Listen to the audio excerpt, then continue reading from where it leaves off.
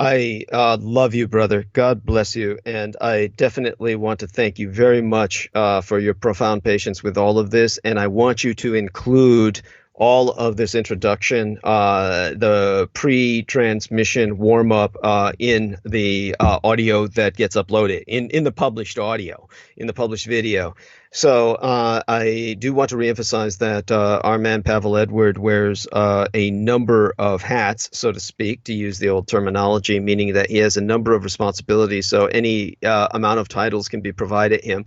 He is not shy about his duties or responsibilities. So we will say executive producer. He will be termed executive producer as well as combat communications officer, because it's a combination of both.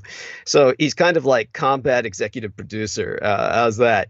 So a CEP, and as a CVP, he's definitely the man who's working with myself to the point where we can have enough bandwidth to bring other people on. Our big experiment will be on this coming Sunday transmission, in which we have our Volcano Crown Princess of the Pacific, our correspondent, Judith Ager, with us. If we can handle bringing her on, and Pavel and I will kind of warm her up and introduce her and bring her on slowly to get her comfortable while Pavel discusses, kind of reiterates what he said with further detail, then after that we'll be comfortable with having enough bandwidth ultimately to bring Daniel back on, because as Pavel Edward himself has asserted, out of all of the people that we know, the most technically competent and useful to bring back on, with the absence of Rose Dio and her going incommunicado, is Daniel Arola. So we are not a complete Team Dietrich without Daniel Arola, and we miss having him in our immediate circle while we're burning bandwidth. So Daniel Arola, rest assured, we're working to bring you back. I noticed he didn't put any of his stone displays on my recent publications of promotional banners, so I'm not quite sure what he's involved with as of late, or what's taking up his time, but I do know he likely should be with us. And so I want to give a shout out as well, of course, to the Grand Madam who is with us right now, immediately and always, and that is the Ramona Halitha Henry. And she has responded to Pavel Edward with a starry-eyed emoji saying, "Thank you so much, Pavel," for Pavel's crediting her, or whatever it was Pavel said, because apparently she was able to hear him, whereas all I got was garble. But Pavel, of course, is sounding clear enough to me now where I'm getting the communications along with everyone else when he unmutes. So he's been playing with the settings, getting them to the point where what we're going to do next Sunday and forevermore is do a test on bandwidth 2 hours prior transmission. So people will hear us come on 2 hours for several minutes and then go off bandwidth prior to the actual transmission itself from this point forward. And I want to give a shout out as well to one of our major listeners, Dianera Rishon. Love you, dear lady. Got your handwritten letter. We'll be going through it with the respect that it deserves sometime later tonight or tomorrow. And right now we'll get on to everything that's been overwhelming. Of course, my immediate environment and all of my attentions. And there's been any number of phenomenon, but I am going to deal with that which I feel to be most relevant, not only to myself, but to everyone. Now, I dedicated pretty much the totality of the last transmission. By the way, Daniel Arola, incoming. Daniel Arola has just uploaded 2 new drive-by clips from the last transmissions to the Taboo Bros 2 YouTube channel today. So do take a look at them later at your convenience. That's from the most recent transmission. Excellent, excellent, which I dedicated pretty much to the San Francisco fires. God bless you, brother in battle Arola, and I will certainly dedicate to him the attention he deserves as we are able to bring him back onto Team Dietrich, and of course just personally as well, we exchange our mutual respects. Now, Now, I'm constantly getting a poor network connection reading on my Skype, so understand that sometimes if the transmission is dropping or garbled or interrupted, it's not all having to do with anything that was set up by Pavel Edward. Much of it has to do with the rain. We are under the impact of incoming storms in San Francisco, which are much needed. At the same time, as I'll explain, they provide challenges and disasters all their own. The rain is, of course, impacted so much by the fires that it is essentially an acid rain. It is sooted, and the smoldering is just as dangerous in its own way as the fires themselves. So that brings us to what's on everybody's mind concerning myself in the middle of this inferno. The campfire, as it's called, based on starting near Camp Creek Road in Butte County, California. That's where it got its name. The campfire in California is still burning, still destroying, still killing.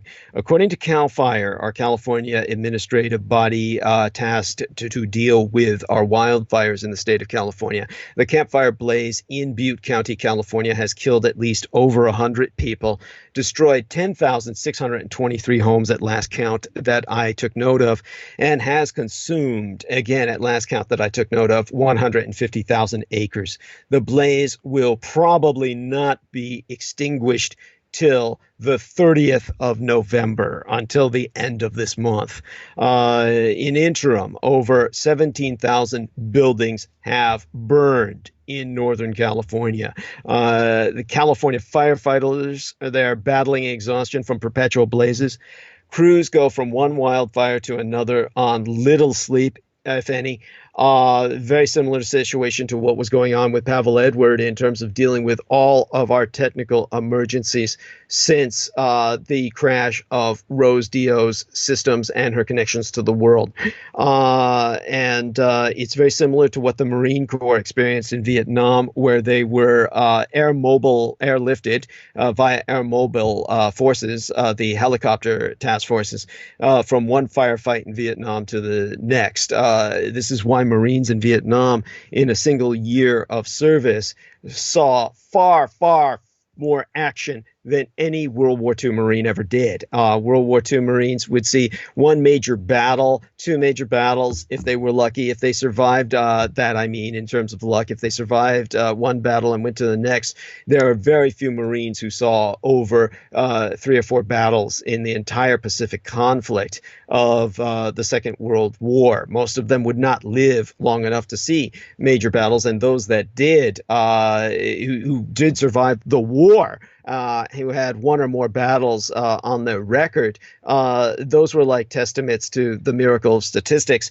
And they would have very long intervals between conflict, which they would spend mostly being affiliated with the Navy on naval ports far behind the lines in salubrious environments such as Hawaii, where, of course, our volcano crown princess of the Pacific, Judith Thagard, our Pacific correspondent, will be joining us while still on Hawaii when she's next with us in cyberspace studio.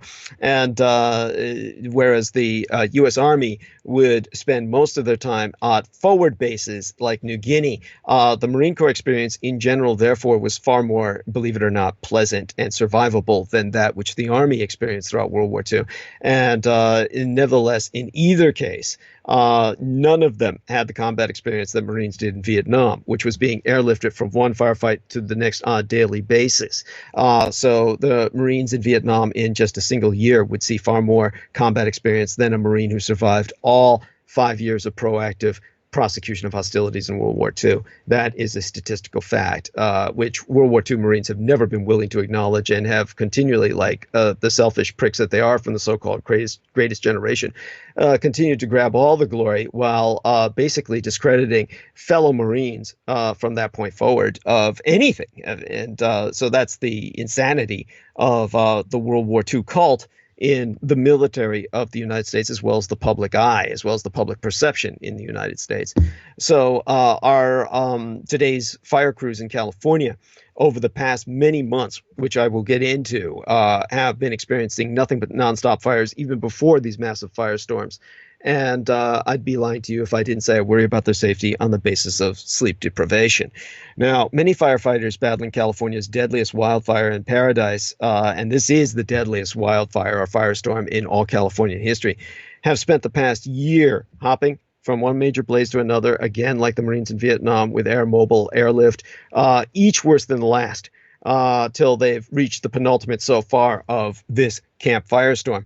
But the area can take cold comfort now from small respite in the form of much needed rain. 4 to 6 inches is expected later this week, as well as what's falling on us now, which should help a little bit in dissipating the smothering heat and smog from the fire. However, in cruel irony, there be new dangers. Since most of the vegetation in the area has been incinerated, the rain will fall on bare earth and put the region at risk of mudslides. Thousands of people reeling from the fires are bracing this week for the now nigh inevitable second blow, flooding and mudslides, like famine after flood in the biblical context. There's a new challenge in a grim search in the aftermath of the Camp Fire in Northern California. Search crews have found the remains of at least 81 people thus far, but with over 1,000 people still reported missing. Their work is far from over. Now authorities face a new complication. These twin storms, one upon us now, one incoming, could bring up to 6 inches of rain to the burn area, creating not only the chance of flooding and debris flow, but 'tis feared this rain will wash away the remains of all loved ones. The possibility now be that victims' remains may be lost forever. As if things weren't awful enough, it's also worth a note that because the massive fires, smoke, smog, and debris, all convergent, 3 Northern California cities suffering therefrom, San Francisco, Stockton, and our state capital, Sacramento, have all now topped the list of the world's most polluted cities. We are at the top of the list of the bottom of air quality in the world. And this is a technology issue, this insane California air topping World Health Standard by 60 times, by orders of magnitude from what's the absolute measured hazardous level. We top that by times 60. Downtown San Francisco is obscured by smoke from wildfires in San Francisco, California. People wear masks while smoke from the campfire fills the air in San Francisco, California. Pollution from this deadly fire may persist after the flames are out for quite some time. Heavy rain forecast for the 48 hours of today and through last night, tomorrow, is not only helpful, it's also hurtful because smoldering hurts air quality as well. California's air exceeded World Health Standards, as I said, by an order of magnitude of 60 times last week. And conditions on Monday this week continued to top safe thresholds with the deadliest blaze ever in the state. About 65% contained at this point, as far as I understand it. Last week, particulates in the air reached as high as 1,500 micrograms per cubic meter. The threshold set by the World Health Organization of the United Nations is 25. Lower levels on Monday still exceeded the benchmark. I quoted Rebecca Buchholz, a project scientist who studies pollution from fires at the National Center for Atmospheric Research in Boulder, Colorado. And she says herself, it is just insane. It is quite amazing how high these fine particulate levels are. The pyrokinetic or pyrotechnic equivalent of a radiological dirty bomb has been set off and has the same health impacts or effects long-term on the body politic. The smoke has drifted far south on Monday this week. According to the United States Forest Service, our state capital of Sacramento's air was listed as unhealthy and particulates reached a level of 135.4 micrograms per cubic meter. San Francisco has a reading today of 55, with San Jose at 76.1 and Stockton at 152. The particulates can irritate lungs, eyes, and nasal passages, and are particularly dangerous for people with respiratory diseases. And I myself, of course, suffer from multiple lung collapses to the point where my lungs have been stapled to my rib cage. In addition to the smoke, fires cause ground level ozone to form, triggering even more severe health issues.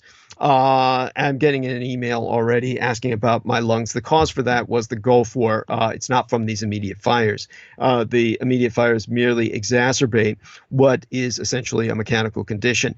But to go forward, as many people are already familiar with my background, and we are working, of course, on a website, which will get that background back up. Heavy rain, of course, to move forward into our immediate challenges. Heavy rain has hit today, raising the risk for mudslides because the trees and brush have been lost. The poor air quality won't just end when the fires go out. Smoldering will keep smoke in the air, and without the heat of an active fire to push particles into the atmosphere, they will linger near the ground where human beings are. I mean, near the ground in terms of this kind of firestorm, its immensity is such that we are not talking at foot level. We are talking at head level, is near the ground, when we are speaking on the level of this incredible disaster, this catastrophe. California's, which I'm going to try and put into context and show that as catastrophic as it is, I'm going to try and put it into context of our climate change as this transmission goes forward. Not throughout the transmission. I'm not going to be concentrating on climate change, so people don't need to tune out. That's not the major focus of this transmission. But I will contextualize what's happening in California to what has happened elsewhere on the globe, so people get a better grasp of our state and federal responsibilities in context of our changing environment. Okay, California's costs to fight 2 deadly wildfires that ignited less than 2 weeks ago have already topped 118 million United States dollars. That's a sizable financial hit to a program that needed a cash infusion just 2 months ago. Indeed, over 140 people, as far as I can ascertain thus far, in terms of accounting, have died thus far in California over the last 13 months, over the last year plus 1 month, the same as a Marine Corps tour of duty in Vietnam, from various calamities, ranging from the fires in wine country to the mudslides in Montecito. In many of these disasters, officials have acknowledged flaws in the evacuation plans, including the failure to use the latest technology to broadcast Amber Alert-style warnings on cell phones ahead of deadly disasters. Experts say more needs to be done to get the word out. Now, let's get the word out on our economy. The go-go stock market, it's gone. If you have investments, now is not the time to check on them if you wish to preserve your mental health through the holiday season. Stocks have been a mess. Right before Thanksgiving, which is, of course, no Thanksgiving in my regard. It is the national day of mourning for the First Nations, the original peoples of North America.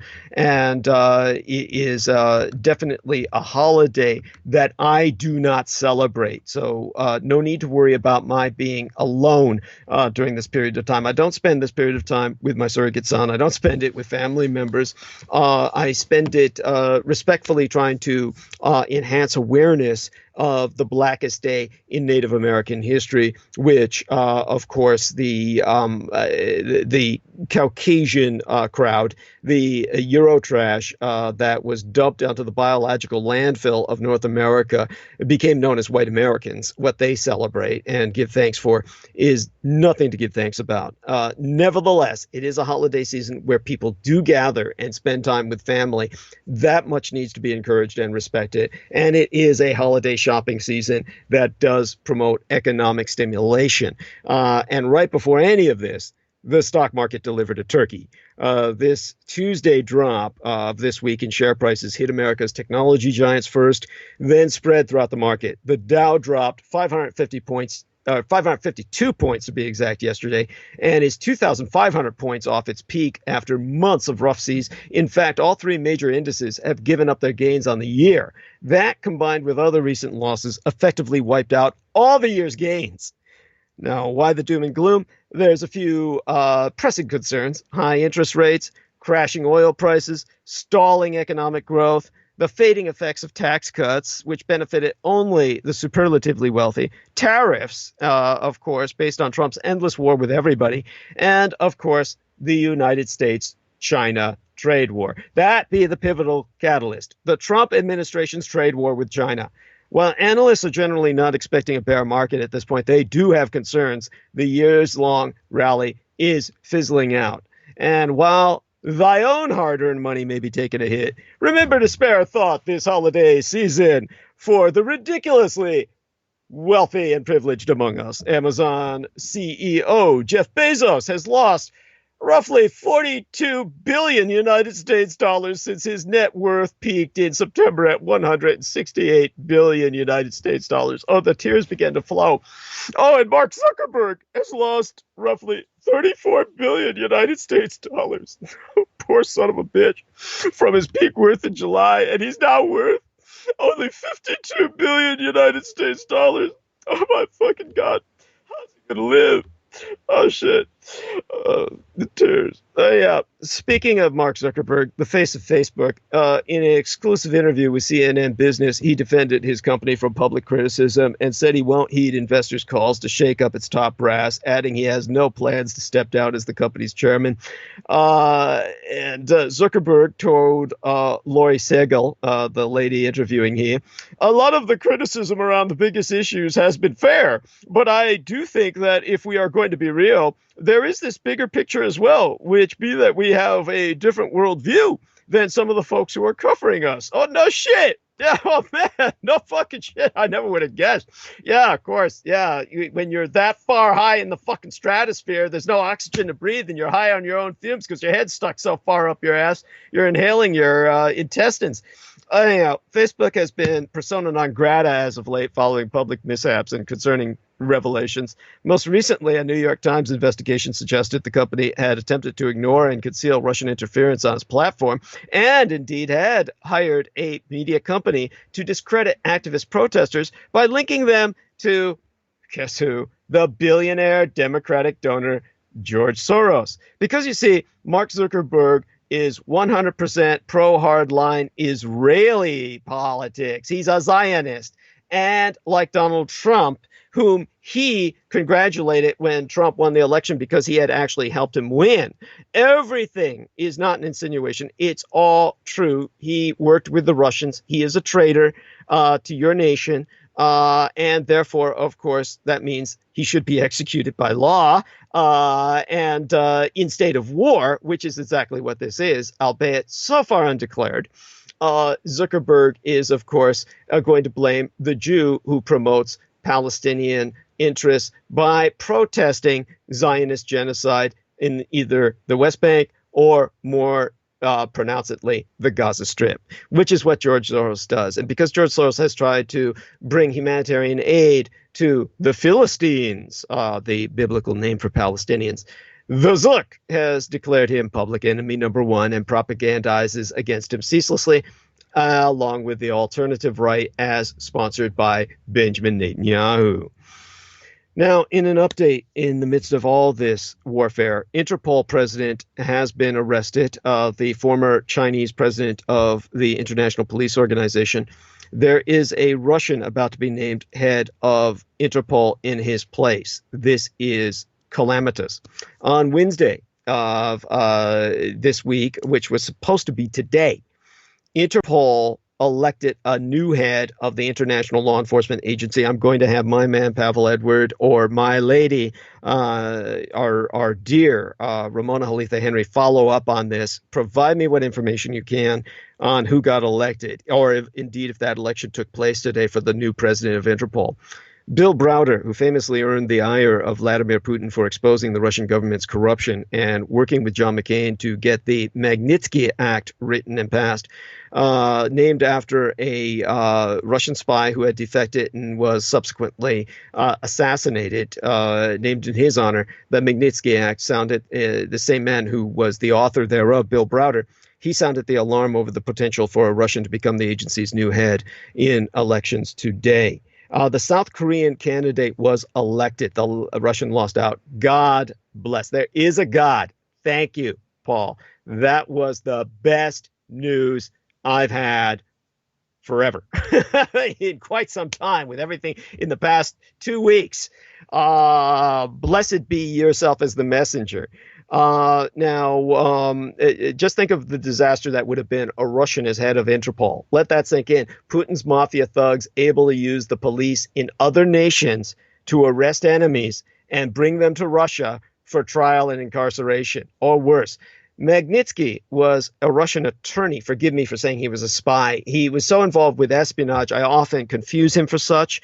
Having been involved with espionage all of my life, I tend to think of everyone as an asset. Pavel and I can speak of that in the future in some very oblique manner. At any rate, Magnitsky was an attorney who worked with Browder to expose the extent of Russia's state-sponsored corruption. He was arrested by Vladimir Putin, tortured for months, and left to die while handcuffed due to lack of medical care. This wasn't, it was a torture murder that actually superseded in atrocity what had happened to the man who had been targeted just months before his marriage by the Saudi prince. And according to Bill Browder's op-ed in the Washington Post, there's some weird shit going down at Interpol. Early last month, the wife of Meng Hongwei, a Chinese national and the president of Interpol, reported that her husband had disappeared on a trip to China. 3 days passed before the Chinese government admitted detaining him and placing him under investigation. Following that, Interpol received a notice of Meng's resignation. Whether he wrote it or not is entirely unknown. Whether it was forced to write it under torture or duress, or a threat against other members of his family still in China, whether someone else wrote it, no one can ascertain. It was not handwritten. Last Saturday, news began circulating that a Russian official was the front runner to replace Meng as president of Interpol. At first, I thought this must be a joke. Russia's demonstrated some of the most criminal tendencies of any nation in the history of the world. Its agents used a military-grade chemical weapon in an attack in Salisbury in Britain that killed British civilians. Russian missiles murdered 300 innocents on flight MH17 over the Ukraine. And the Kremlin's operatives have interfered with elections in the United States and Europe. Russia shouldn't even be on the list of nations that could even provide a leader for Interpol. Later this week, Interpol's General Assembly in Dubai will confirm this new president, the South Korean. And that, of course, is to be celebrated. And the very fact, of course, that they are where they're at is also bizarre. Dubai, of all places. And the vote, of course, took place today. The choice between the Russian Interior Ministry officer, Alexander Prokopchuk, who has a military-grade rank, just as a Kino, who it's different from the United States. In the United States, they don't militarize their intelligence agencies.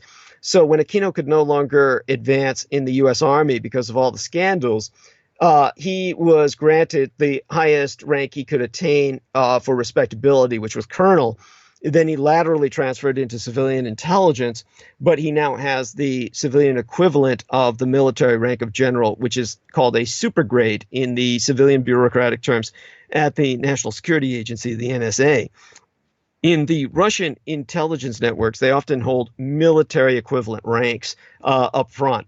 And so this Interior Ministry officer, General Alexander Prokopchuk, is actually Interpol's current interim president. So even though he was the interim president, thank God he was not elected, or rather the South Korean was the incumbent. He was the interim president, Kim Jong-il. I have to dredge all of this information. I'm dealing with so much of it. I operate on free association, and when the various facts begin to emerge from the attic of my mind, I spit them out as they come to consciousness. So Interpol's current interim president was the incumbent South Korean, Kim Jong-il, which is probably the only reason he was able to make it through the vote. Thank God. Hopefully he took advantage of his position of power to wing the Russian out. Now, Canada, where our dear friend and brother in battle, Justin White, lives, as well as our man, Pavel Edward, Canada, I'm happy to say, has recently joined the United States in enacting its version of the Magnitsky Act. And as nations pile on to enforce the Magnitsky Act globally, Vladimir Putin and his mafia just get ever more brazen. They recently have actually had the audacity to accuse Mr. Browder, the individual who authored the act, of ordering the death of Magnitsky himself. A ludicrous, a laughably ridiculous claim, given that Magnitsky was in a motherfucking Russian jail at the time of his death. Now, while Interpol's president, I do need to emphasize, is somewhat of a ceremonial position, there always be causes for concern. Interpol itself did not comment on the upcoming vote. That's how I couldn't find anything prior to it actually taking place that would provide me a hint of what was going down. We had to rely on to when I was on transmission and actually burning bandwidth to get somebody to tell me who won, because I was not in some kind of loop, and neither was anyone else outside of Interpol. But I do know the Interpol presidency is more of a ceremonial position compared to the hands-on leadership role of the Secretary General. The president oversees the executive committee, which meets a few times a year and makes decisions on Interpol's strategy and direction. Interpol's charter explicitly proclaims its neutrality, and 2 years ago it introduced measures aimed at strengthening the legal framework around the red notice system. As part of the changes, an international team of attorneys and experts first check a notice's compliance with Interpol rules and regulations before it goes out. But the potential of a Putin loyalist in such a prominent role should prompt concern for among any of us, especially those like myself who are most aware of the Russian president's leadership or lack thereof. You have 4 United States senators, including Marco Rubio, who have urged President Donald Trump's administration to oppose any potential for a Prokopchuk candidacy. And perhaps that gave us the greatest hope and played a factor in the ultimate outcome. So this was more than worth keeping an eye on. If Alexander Prokopchuk, the general in the Russian Interior Ministry, had been allowed to become the head of Interpol, the long arm of the law would have gotten immediately infinitely more corrupt and dangerous. The most disturbing was output from Russia's state TV, panelists excitedly discussing the possibility that the Russian candidate, Major General Alexander Prokopchuk, becoming elected as the head of Interpol. Their TV hostess, Olga Skabieva, said, "We'll put the entire government of the Ukraine in prison." That itself showed you their ultimate aims was to undermine the sovereign administration of an independent nation state that happened to be guilty of simply bordering them and happened to be guilty of having the audacity to declare their independence and fight off Russian invasion. If that's the attitude they had towards them, you could imagine what they would have done in the United States. I would have been under arrest. Now, the holiday week starts with 4 high-profile fatal shootings in at least 4 states in the Union. 4 fatal shootings, 10 deaths, 1 tragic day opening this week on Monday. Chicago must still be reeling from the hospital shooting. So Thanksgiving, or rather what I call National Day of Mourning for Indigenous Americans, the No Thanksgiving week, this week of memorial mourning, as far as I'm concerned, maybe even appropriately got off to a violent start Monday with 4 fatal shootings across the United States in a matter of bloody fucking hours.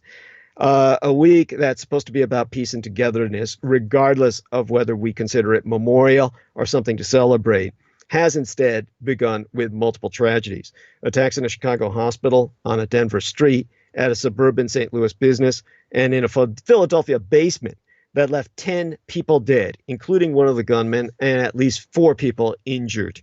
In Chicago, 3 people were dead after a man opened fire at Mercy Hospital. An emergency room physician, a pharmaceutical assistant, and a police officer were identified as the victims in a Monday afternoon shooting at Mercy Hospital that reportedly began as a domestic dispute. The emergency room physician, who'd been romantically involved with the gunman, also died. The suspected gunman was also confirmed dead. Also, on the day before yesterday's night tide, several people in Denver were injured, and one was killed in a shooting near Coors Field, and police were hunting for a suspect, the last that I looked into that incident. Other fatal shootings occurred at a suburban St. Louis business where a woman was assaulted sexually and fatally injured. And in Philadelphia, where 4 people were found shot and killed execution style in a basement Monday afternoon in Southwest Philadelphia.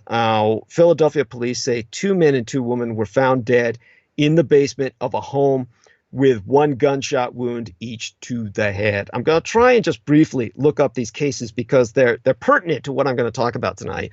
With this gunman who killed 3 at a Chicago hospital, as I said, a police officer, a medical doctor, and a pharmacy resident, Killed Monday afternoon. Police say the gunman, who had been in this relationship with one of the slain hospital employees, the medical doctor, apparently, it's not clear if he died from police gunfire or a self-inflicted gunshot wound. The gunman approached one of the female victims, the hospital employee, around 3:30 p.m. in the hospital's parking lot. An argument ensued. Police were called after the man revealed a handgun to a friend of the woman who had tried to intervene. When officers responded, the gunman opened fire on them before they could exit their vehicle. Officers followed him into the hospital and exchanged gunfire with him, as confirmed by the police. During the shootout, Officer Samuel Jimenez, a father of 3, was fatally injured. Also killed were the emergency room physician, Tamara O'Neill, and the pharmacy resident, Dana Lass.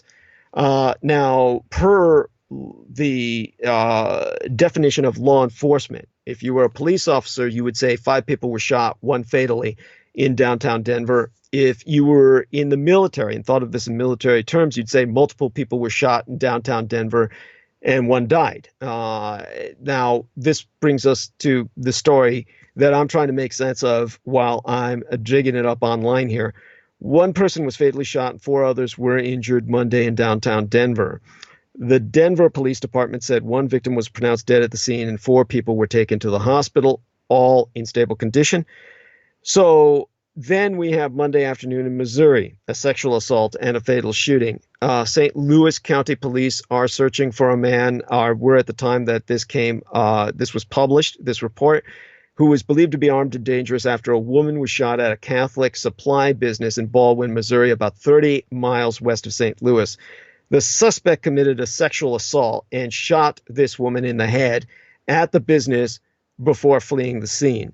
Officers called to the scene found her suffering from the evident gunshot wound, and she was taken to a hospital. And in a statement issued by the St. Louis County Police Department via Twitter, that incident is now a homicide investigation, meaning she died from her cerebral injury. 4 people being found shot in the head as well in the Philadelphia basement. Police called to a home in southwest Philadelphia midday Monday, found the bodies of 4 people in the basement. Philadelphia Police Commissioner Richard Ross told reporters that the victims, 2 men and 2 women, who appeared to have all been in their 30s, each were shot in the head. Ross confirmed all 4 of these individuals were executed. There be no ifs, ands, or buts about it. Preliminary information suggests the 2 men were related. CNN affiliate 6ABC reported that police confirmed at least one of the men lived in the house. Now, aside from the sheer volume of these incidents, Monday's shootings also reflect a continued rise of so-called soft target attacks. They used to use that term for international terrorism. They are now applying that term for domestic security, meaning that your Department of Homeland Security now realizes we are in a state of war as an occupied nation, a nation occupied by motherfucking Russia. Now, these soft target attacks are now being categorized on the same level as those on the Pittsburgh synagogue and that at the California bar, which I will bring us back to. So within a single fjortwinit, a fortnight, 14 nights, a 2-week period, a synagogue, a yoga studio, a grocery store, and a bar, as well as all of the attacks I've just related, all came under military-grade lethal assault, under attack in a coordinated attack on you, the American taxpaying electorate. They want to kill you. Get that through your motherfucking head. They want to kill you. We'll get into who they are in a moment.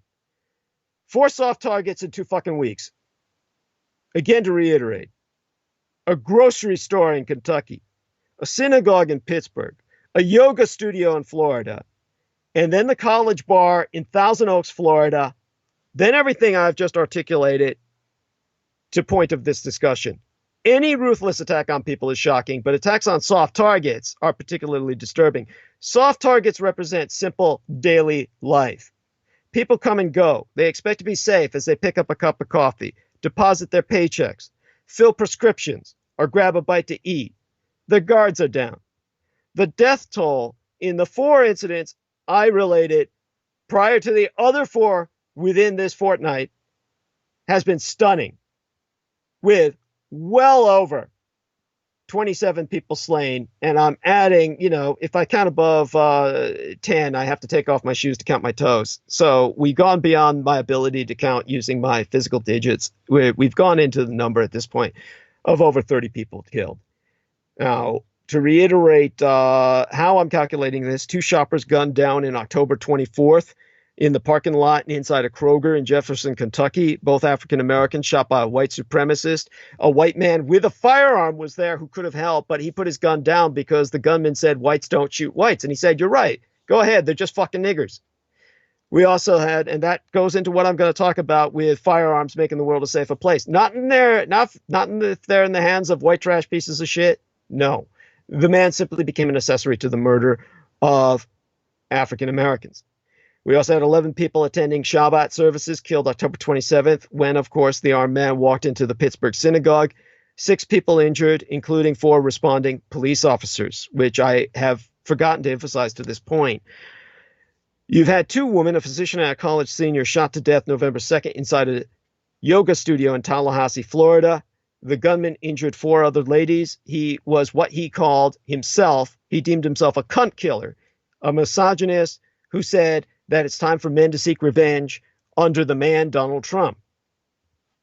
And on Wednesday, 12 people killed and over a dozen injured when the masked coward, the former filthy fucking Marine, opened fire inside a bar in Thousand Oaks, California, in his massacre of fellow Marines and sailors, servicemen.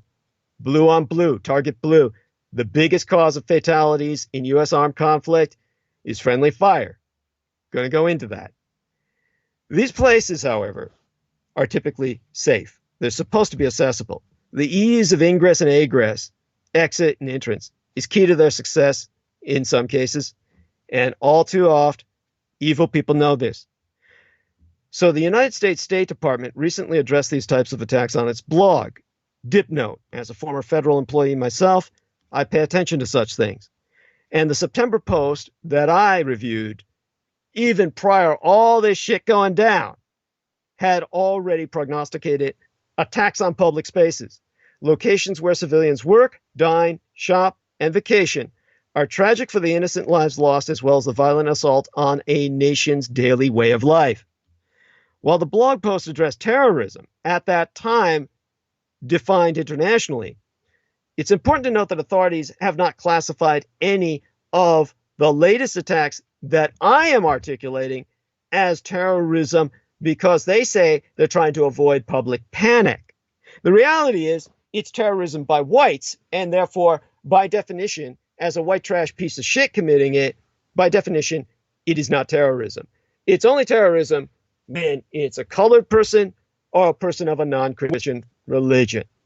That's the inherent racism, and that's why they can't respond. They are impotent to respond because they cannot even define it as within their purview to respond to, even though you know they know what it is because of their factoring it into the definition with nuances to factor out the white man, the white male.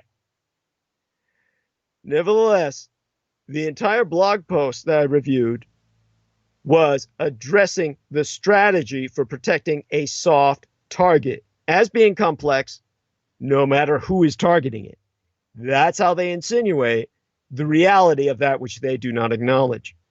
So to read from the blog post, which I have up in front of me right now, restaurants, stadiums, and entertainment venues be designed to be open and accessible, leaving them vulnerable. The types of places attacked vary, as do the type of attacks, which generally involve some combination of suicide bombers, gunmen, hostages, or low-tech tactics that turn knives or vehicles into murderous weapons. Now, America's faced this threat so many times. At a theater in Aurora, California, which, of course, was conducted by a patient of my former manageress's own sister, Dr. Lynn Fenton, my former manageress being Lori Ann Fenton. Her sister was the Air Force medical doctor responsible for the patient who took out that theater in Aurora, California. Then we had the concert at Las Vegas, which I'm going to factor again into this transmission, and the Boston Marathon. Every school shooting is an attack on a soft target. That much has been acknowledged thus far, meaning that the motherfucking Russian who killed everybody at Parkland was an international terrorist. That is being obliquely acknowledged. Now, CNN law enforcement analyst James Gagliano, or Gagliano, the way his name is spelled, Gagliano, I took notes. He stated, it's not like trying to get into a government building or trying to get onto a plane. We've hardened those targets. Now, he's a former FBI agent, and Gagliano says he knows that there'll be some people out there who will demand security anywhere people gather to revel or conduct routine business. While he's not sold on that argument, he sees the merit in the debate. Even if you had an armed guard, this is quoting him, if you have an armed guard on post, action is faster than reaction. That armed guard, in all likelihood, would become the first fatality or casualty. In a military sense, casualty means injured, fatality would mean killed. Now the counter argument is, yes, but that's a deterrent. So he does agree. He says, I think we have to weigh that and look at it. So it's to be considered. Law enforcement experts say there are ways to make oneself less of a target. As an individual person, there be active shooter trainings all over the nation now that instruct people to avoid, deny, and defend. The training is about knowing where the exits are. Always find out where they are wherever you go. Know where they are at all times and plan an escape before anything goes awry. Make that a habit. I have done that all my life, and people have dismissed me as a head case, a post-traumatically stress disordered veteran who is suffering screaming paranoia. But by following my behavior pattern, in the event of a shooting, you will be set into the mindset you would have been pre-programmed, and pre-programmed people would barricade doors, turn off lights, silence phones, and hide, preferably behind something bulletproof. And if all else fails, even the experts who do this as a profession, not just Douglas Dietrich, who is now retired, even those active will tell you, if all else fails, you fight like fucking hell. At least go out and die in a blaze of glory. If you're airdropped from Air Mobile helicopter into a combat zone and the tree line erupts, you've got a choice of either having the bullet holes in the front of your cadaver or in the back of your corpse. At least die charging. Most men will do that in combat. This is war. You do the same. You die fighting those motherfucking Russian Republican-sponsored bastards, those white trash pieces of shit who call themselves men. But that speaks only to what happens after the attack is underway. Prevention would be preferable, which is why the United States Department of Homeland Security earlier this year published a guide to securing soft targets in crowded places. And it calls on everyone, business owners, first responders, government agencies, and the general public, to do what they can to protect their own patch. There are resources to help understand what constitutes suspicious behavior and what behaviors might indicate a pathway to violence, as well as instructions on how businesses and houses of worship can identify targets and secure their venues. There be also resources for conducting proper bag checks at large venues, as well as ways businesses can help stop the sales of precursor chemicals for explosives. So per the Department of Human Services, and I have their manual on my lap, given the increased emphasis by terrorists and other extremist actors, see, that's when they're referring to the white American pieces of shit, these trashy males who are doing all the killing while you're looking out for men wearing chamois and scabs and turbans and shit. These white guys, the emphasis by them to leverage less sophisticated methods to inflict harm in public areas, it's now because of them that it's vital that the public and private sectors collaborate to enhance security of locations such as transportation centers, parks, restaurants, shopping centers, special events venues, and similar facilities. Now, per this book, I've got it on my lap, and I'm going to quote the end line, the conclusion. Securing these locations and venues is essential to preserving our way of life and sustaining the engine of our economy. We're going to talk about the economic motivations tonight. Now, Wednesday night, on November 8th, 2018, the week before last, in Thousand Oaks, California, the gunman, Ian David Long, burst into a bar around 11:20 p.m., cloaked in all black, as he threw smoke bombs and began shooting at targets as young as 18 years of age inside the Borderline Bar and Grill.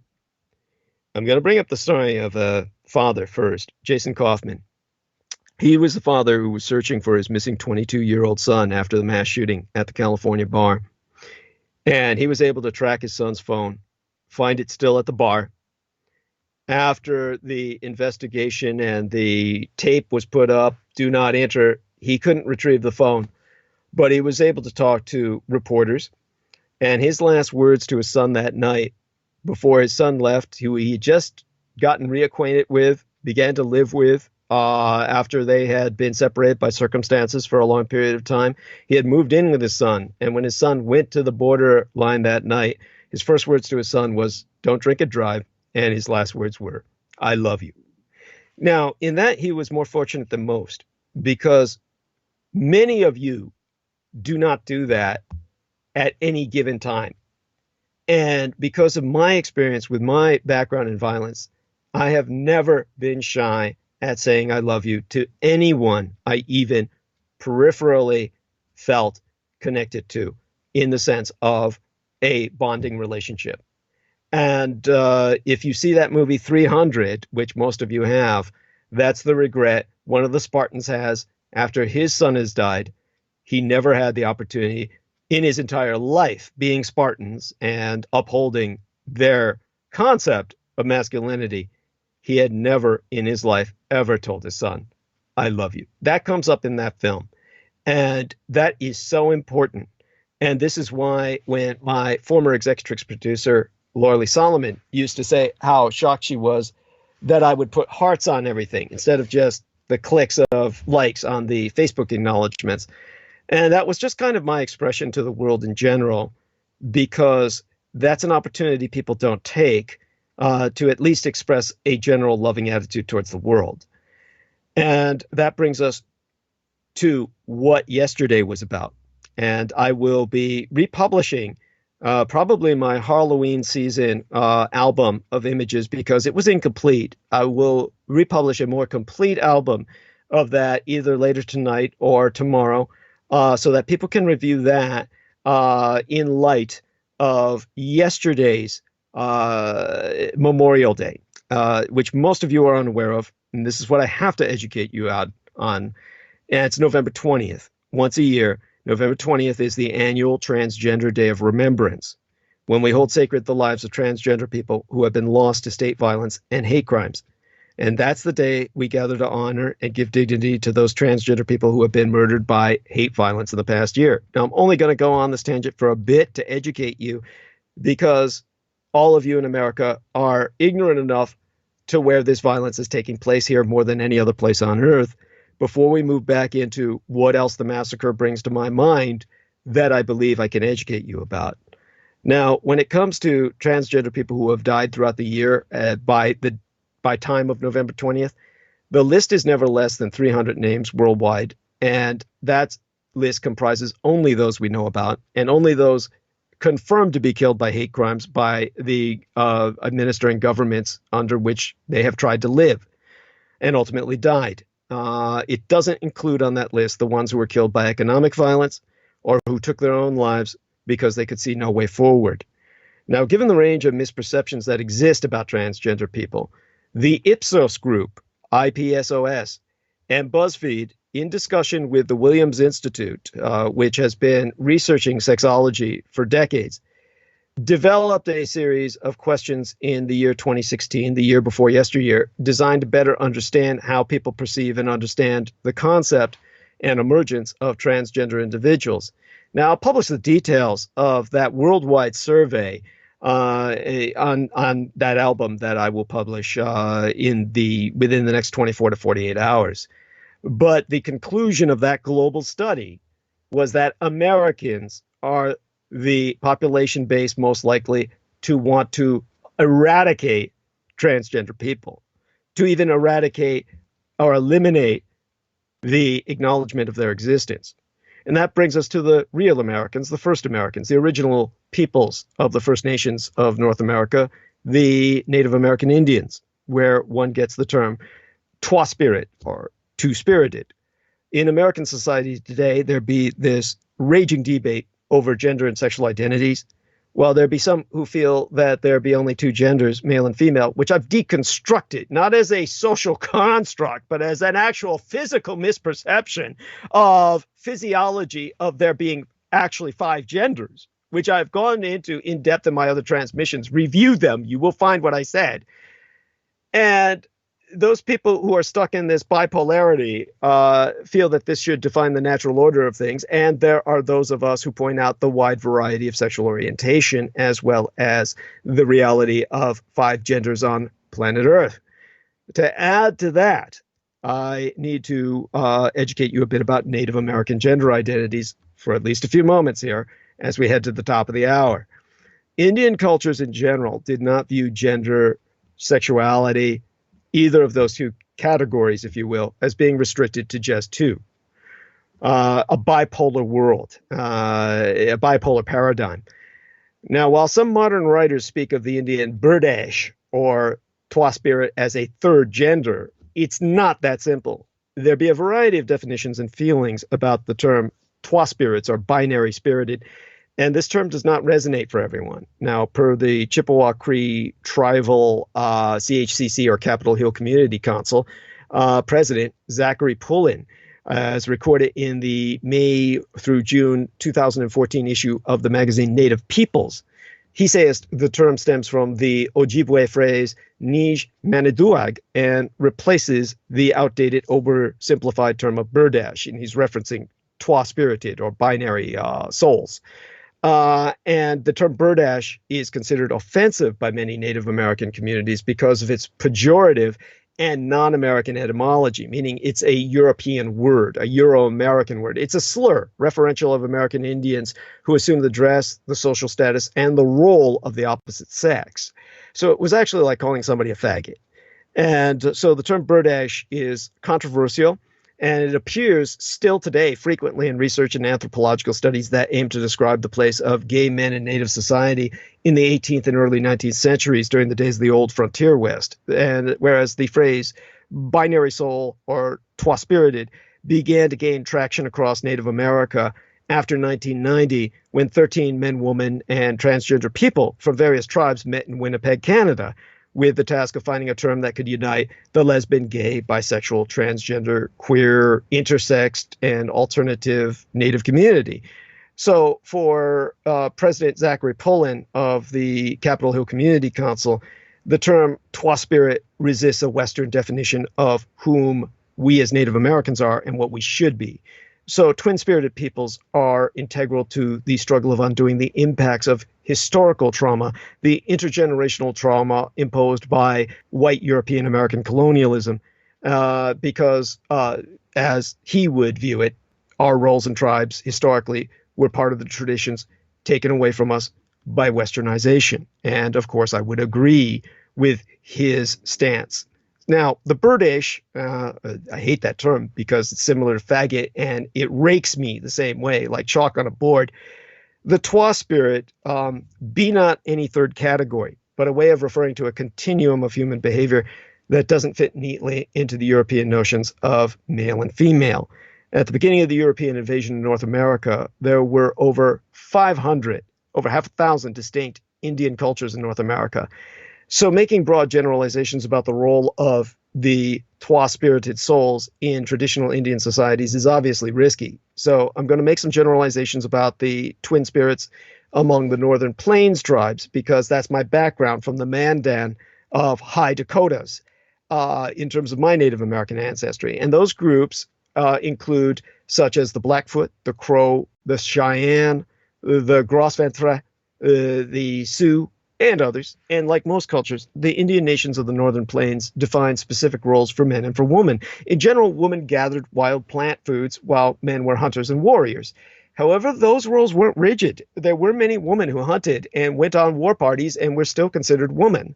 Just doing things normally done by the opposite gender does not make one deserving of either the pejorative Birdash, like hey faggot, or the respected twin spirit. Among most of the Northern Plains cultures, there were some boys who preferred the company of girls and who eventually dressed as girls. Older ethnographic literature about these individuals generally refers to them as Burdashes. Now, among the Crow, at about the age of 10 to 12, a young boy might take on the female clothing and female work. As a male who dressed and acted like a woman, this individual was accepted in Crow society and would oft marry a man, what we would call same-sex marriage in today's world. You see, we Native Americans never had any problems with this. We didn't have hang-ups the way you white people do because you're all fucked up. So in describing the male Burdash, as he was referenced by Edwin Thompson Denig, writing back in 1856, to quote as he would say, such an individual be not to be distinguished in any way from the woman. In other words, he at that point just changed gender completely. What we today would call, he would transgender. That would be the term that would be utilized. However, in Crow society, the Burdash, as Edwin Thompson Denig would call him, was neither male nor female, but an individual who had characteristics of both, hence a twin-spirited soul, a person with two spirits. So in the 1876 Battle of the Rosebud, a historical Indian war, there was an excellent example, one Crow, two-spirit, who put on male clothes and distinguished himself, herself, in battle against the Lakota. I say himself, herself, because historically we do not know whether this person had an assigned role at birth, whether he was born as male or female. We do know his or her accomplishments, and for this he or she was given the name Oshtish, which means finds them and kills them. So whatever role, whatever gender, this was a great warrior, historically recorded. Since the two-spirit was neither male nor female in many of the Northern Plains tribes, the twin spirit had an important role in the ceremonial life of the tribe. Now, I'm not going to take a break at the top of the hour because we haven't pre-recorded any commercials to insert. Our man, Mr. Pavel Edward, is going to insert text which will advertise my primary sponsor, Ben Estanius, and the Tucson Murders True Crime Tours when he publishes this on this transmission as audio record now and in videographic format on YouTube. So I will move forward. Now, when we're going back to the subject and just concluding it, I think in the best way to express this to you about the Native American culture in what was generally felt that the twin spirit had special spiritual powers and in ceremonies could take on either male or female roles. In the Sundance, for example, there were certain rituals which could be performed only by a Twa spirit or a twin soul.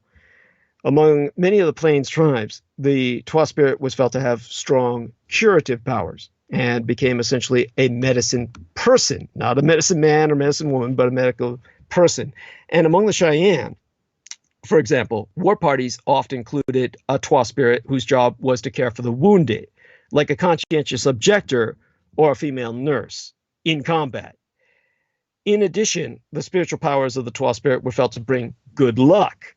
So the presence of a Twa spirit in a war party was also desirable because of their special spiritual powers, and large war parties were seldom without at least one Twa spirit in a company.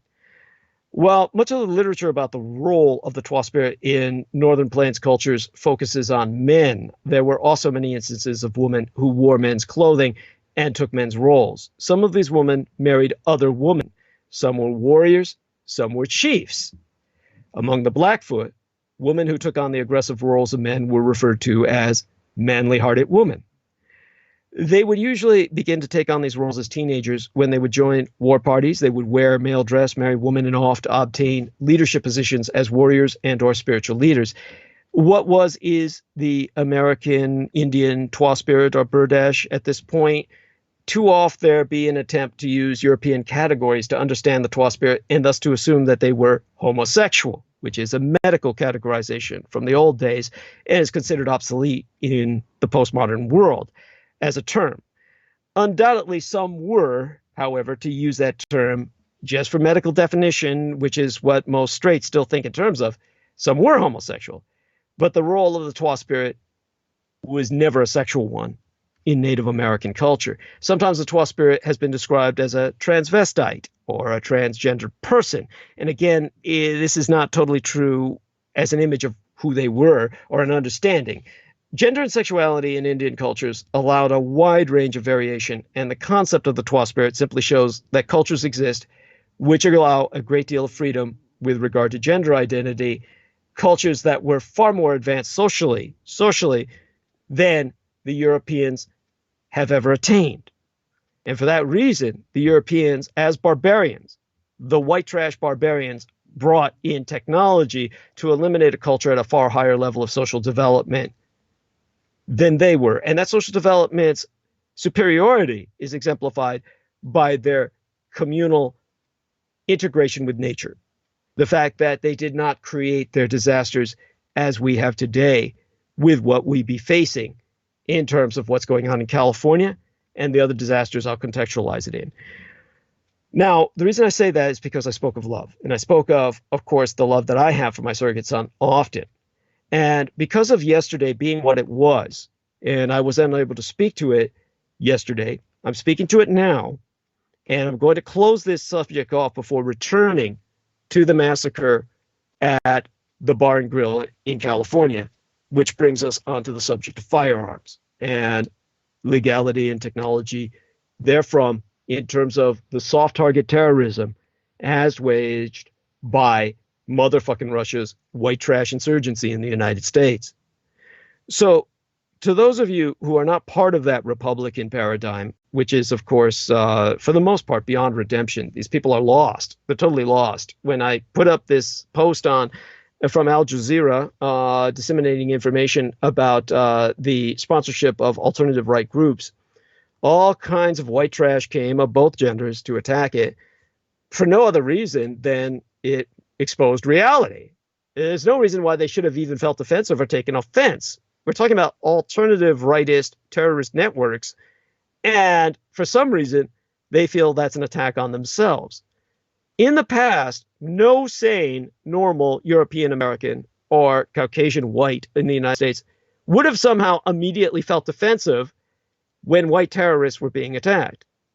But these days, all whites who identify as Republican are part of that white terrorist, Russian-sponsored trash insurgency, a sewer of white shit flooding North America that threatens the life of my surrogate son by threatening to take away all education and understanding of the phenomena of the Twa spirit, which I myself would have been categorized as, were I to have grown up in the frontier plains of native North America prior the white trash invasion.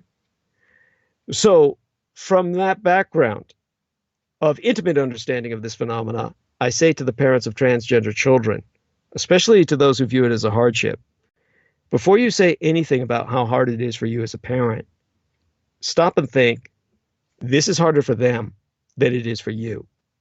Before you dead name, meaning to use a name that they had, that you assigned them before they took on a new identity and took on a name that fit with their new identity or role, before you dead name them or misgender them, stop and think, dead naming and misgendering is a form of attacking your child, and in many cases causes lasting harm in your relationship with them. Before you say things like, by coming out they killed my son, daughter, the one I had given birth to, stop and think, they are right there being more themselves than they have ever been. And before you say things like, my memories of them growing up be now tainted, let me ask how. Before you say things like you wish they hadn't come out, stop and think, the transgender average of suicide under European social stratification, white American social structure, is one of the highest suicide averages. And that number increases for those who remain in the closet or have family that doesn't accept them. Before you say things like, I had dreams of them bringing home a woman or a man that would become my daughter or my son, not them becoming such, just stop. Your child is not your property. What you wanted them to do does not matter. They are their own person. Before you do any of that, stop, think, and open your heart and mind. Your child needs you. They need you to love and accept them for who they are. They need you to be there for them. They need you to support them because they are your child. They are your blood. And family, being family, is to accept someone for who they are, not hate, disrespect, or invalidate them for what they are. So I implore anyone out there going through this familial situation in the postmodern world to find the compassion in your heart, to try to go that extra distance. Don't dwell on the past and any perceived problems with how long they waited to come out. Look forward to the future and all the wonderful experiences you'll be having with your child now that they aren't holding themselves back, that they are truly being themselves. And I know there are plenty of people out there who will find what I'm saying. They will interpret that as some form of attack. They'll find it repulsive. They'll interpret this as an attack or as myself telling them how to be a parent, which I'm entirely unqualified to do in terms of parenting. I'll be the first to say I'm the most irresponsible person on earth when it comes to personal relationships. But I'm not telling you how to parent from a structural sense. I'm informing you that it's harder for them than it is for you if you're the family of someone who's going through this identity or this re-identification of themselves, because they are getting the hatred from elsewhere as well. And to pile that on from family, that's what truly hurts. You do not get to decide what hurts your child. They are hurt, and you may not even think you're hurting them. I know, of course, because of what I've seen all my life in San Francisco, the mecca for, of course, alternative behaviors. I've grown up in the worst ghetto in the world, the Tenderloin ghetto of San Francisco. It's far more dangerous, far more filthy than any other war zone I've ever traveled in any third world nation. And it was here that many people came who were of a re-identification role, who were identifying themselves in terms of their own personal paradigms. And because they decided they were not the gender they were assigned at birth, they were evicted, physically ejected from their homes by their families, and they had to come to live on the streets of San Francisco. I grew up surrounded by these people in the Tenderloin ghetto, interacting by people who had been physically evicted from their homes on average at the age of 12. And so I've seen it happen again and again, and many of these I've run into those that were lucky, wound up as blood boys or transfusion affiliates with many of the moguls in Silicon Valley. And of course, that's where I continue to see this phenomena happen, at least with a happy ending. And because I advocate for such people, and I advocate for this transfusion outlet to be adopted into the harem of a mogul for the sake of providing blood, for the sake of education and shelter, that has also cost me friends. And the reason I advocate that is because I've seen parents go to see their child in the Tenderloin for the first time in years who did not have that option. They discover their child committed suicide, and then they're flabbergasted out how different they are and wish they could have gotten to know them. But now it's too late. And this, the inability to even say to your child, because of a difference in self-definition, because of your inability to tell them that they love them and then lose that ability to ever say that before they're gone, I see this keep happening to good people, and it needs to stop. Please, before I go on with the rest of this transmission, accept your child for who they are. Don't blame them for doing nothing wrong. The only thing they're doing is being themselves. Love them and accept them the best. That's the best thing you can do. And don't use the excuse that it's just too hard. That's not an excuse. That's you choosing not to try. And that brings us again to the lone California gunman who's actually part of a great mass movement, a Russian-sponsored insurgency on part of the Republican Party, Ian David Long, the former Marine who was known to police. Now, the person who got the most attention, understandably, was Sergeant Ron Hellis, who died at the Borderline Bar and Grill, shot to death by this son of a bitch.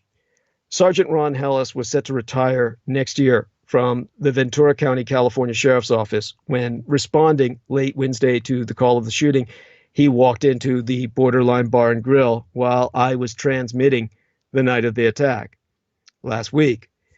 It would be the last act that 30-year law enforcement veteran would ever conduct in his life, because he would be killed that night. And Helles was among the first officers through the door at the borderline. He was shot several times as he tried to stop the rampaging gunman who killed 11 others in that attack at Thousand Oaks, California. And late Thursday morning, Hearst, escorted in a procession by several officers on motorcycles and other vehicles, took Helles's body from Los Robles Hospital to the county medical examiner's office. People lined parts of the route watching the procession. Some took pictures with cell phones. At least one woman was holding a U.S. flag that I saw as the vehicles went by. And of course, the man's colleagues spoke. Sergeant Eric Buschau said, "I don't think there's anything more heroic than what he did. He went in there to save lives. He took decisive action, and it's just a tragic loss for us." Buschau said he and Helles started working at the sheriff's department around the same time, about 30 years ago. Helles had worked some drug investigation assignments and also had served many years on a SWAT team. And that brings us to a personal aspect that I found out through my private research in this man's resume. Helles was also a firearms instructor for sheriff's recruits at a basic training academy. Indeed, I've since discovered through my own investigation into this man's dossier that Helles had a private business that taught gun safety to people who were seeking permits to carry concealed weapons. Now that brings us directly to two servicemen, two military veterans who died that night as a victim of this filthy fucking Marine. As I said before, he shot another Marine.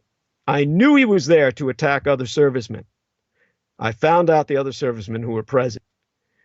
The first one he had shot, I brought up before, a man who had just returned from the Middle East, Dan Manrique, who devoted his time now to helping fellow veterans just coming home. So you had a Marine who shot another Marine who was helping other vets.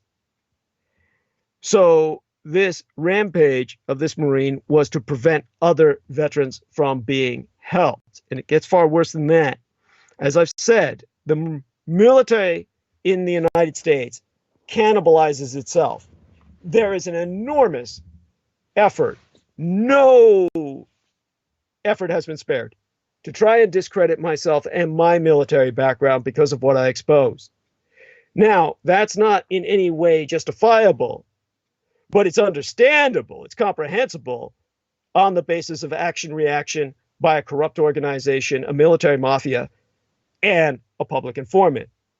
The interaction of these people goes beyond that, because what they're trying to do is rehabilitate former military servicemen so that they don't go entirely criminal.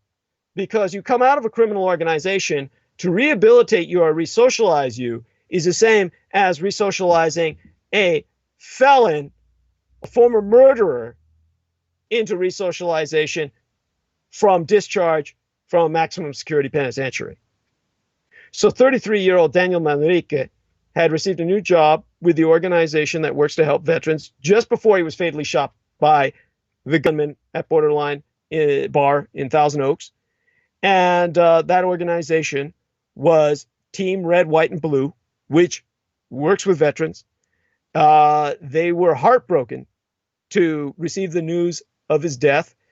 His relative, Gladys Manrique Kosak, surname spelled Koschak, said Daniel had spent his entire adult life post-military service helping veterans readjust to civilian life, and he got shot and killed in this absolutely senseless act of violence that we'll never understand, because they don't have the narrative that I have to understand the context in which it took place of veterans trying to discredit, and if they fail to discredit, literally murder other veterans, especially when veterans help other veterans or prevent people from enlisting in the military mafia services. The other serviceman he killed that I found out through my personal researches was a 27-year-old Telemachus Orphanos. His first name was spelled Telemachus, surname spelled Orphanos, Orfanos. Obviously, a member of an ethnic racial minority and a Navy veteran who had survived the October 2017 mass shooting at a country music concert in Las Vegas last year that killed well over 100 people. 58 lives were taken. He survived the deadliest shooting in modern American history, only to be murdered, but the very next year in another mass shooting in his own hometown of Thousand Oaks, California.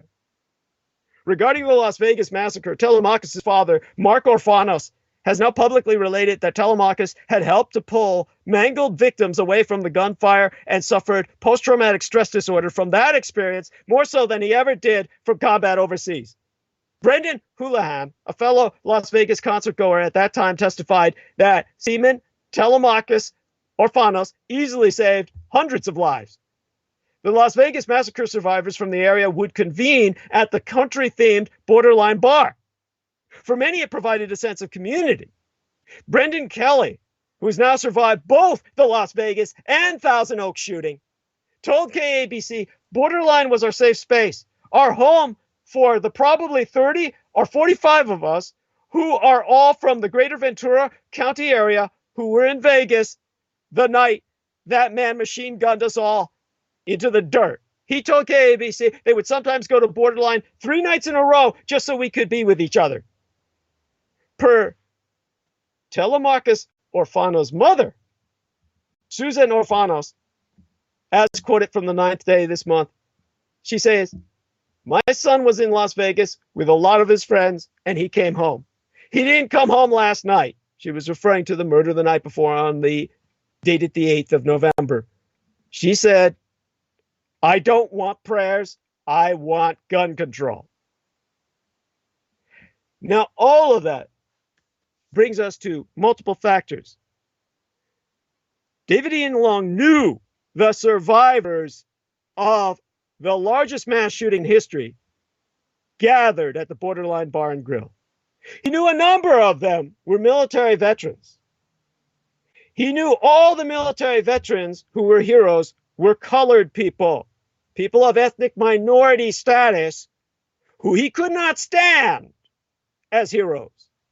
And as a white trash piece of shit, you will know everyone who attempts to discredit myself from a military background is a male white trash piece of shit. And all these white men try to eliminate any record of ethnic service to your filthy fucking empire.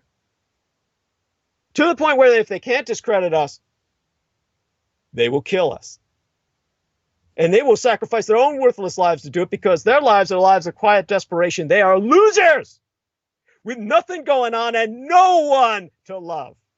They have no love for others because no one loves them. Understandably so, because there's nothing there to love. And so they can only take the love from others. They can only prevent those who are capable of love from ever loving again and steal the love they provided from those who love them in turn forever by the simple act of mass murder with machine guns. And that be the war of the Satanist. That be the satanic war that is relentless. You follow the victims of one massacre, subject them to another. They will not let the survivors survive. This was a follow-up to the Las Vegas attack on a military grade level by an enlisted agent of the Marine Corps going in to follow up with a mass murder of victims that another white trash piece of shit didn't finish off.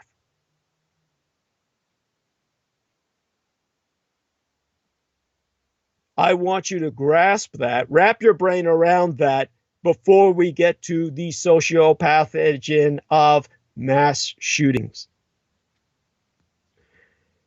Now, I will contextualize the satanic stratagem in tracking down those victimized again and again and again until they're all dead or kill themselves, driven to suicide by every place they go, every soft target being taken out. Many people who survive this feel, I can't live with my family because ultimately they will be subjected to whoever's coming after me. This is the spirit of persecution, literally manifest, trailing you, tracing you, and it will not stop. And so they kill themselves. Those suicides are not recorded in what I relate to you about the fatalities of mass murders because they occur alone and in separate incidents off record. And my research has proven that as many people as have died at these mass shootings, because of their subjecting to further incidents of outrage, because they are tracked, hunted, they're driven to kill themselves to save the ones around them that they love. And for that reason, because of what seems to be spontaneous violence, I insist all of you, while you have the opportunity, whenever you have the opportunity, you tell everyone you love them. And you bear in mind, once you suffer one of these incidents, once you suffer, you will do so the rest of your fucking life. So long as we tolerate the satanic cult that runs your military junta, and the Republican Party, which grants your military junta an endless supply of black budget money to carry out the orders of a foreign president across the seas on the Eurasian continent in terms of this insurgent occupation of your nation and its attempt to wipe out all love, all progress, all ability to tolerate anyone other than white trash pieces of shit. So if mass shootings be an American contagion, then firearms violence must obviously be epidemic throughout these United States. Columbine, Sandy Hook, Virginia Tech, Las Vegas. The names of America's mass shootings have become as hauntingly familiar as the responses to them. A now predictable cycle of thoughts and prayers, calls for new gun laws, debate over their need, and then usually a little else until the next one.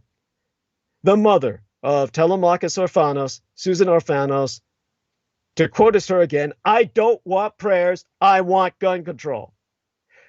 A staggering number of people are killed with firearms in the United States every year. Firearm deaths in America, by the numbers, proportion of all firearm deaths in the world that take place in the United States be 80%. Among high-income countries, the United States accounts for 80% of all gun deaths in the world, 86% of all women killed by guns on planet Earth, and 87% of all children younger than 14 who are killed by guns takes place in the United States, more so than in any goddamn war zone. Your average soldier will not kill a child, but your average American male white trash piece of shit will kill one in a heartbeat. He'll revel in it. He orgasms. The number of people killed with firearms each year in the United States, 30,000. Over 30,000 men, women, and children are killed with firearms each and every single year in these United States. The number of gun control laws passed by the United States Congress in the last 3 years in response to all this, 0. Not a single fucking gun law. Fueling this epidemic, laws on guns in the United States are inconsistent and weak, and federal, state, and local governments are not meeting their obligation under international law to protect people safely. For the international law as set up under the rules of warfare by the Geneva Conventions, as well as international law for human safety as legislated by the United Nations, the United States fails on all counts. The United Nations should invade. It would be justified in doing so to enforce laws the Americans cannot enforce in their own domestic territory, because these are world laws obeyed by every other nation on earth not in a state of civil war. But the Americans say what we need is more guns. Would more guns make America safer? Science says no.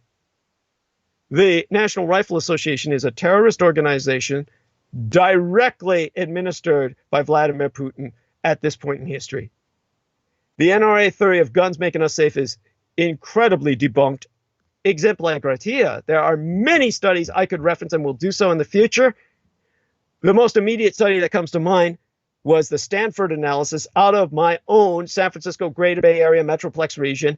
UCSF, University of California at San Francisco, and Stanford were once married in what was known as UCSF Stanford. That was actually a header on their, what would we call it? Their letter writing discourse. I forget, stationary header used to be UCSF Stanford.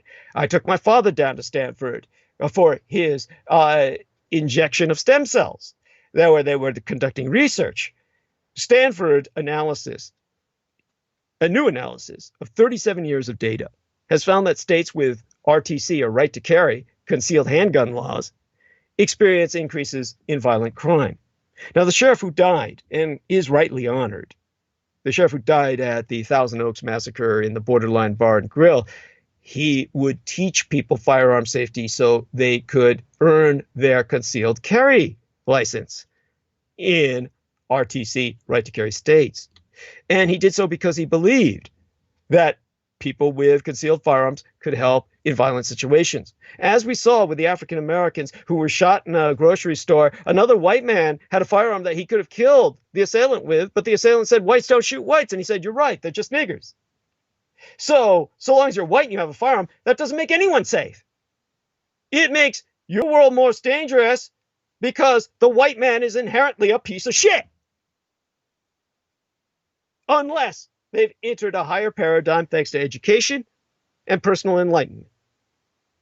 Now, while the National Rifle Association has long insisted that allowing Americans to carry guns makes communities safer, an analysis of nearly 40 years worth of data has found that to be completely untrue. A Stanford Law School professor, John Donahue, and his team analyzed crime data from 1977 to 2014 and didn't find any shred of evidence that areas where more Americans carry guns enjoy any enhanced public safety or any less crime. On the contrary, the researchers discovered that states that have enacted so-called RTC, or right to carry concealed handgun laws, have experienced far higher rates of violent crime than states that did not adopt those laws. Oh, yeah. United States and Washington District of Columbia allowed concealed carry in some form. They all do. And nearly every state has some restrictions on where its residents can carry the weapons.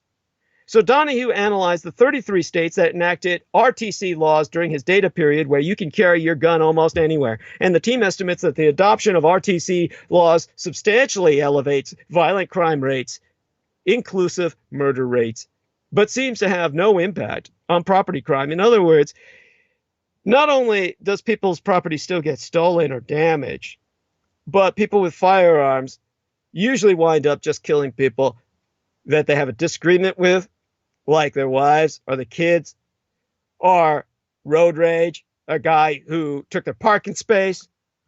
And the end result is the entire world is made more dangerous because a bunch of idiotic white men, and in some cases white women with guns, but they're all fucking white. They're all motherfucking white. That's part of the goddamn requirement for carrying right to carry, for concealed carry. And all these states that adopt RTC laws have experienced, on average, 13% to 15% increase in violent crime in the 10 years after enacting those laws. So the researchers proved in a working paper published June 21st this year by the National Bureau of Economic Research. The attorney Donahue concludes, there is not even the slightest hint in the data that RTC laws reduce overall violent crime, but instead, all the evidence proves conclusively it increases it by orders of magnitude. So the theory that more guns equals less crime is one of the most deeply seated and prominent that is perpetrated by the gun rights movement. Perhaps the most well-known recent example of that idea came from Wayne LaPierre, executive director of National Rifle Association, in the wake of the December 2012 mass shooting at Sandy Hook Elementary School in Newton, Connecticut. In a speech, he called for guns in all schools across the country and said, laws won't stop mass shooting and terrorism, more guns will. Donahue's paper revisits a 2004 study published by the National Research Council on firearms and violence that did not reach a definitive conclusion about the effect of shall issue, as they're called, laws on violent crime, saying there was insufficient data, whereas other studies conducted since 1994 have undermined the gun rights movement theory. All these studies that are conducted where there be enough data collected because of proper funding, enough substantial funding is pumped into them where they can be drawn to conclusion, all of them substantiate and presciently basically anticipate the conclusion of the Stanford study. And the trace reports, which were, I believe, conducted in 1994, just to cross-reference what I'm bringing up to you now so people don't think I'm drawing conclusions on the basis of one single study. The trace reports of 1994, first posited by economist John Lott, were published in a 1998 book entitled More Guns, Less Crime. And the site called the new report the most comprehensive and assertive debunking of that stupid axiom, that screed, that lie, that more guns be less crime. So the book has a stealth cover, a stealth title. And that book, you would think, would be a big seller among the gun advocates. But when they purchase it, they find out everything they say is 100% pure shit. Per the attorney Donahue himself, all this work is based on statistical models. When the models all generate similar estimates, it increases your confidence that you have captured the true effect. The true effect is more guns, more crime. Donahue's paper has since been included in court filings in federal district court in a case involving the National Rifle Association and my Golden Bear state of California. The gun group, the NRA, is suing my Golden Bear Republic of California over our gun laws, which are some of the strictest in the United States. Now, for 6 years, since 2010, the Law Center to Prevent Gun Violence has ranked my state #1 for strongest firearms legislation in the country. The reason this massacre was conducted was multitasking, not only killing veterans who are ethnic, so they don't live to prove the fact that the heroes in your armed services are men of color, but also it killed them because they were helping other veterans to readapt, and that would have prevented more mass shootings from armed white trash pieces of shit supplied by the terrorist group known as the NRA by the Russians. It also took care of the fact that this way the National Rifle Association can go on screaming, see, California, who we have this lawsuit against, suffered these massacres because they didn't pass out more guns like candy and party favors to the kids at all the schools like we insist they do. As I said, the first thing that came out with the borderline bar and grill massacre was Donald Trump saying, we need more guns. Guns make Republicans feel safe, so real Americans can't be. Rev up that DeLorean. We're going to go back in time. Not very far. This is just a drive down the block. We're going to go in that time machine back to before the future on Thursday morning in but the second menses of this annus on the Ides Thero. It is on the 15th day in February this year.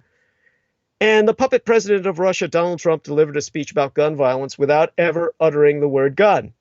By the time Donald Trump began his remarks, over some 10 months ago, this was 10 months ago, prior to this transmission tonight, Markey, America had, by back then, way back then, we've taken the DeLorean, February this year, America had, by back then, already suffered 18 school shootings in 44 fucking days.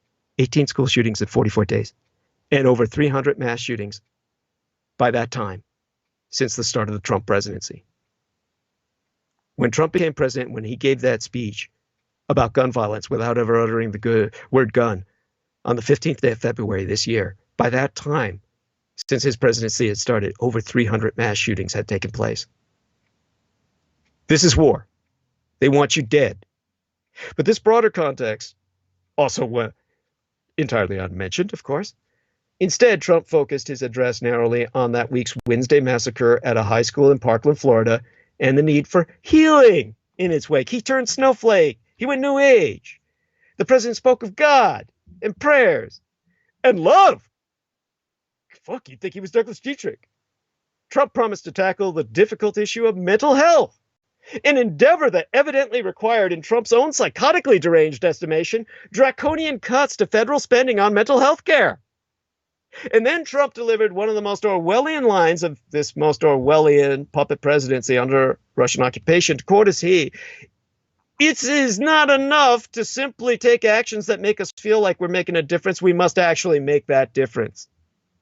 So in this speech, which I'm quoting from, devoid of references to firearms, and delivered by a vehement opponent to all forms of firearm safety regulations, the implication of these sentences is still unmistakable. Some may have a superstitious belief that mass shootings can be prevented by restricting access to guns, but those who care about evidence-based policy making know that doesn't work. This is, of course, the antithetical opposite of factual truth.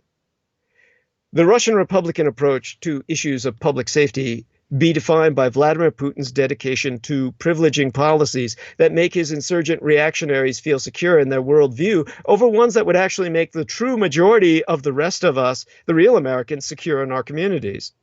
The cause of our nation's epidemic of gun violence is neither complicated nor mysterious.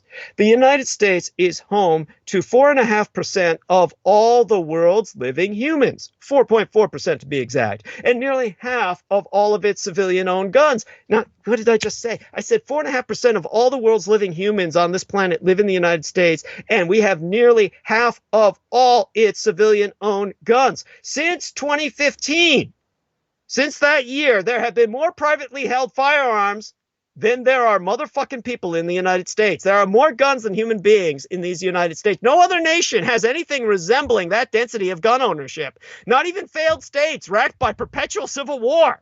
And no other developed nation has anything resembling our gun homicide rate. Now, common wisdom would suggest that these two facts must be related. And mountains of empirical research have confirmed that intuition, as cited by myself through the Stanford study, et al. Within our nation's borders, states with more guns suffer more gun homicides. Within those states, regions with more guns suffer more gun homicides. Within those regions, households with more guns suffer more gun homicides and suicides. The particular tragedy that struck Florida this sainted Valentine's Day back in February was likely the product of myriad social pathologies, but it was most certainly perpetrated under direct orders of Vladimir Putin, responsive unto the 300 Russian mercenaries he lost to technologically superior American firepower in Syria but the day before. Within 24 hours, he killed students who were all candidates for West Point, future leaders of America's military, all colored, all ethnic, all female, or Jewish, or of ethnicities that were minority to white. And therefore, all of the future non-white leaders of the United States would be killed because Vladimir Putin knows that white leaders of the military he can trust. He can bribe America's white leaders of the military. He can talk to America's white leaders of the military and say, whites don't shoot whites, and they will stand down.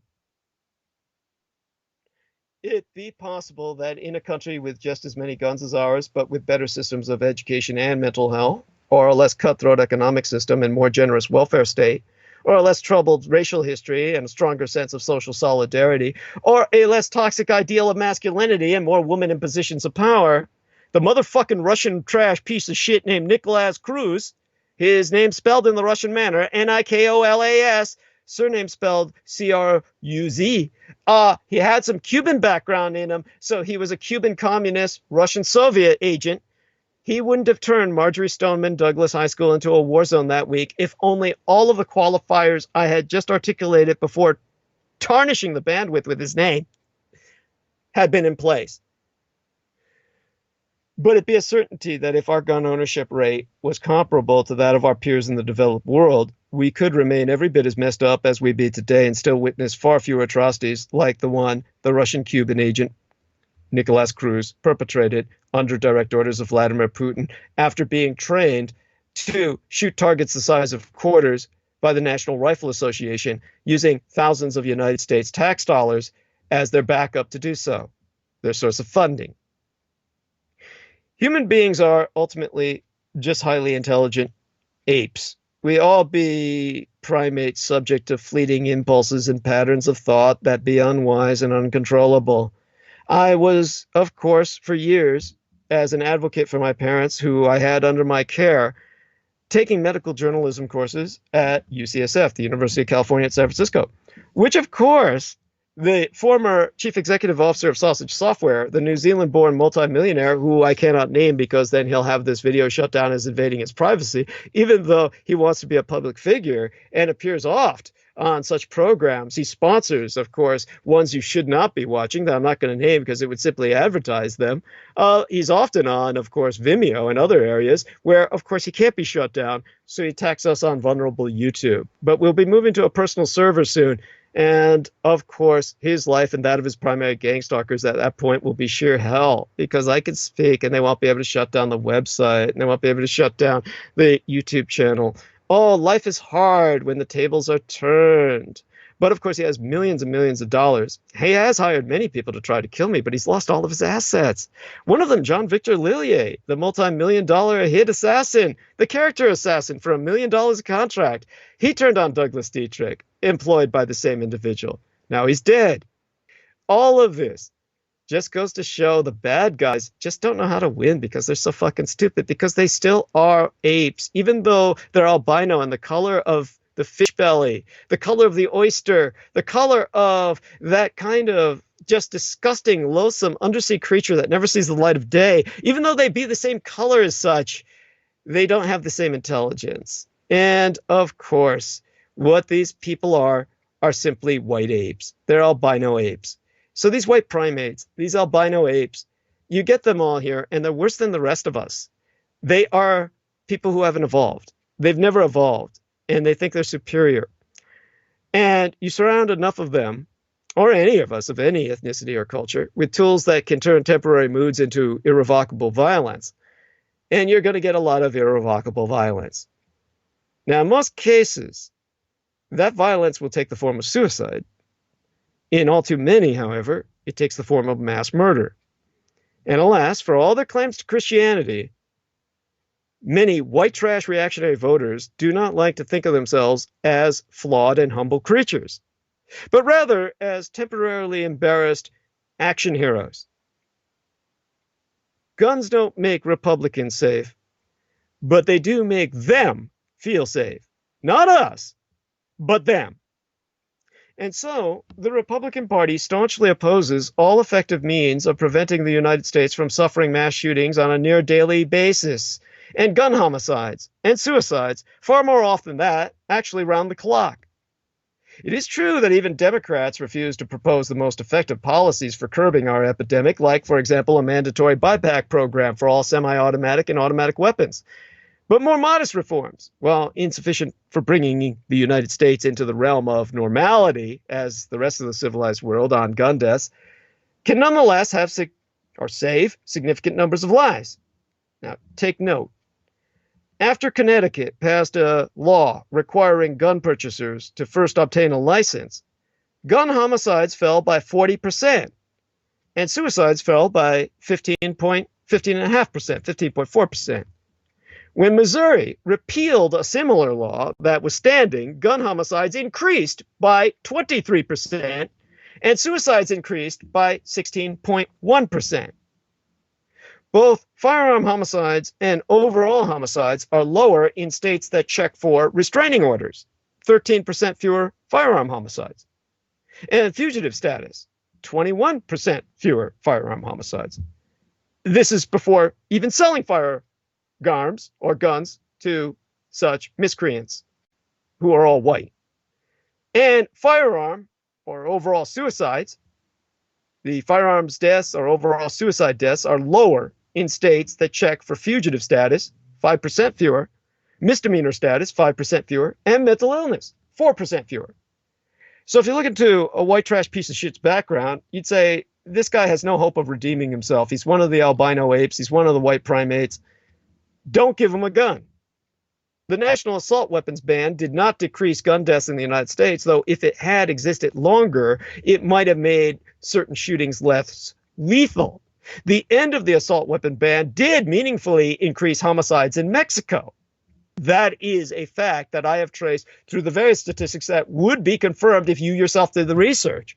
But none of those reforms flatter the Republican worldview, especially the fact that it's our river of iron flowing down into Latin America that causes all of the violence. All of these American-made firearms are killing people every day in the streets of Latin America that forces them to try and come up here, the pregnant woman, the mothers, all the kids, just to escape the firearms violence caused by American guns that all say made in the United States, proudly made in the USA, and then they try and come up here to escape all of that firearms violence, and then you white Americans say, oh, they're all evil invaders and they're all pieces of shit and we need to kill them. We need to fire on them. That's what your president said. That's how you Americans, all you white trash pieces of shit are so fucked up. You say, here everybody, let's give them all guns. Now they're coming up here, the women and children, to escape the gun violence. You say, oh, fuck them, kill them. This is why the Republicans can no longer be considered an identity. You have to consider them a race that needs deportation en masse for the benefit of the human race, because they have separated themselves from all humanity. So any reform, including the ones that I've articulated and some that I'll come up with based on the facts that are confronting me over these past few weeks, none of them fit into a Republican worldview.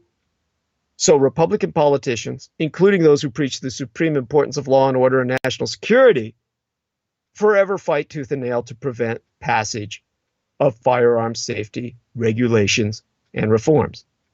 And this commitment to protecting reactionary security in their ideological beliefs, even when doing so undermines all public safety and sanity itself, extends beyond issues of gun regulation.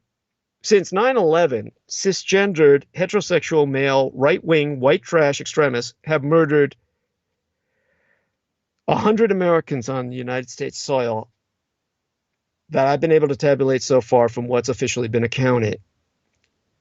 For most of the past decade, by the way, if you take that into account, that's as many people as were killed by the firestorm in the Camp Fire of California. So for most of the past decade, this firestorm of violence, as engendered by such male white trash piece of shit extremists, who have been irrevocably, irrefutably, inarguably killing more Americans annually than Islamist terrorists have ever killed in all the recorded history of the United States, all but 3 of those killed by far-right terrorists to 2001 lost their lives after Barack Obama's election.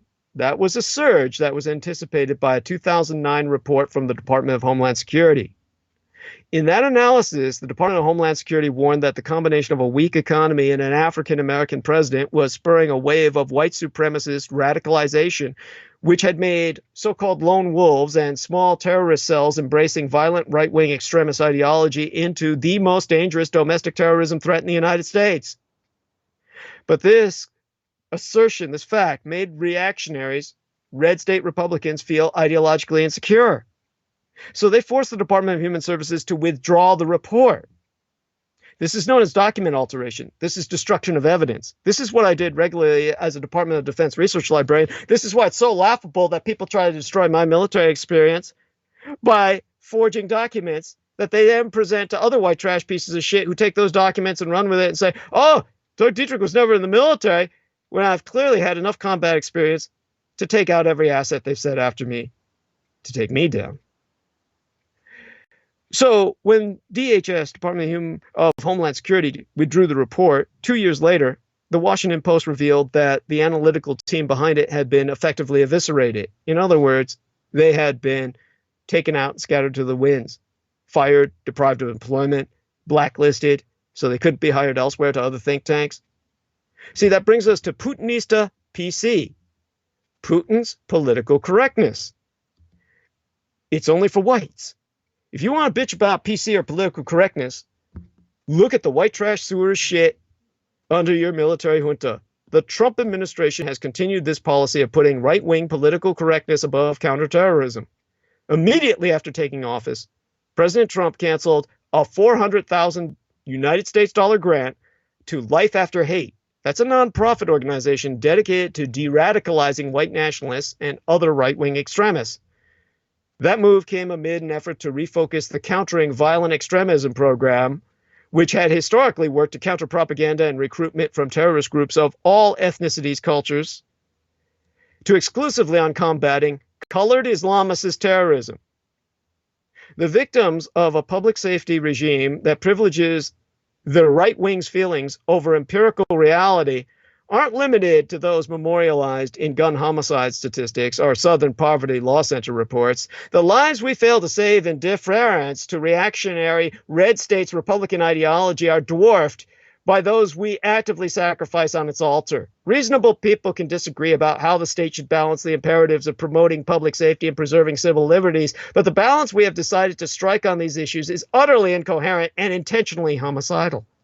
We have concluded that preventing acts of mass violence on United States soil isn't important enough to restrict access to assault weapons, but that this goal is nonetheless vital enough to justify turning away tens of thousands of Syrian refugees on the baseless suspicion that welcoming them will increase the frequency of such attacks, and that the mass murder of 58 concert-goers by a propagandistically apolitical white man is an event unworthy of any policy response whatsoever.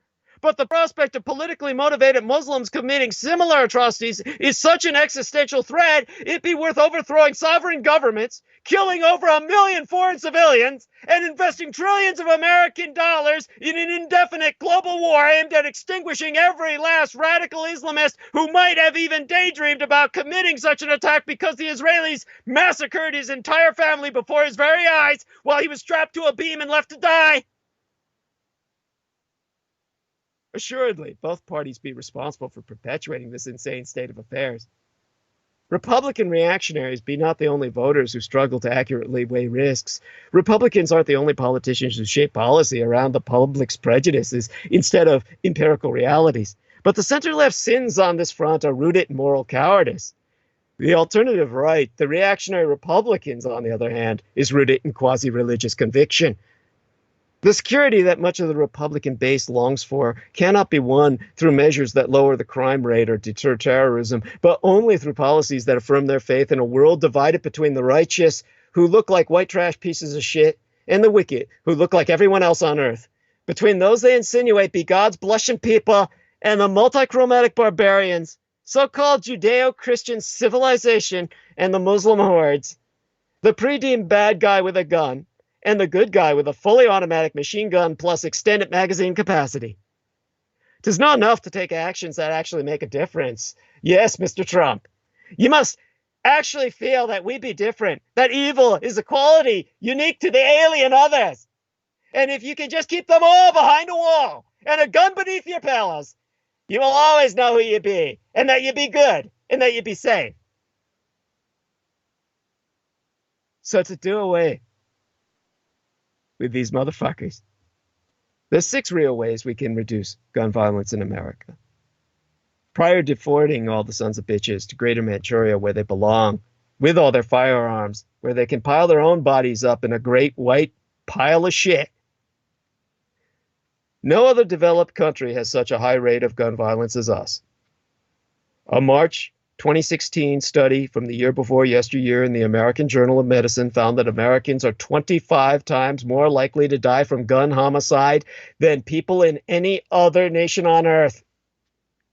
There be Confucianists from my own background as one of the foreign others. It asks logical steps we can take to reduce that toll, but they require acknowledging certain truths. Facts must be brought to bear. The right to bear arms is enshrined in the Constitution, and there be approximately 265 million privately owned firearms in the United States, according to researchers from Northeastern and Harvard universities. Any sensible discussion about America's gun violence problem must acknowledge that guns aren't going away. In a nation with so many guns, progress is going to be measured incrementally. What does that mean in practice? It requires a shift in our collective perspective. While legislatures in state houses in Washington can pass laws that may or may not help, the most effective way to tackle our national problem is to stop thinking of gun control as a political battle and instead see firearms violence as a public health issue. The public health model says you intervene in as many places as possible. There be a lot of solutions.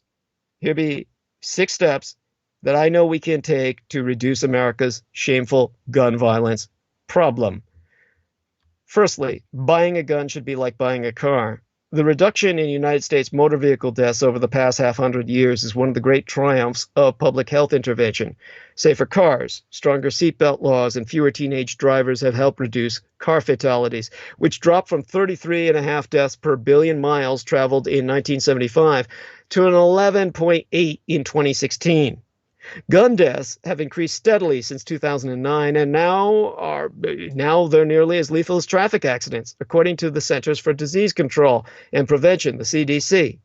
Lawmakers can learn lessons from auto safety. To start, they can put in effect more rigorous requirements for owning firearms. David Hemingway, director of Injury Control Research Center at the Harvard T.H. Chan School for Public Health, says for the most part, it's much easier to be a legal gun owner in America than it is to be a legal driver. Now, that's got to stop. Some measures, like Walmart's lifting its minimum age for purchasing a gun from 18 to 21, may sound good, but likely won't do much to combat gun violence. According to FBI reports, handguns were responsible for 90% of homicides in 2016. Walmart sells handguns only in Alaska. A more effective policy would require every buyer of any age to obtain a license that includes a registration of all purchases and at least a modest training program like what was taught by Sheriff Hellis when he was teaching people to control concealed carry responsibilities. Now, according to the State Firearms Law Project, just 7 states require a permit to possess a gun of any kind. That's unacceptable. A 2014 study in the Journal of Urban Health found that Missouri's 2007 repeal of its permit to purchase handgun law was associated with a 25% increase in firearms homicide rates. Secondly, we need to pass gun laws that actually reduce gun violence.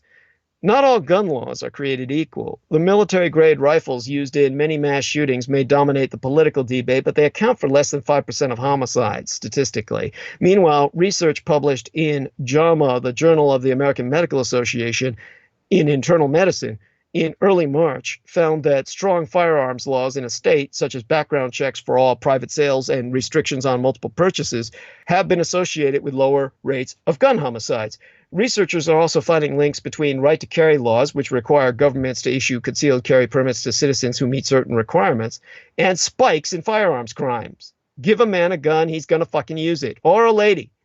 So a 2017 National Bureau of Economic Research working paper estimates that 10 years after the adoption of right-to-carry laws, violent crime is 13 to 15% higher than it would have been without those policies. Take away RTC. Take away concealed carry, period. Another measure that's attracted lawmakers' attention is extreme risk protection laws, or stand your ground laws, also known as gun violence restraining orders.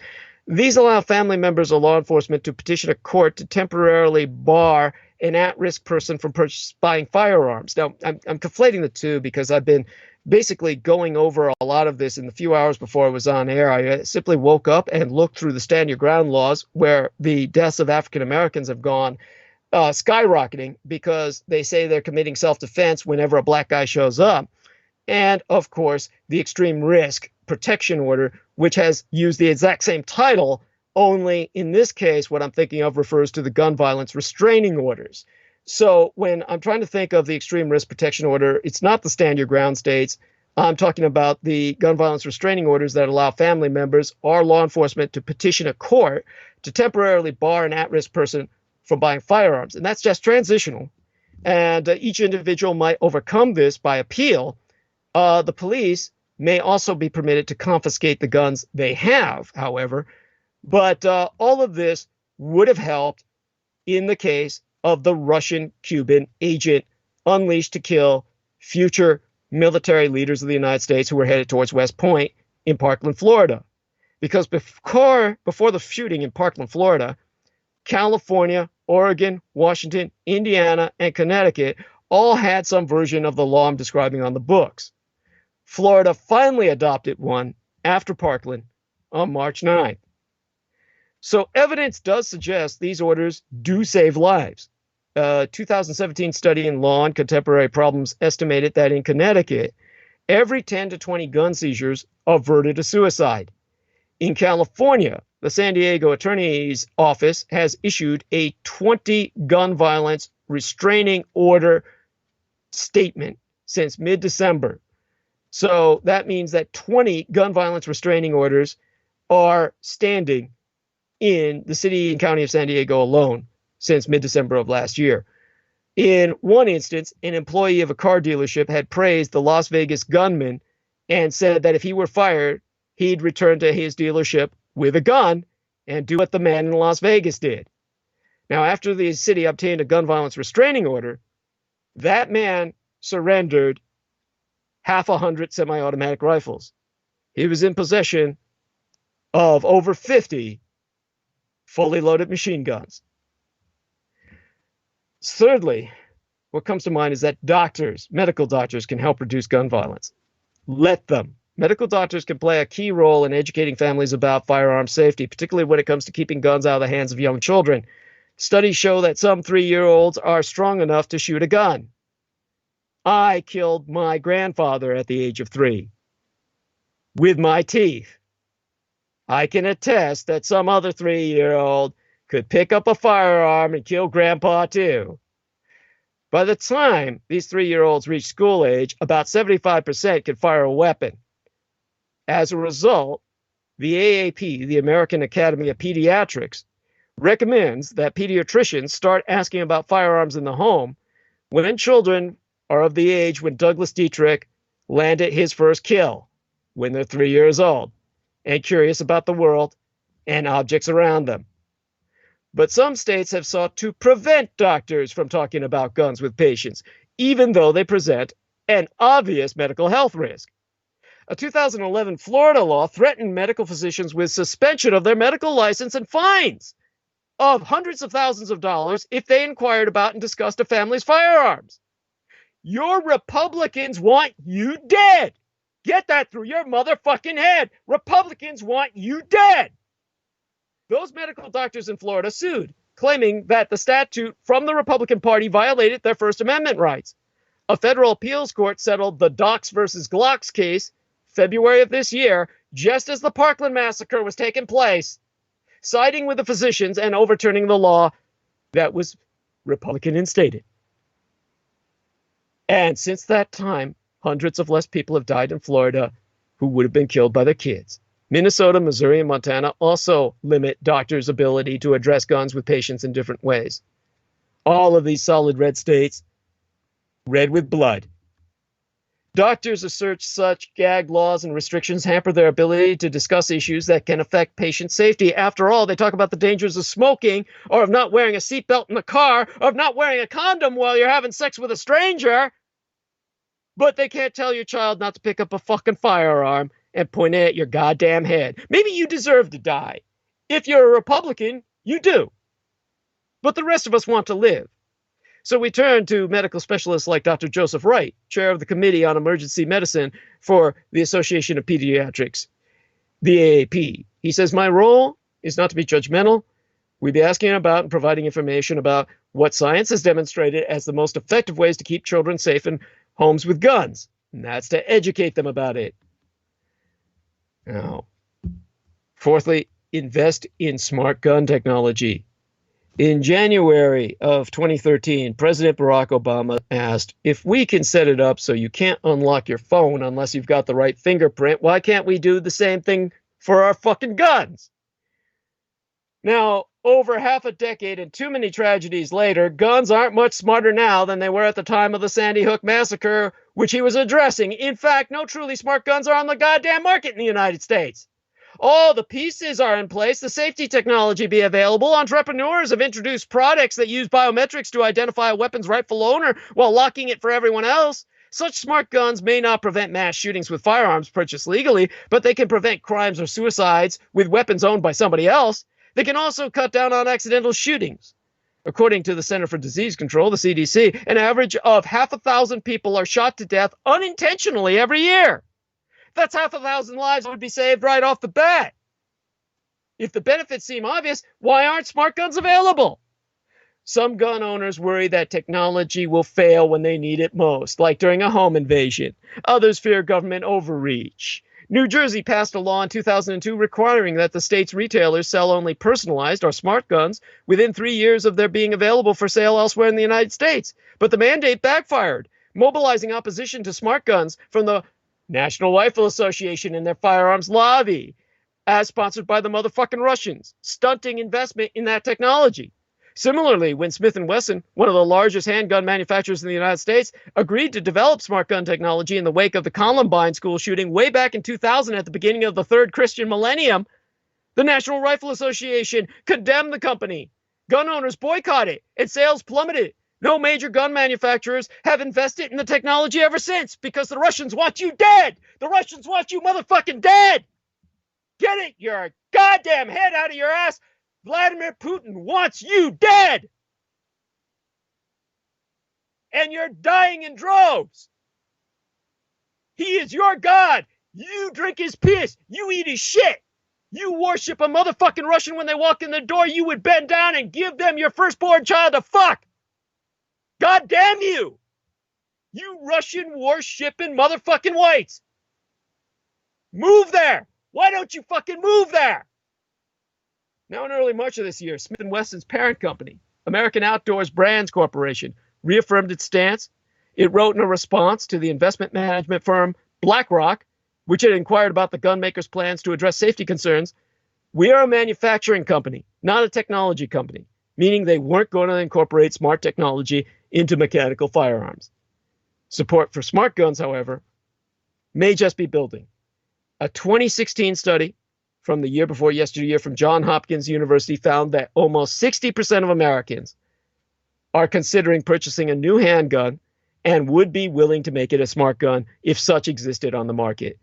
Such numbers mean that smart guns could be a prime market opportunity. If any one of you really wants to make money, if you want to be the Bill Gates of firearms, if you want to be the man who becomes the Mark Zuckerberg of safety guns, turn towards Stephen Tourette, who they named Tourette syndrome after, where people just start talking to themselves, T-E-R-E-T. He's the founding director at the School's Center for Gun Policy and Research and at CGP, the Center for Gun Policy and Research. He basically is saying that the time for smart guns is now. There's a Gareth Glazer who actually took his word and is trying to turn it into reality. Gareth Glazer, surname spelled Glaser. It's like laser with a G in front of it. He's the chief executive officer of Lodestar Firearms. Lodestar, remember that name. They're developing a smart gun. And he says, this isn't just great gun safety as a mission. It's going to be one hell of a business. That's where the future can lie. Now, fifthly, what comes to my mind is eliminate funding restrictions on gun violence research. Now, according to a 2017 study published in the Journal of the American Medical Association, gun violence should have received $1.5 billion United States dollars in federal research money from 2004 through 2015 on the basis of mortality rates and funding levels for other leading causes of death. Instead, such projects have received just 22 million United States dollars. That's just 1.5% of the projected amount that they should be getting. Gun violence received 5.3% of the federal research funds allocated for motor vehicle accidents, even though they kill similar numbers of Americans every year on an annual basis. Dr. Eleanor Kaufman, the chief resident in surgery at New York Presbyterian Weill Cornell Medical Center, says, we know far less about gun violence as a cause of injury and death than we do about almost every single other medical problem on the face of planet Earth. There be reason for this lack of knowledge. In 1996, Congress, with a push from the Russian-sponsored National Rifle Association, the terrorist network that wants you dead, passed the Dickey Amendment, named after its author, former Republican Representative Jay Dickey from Arkansas, which mandated that no CDC or Center for Disease Control funds could be spent on research that may be used to advocate or promote gun control. Toward the end of his life, before he was shot to death, even Dickey, who died in April of 2017, said he regretted the amendment that bears his name. That's why they took care of him. Now, Congress also cut $2.6 million United States dollars from the CDC budget, the Center for Disease Control itself, which was equal to the federal agency's expenditure on firearms injury research that prior year. So all the money they spent on firearms research was taken away from them for the next year, so they couldn't do it again. The message to researchers was clear. Study the gun problem at your own risk. You might die by a firearm, like Dickey did. Now, medical doctor Eric Fleischer, a pediatric emergency physician and health services researcher at Boston Children's Hospital, said the effect of the Dickey Amendment has been beyond chilling. It was a state-sponsored or state-issued order for mass murder. It was a 007 license to kill. It led to so many deaths, you may as well consider it an order for an American Holocaust. Now, the restrictions on research funding have been having devastating consequences on what we know and what we don't. In early March, the RAND Corporation, a nonpartisan think tank, released a sweeping 2-year examination of United States gun laws.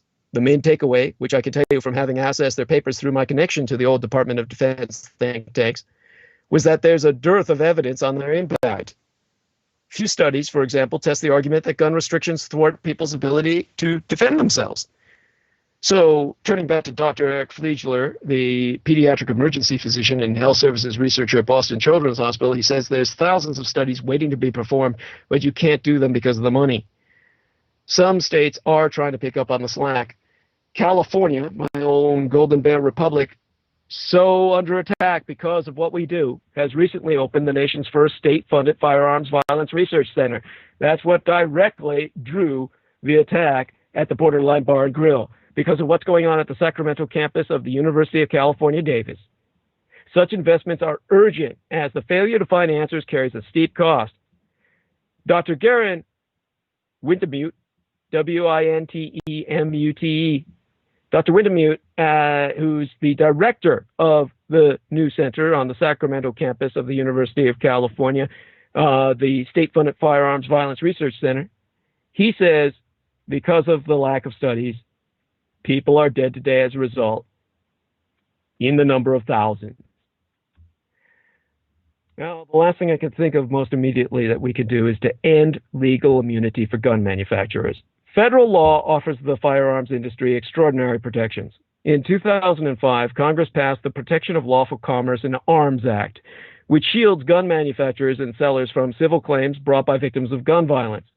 The National Rifle Association Chief Executive Officer, Wayne LaPierre, hailed the law as the most significant piece of pro-gun legislation in 20 fucking years. Of course he would. He serves his master Putin well. No one benefits from frivolous lawsuits. But holding manufacturers liable for the misuse of their products, experts agree, would incentivize them to make firearms safer. If pillows caused fatalities at that level, those companies would be bankrupt. If there were 500,000 deaths a year associated with any consumer product, it would be banned, regulated, fixed. But with firearms, nothing. Pass them out to kids in school. That's what they insist. Well, I'm happy to say here in San Francisco, Trump's asylum ban has been blocked. For now, President Trump's ongoing attempts to ban, turn away, incarcerate, or otherwise dissuade asylum seekers at the southern border, just other victims of firearms violence from guns manufactured in the United States, his attempt to fire upon them has just hit a huge roadblock. Monday this week, a federal judge issued a temporary restraining order blocking the Trump administration from denying asylum claims to immigrants who cross the U.S.-Mexico border illegally. Previously, Trump had said he wanted to keep such migrants from applying for asylum, a legal course of action for non-citizens that can be pursued once a person actually arrives at the United States border.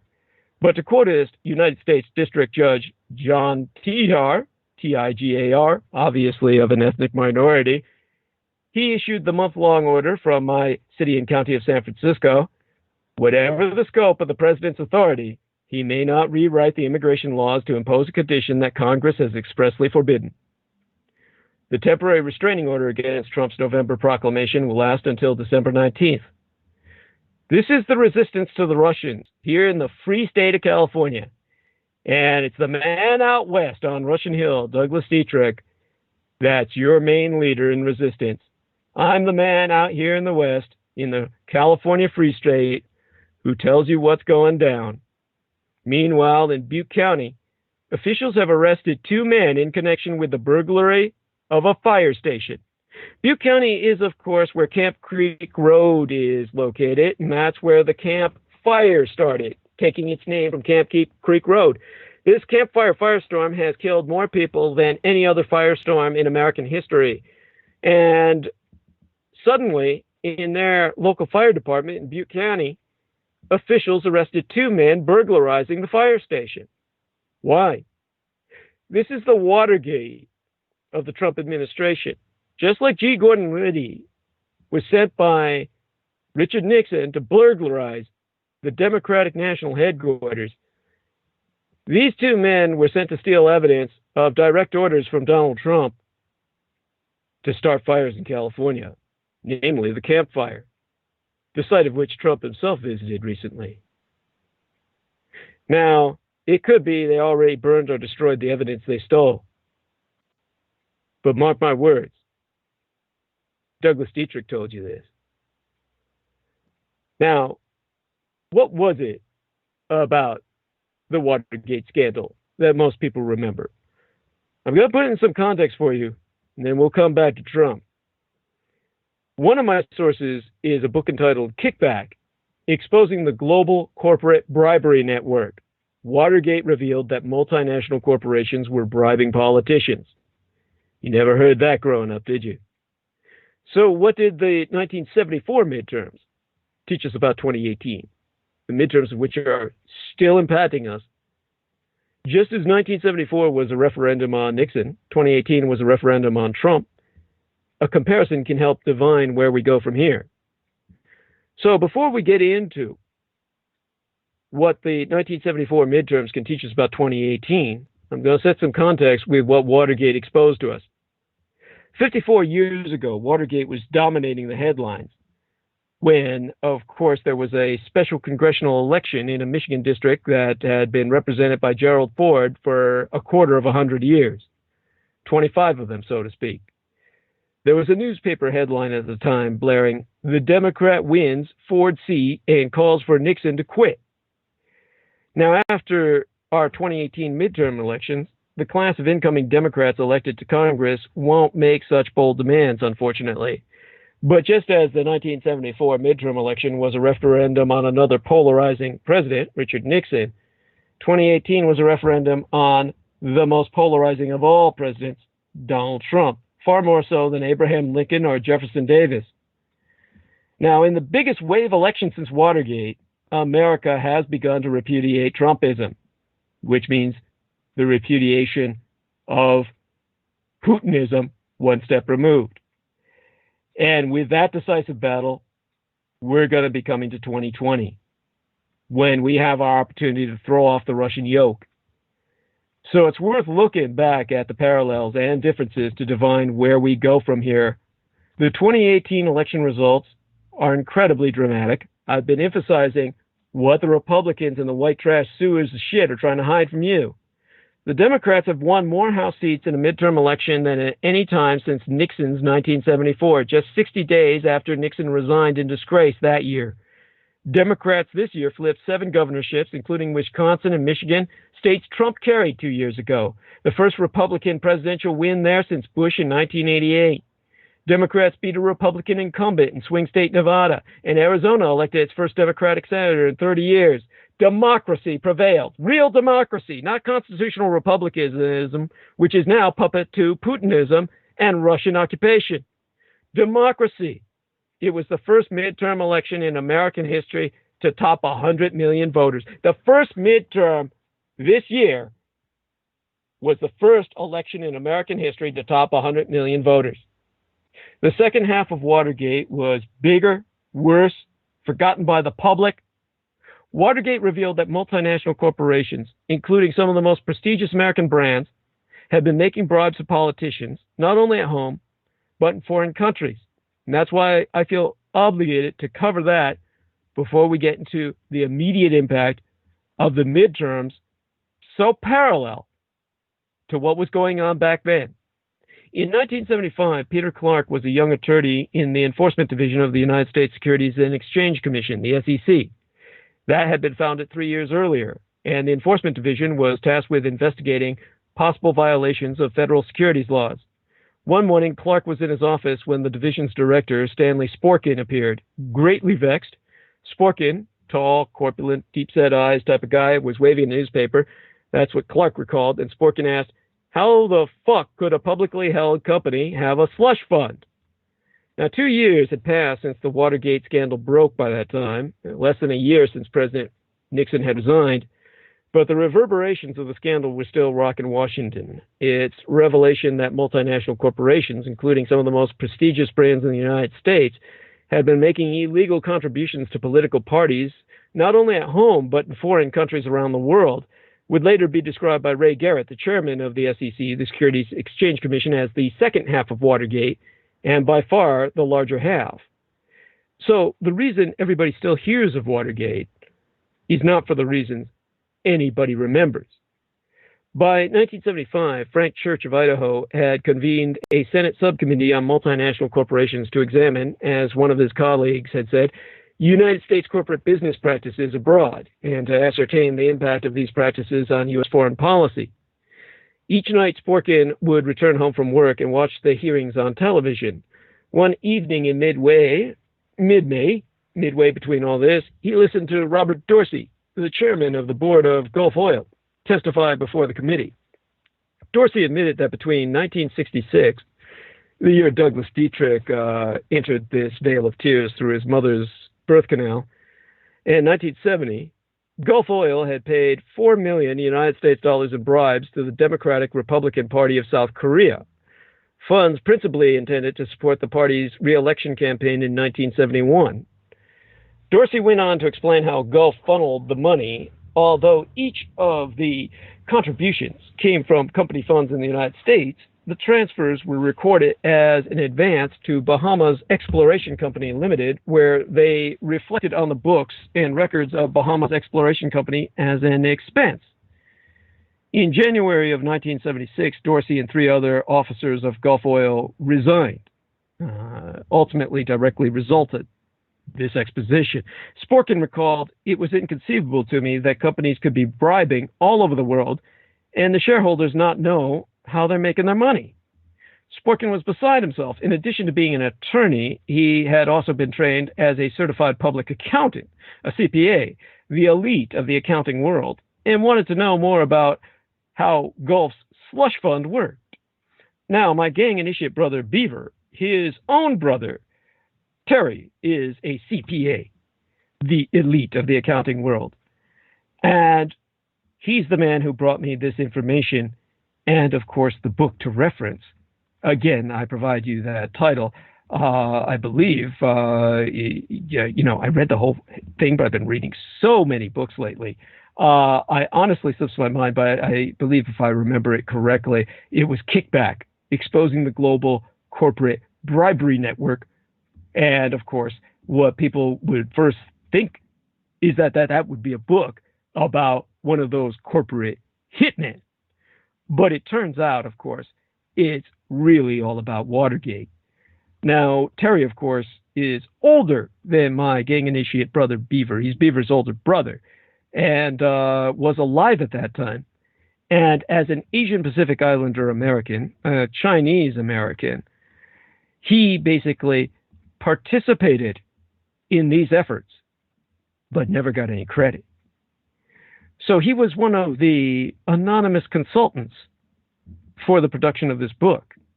He knew many of these people personally, had been employed in what ultimately became the ultimate bribery bust in American history.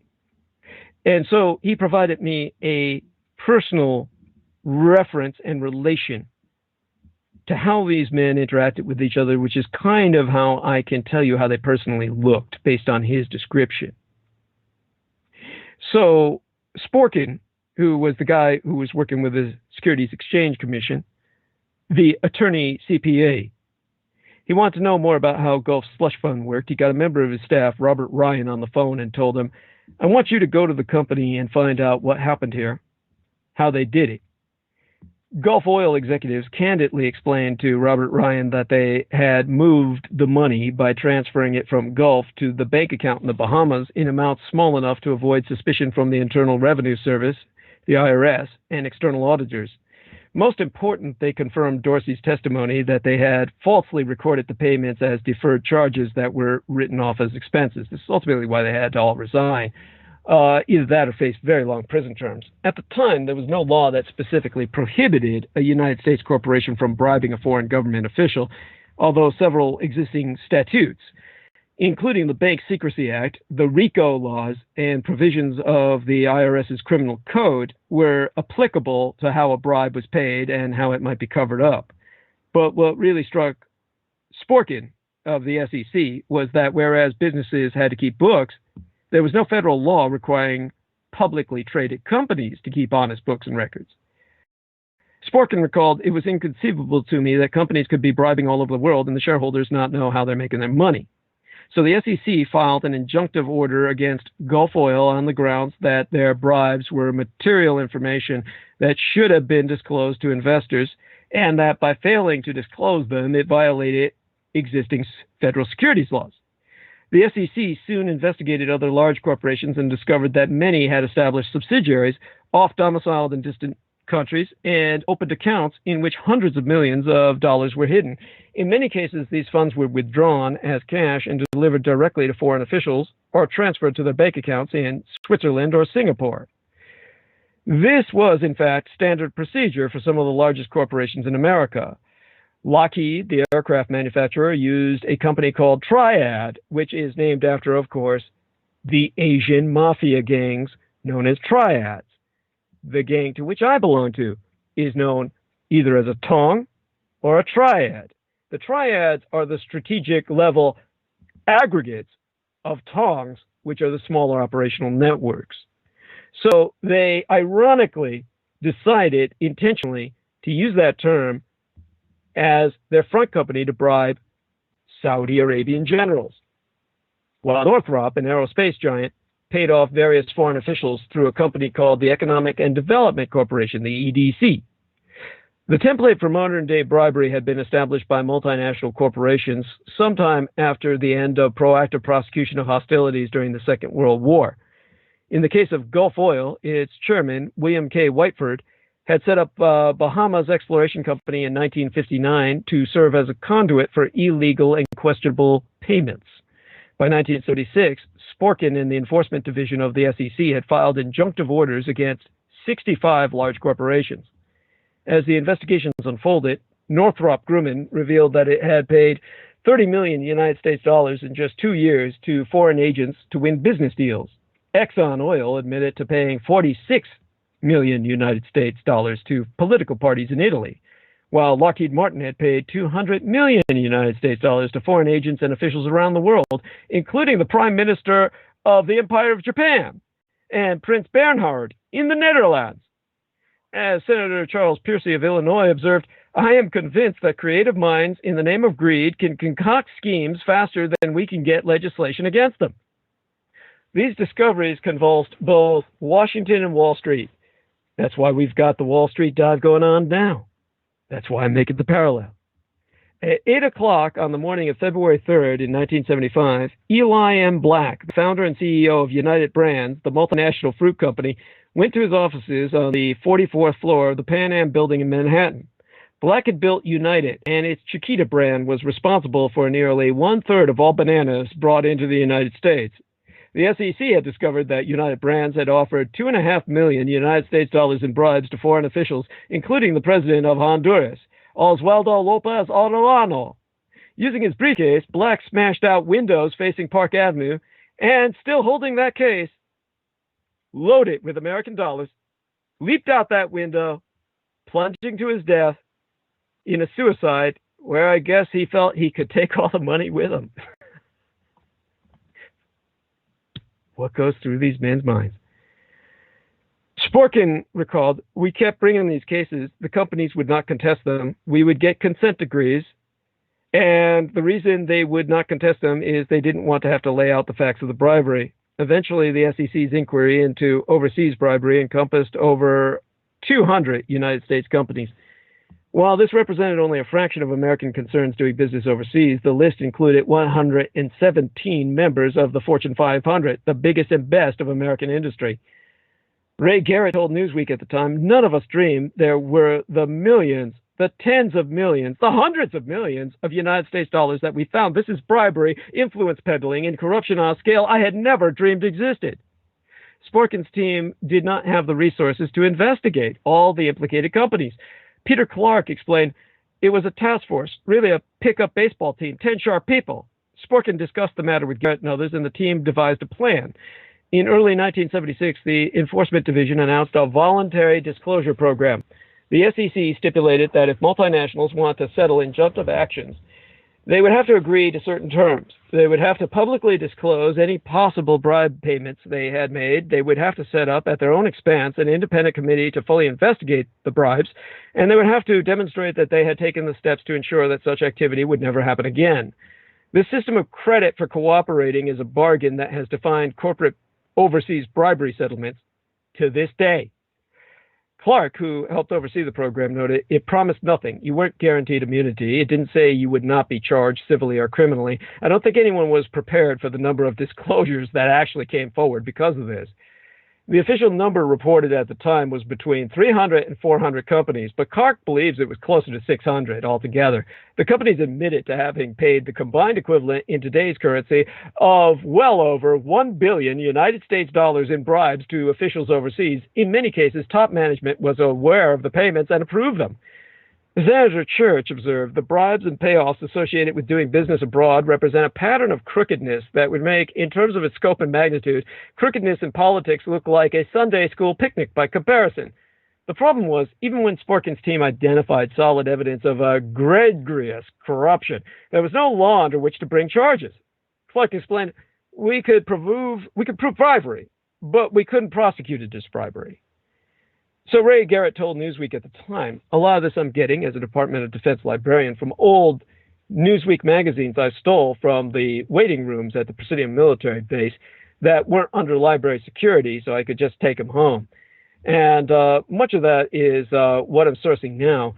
Newsweek was, of course, a favorite among the officer class of the Presidio and the Army in general. So I could grab Newsweek almost anywhere. The officers liked it because it provided both news and investment facts. So Ray Garrett was telling Newsweek at the time, I quote from the magazine on my lap, none of us dreamed there were the millions, the tens of millions, the hundreds of billions that we found, bribery, influence, peddling, corruption on a scale I could never dream exist. I'm telling you, the reason I repeat that from this magazine is because that's like, it sticks with me. It like defines this. And it defines what's going on right now with the Trump administration worldwide. So we'll get to some of those parallels, but during the day, when all this was going down, Senator William Proxmire of Wisconsin, chairman of the Senate Banking Committee, he had led the investigation into Lockheed Martin's alleged bribery in Japan and the Netherlands, and so he was certainly aware of the existence of corporate bribery. But the sheer magnitude of payments uncovered by Sporkin and the Securities Exchange Commission shocked him. In his public remarks at the time, he's on record as saying, this bloodletting, unfortunately, is continuing. It is the disgrace of our free enterprise system. You see, because it's not free enterprise, it's criminality. So Proxmire believed that although the Securities Exchange Commission had done all it could under the disclosure program, what was really needed was a law specifically prohibiting foreign bribery. The existing laws were not sufficient, obviously, as they addressed only the means through which a bribe might be paid. In other words, defining the act, but not the act of paying the bribe itself, and any repercussions therefore. Proxmire was encouraged in part by Robert Dorsey, Gulf's chairman, who told the Senate subcommittee that such a law would be welcomed by the companies themselves. He observed such a statute on our books would make it easier to resist the very intense pressures which are placed upon us from time to time. If we could cite our law, which says that we just may not do it, we would be in better position to resist these pressures and to refuse requests for our going corrupt. So it's one of the criminals themselves telling you something that Douglas Dietrich, as a Confucianist and a fascist, already knows and has been trying to educate you on. The rule of law works. It rules as law. Even criminals get deterred from pressuring others to corruption if those others tell the criminal, law may not affect you, but I stand under law. So Proxmire had his staff contact Sporkin and asked how he could help the team's efforts. Sporkin recalled, and I said to him, well, we're doing pretty well with what we have, but we could use a law. He says, what kind of law? And I had been thinking about it. I said, what we need a law that requires a public company trading in the United States to keep accurate books and records. Now, that alone would not go far enough, Proxmire replied such. Sporkin explained he wanted to have a bribery provision. It would be against the law for a public company that makes filings with the SEC to bribe a foreign official to obtain business. I wasn't keen on bribery because I thought it would be too hard to prove bribery overseas. That was his choice. So in December of 1977, after a hard-fought battle, Proxmire got the provisional law he wanted. The Foreign Corrupt Practices Act was approved by the House of Representatives by a vote of 349 to 0, approved by the Senate, and then signed into law by President Jimmy Carter on December 19th. Today, over 40 years later, enforcement of the FCPA has become a critical focus of the Justice Department, the SEC, and the FBI. It's one of the largest white-collar crime concerns of the private bar. It has resulted in veritable upheaval and dramatic reform in corporate culture, not to mention international law. It has yielded billions of dollars in corporate fines and penalties. It has, in short, fundamentally changed what it means to do business around the world and what it means to be a business in the world. The question is, what exactly did this curious piece of law stand for? What did it originally hope to accomplish? And is modern enforcement of this law living up to its original intent? Why did it take modern society so long to outlaw these practices? The early history of corporate activity abroad, particularly with regard to corruption, is spotty at best, but given that the East India Company of Great Britain's empire indulged in the practice, many other companies probably did so as well, especially since no laws of any land prevented them from doing so. The law prescribing corporations from bribing officials overseas was a peculiarly American response, one that came at an especially dark and unstable moment in the nation's history. Not only had corruption been exposed in the White House, but corruption overseas was undermining the image of America and what it hoped to achieve in the world. To understand why this was the case, it'd be instructive to recall the period of reckoning that gave rise to the Foreign Corrupt Practices Act, the FCPA. Now again, much of this in review with my gang brother Beaver's older brother, Terry. I've discovered that 2 years of congressional hearings preceded the passage of the FCPA in 1977. Never before or since had Congress and the American public ever looked so deeply and unflinchingly into the most alarming aspect of commercial bribery, its destructive impact overseas. Throughout the congressional deliberations, senators, speakers, and expert witnesses all stressed that bribery was not just a business transaction or an economic matter. Joe Biden, our vice president under Barack Hussein Obama, then a young senator from Delaware, captured its greater significance. To quote his T, I get really very upset and concerned about not just the bribery, but how it directly flies in the face of our foreign policy and the best interests of our government. As investigations by the SEC and the Senate revealed in minute detail, Lockheed Martin had not just bribed officials in Japan, but paid tens of millions of United States dollars to democratic political parties in Italy. In both cases, the company was negotiating sales of military aircraft. When these payments were exposed, both the Empire of Japan and Italia involved were shaken, and their democratically elected governments nearly toppled. The Japanese prime minister, who had allegedly received 1.6 million United States dollars in bribes, eventually resigned. While in Italy, the Communist Party won spectacularly during elections in 1976 on the grounds that they were less corrupt than the Democratic parties that had received bribes from Lockheed Martin, the aerospace military defense contractor of the United States, could ever make them. They didn't take bribes. The repercussions in the Empire of Japan led Representative Stephen Solars of New York to conclude a relationship which is at the very heart of our foreign policy was potentially jeopardized. And he added regarding Italy, it be not inconceivable that as a result of these disclosures, our entire foreign policy in both the Mediterranean as well as the southern flank of NATO, the North Atlantic Treaty Organization, will be ultimately undermined because Italy almost went communist. The cases examined by Congress exposed the profound power of bribes to affect political development overseas. After Gulf oil bribed South Korea's Democratic Republican Party, it won by only 51%. Congressman John E. Moss then counseled, surely the public expects more than to have foreign policy made in the boardrooms of United Brands or Lockheed Martin. The hearings conducted between 1975 and 1977 opened another dimension in this discourse. The greatest fallout from the bribery cases was borne by the foreign nations where the payments were made. In a Senate hearing in 1975, in an exchange between Senator Church and William Cowden, the chief international salesman of Lockheed Martin, Church pointed out that Lockheed's C-130 airplane had no direct competition, yet Lockheed had paid bribes to government officials in Indonesia in order to sell it. He asked, why do you even pay commissions or kickbacks or bribes when you don't even have a competitor for this goddamn plane?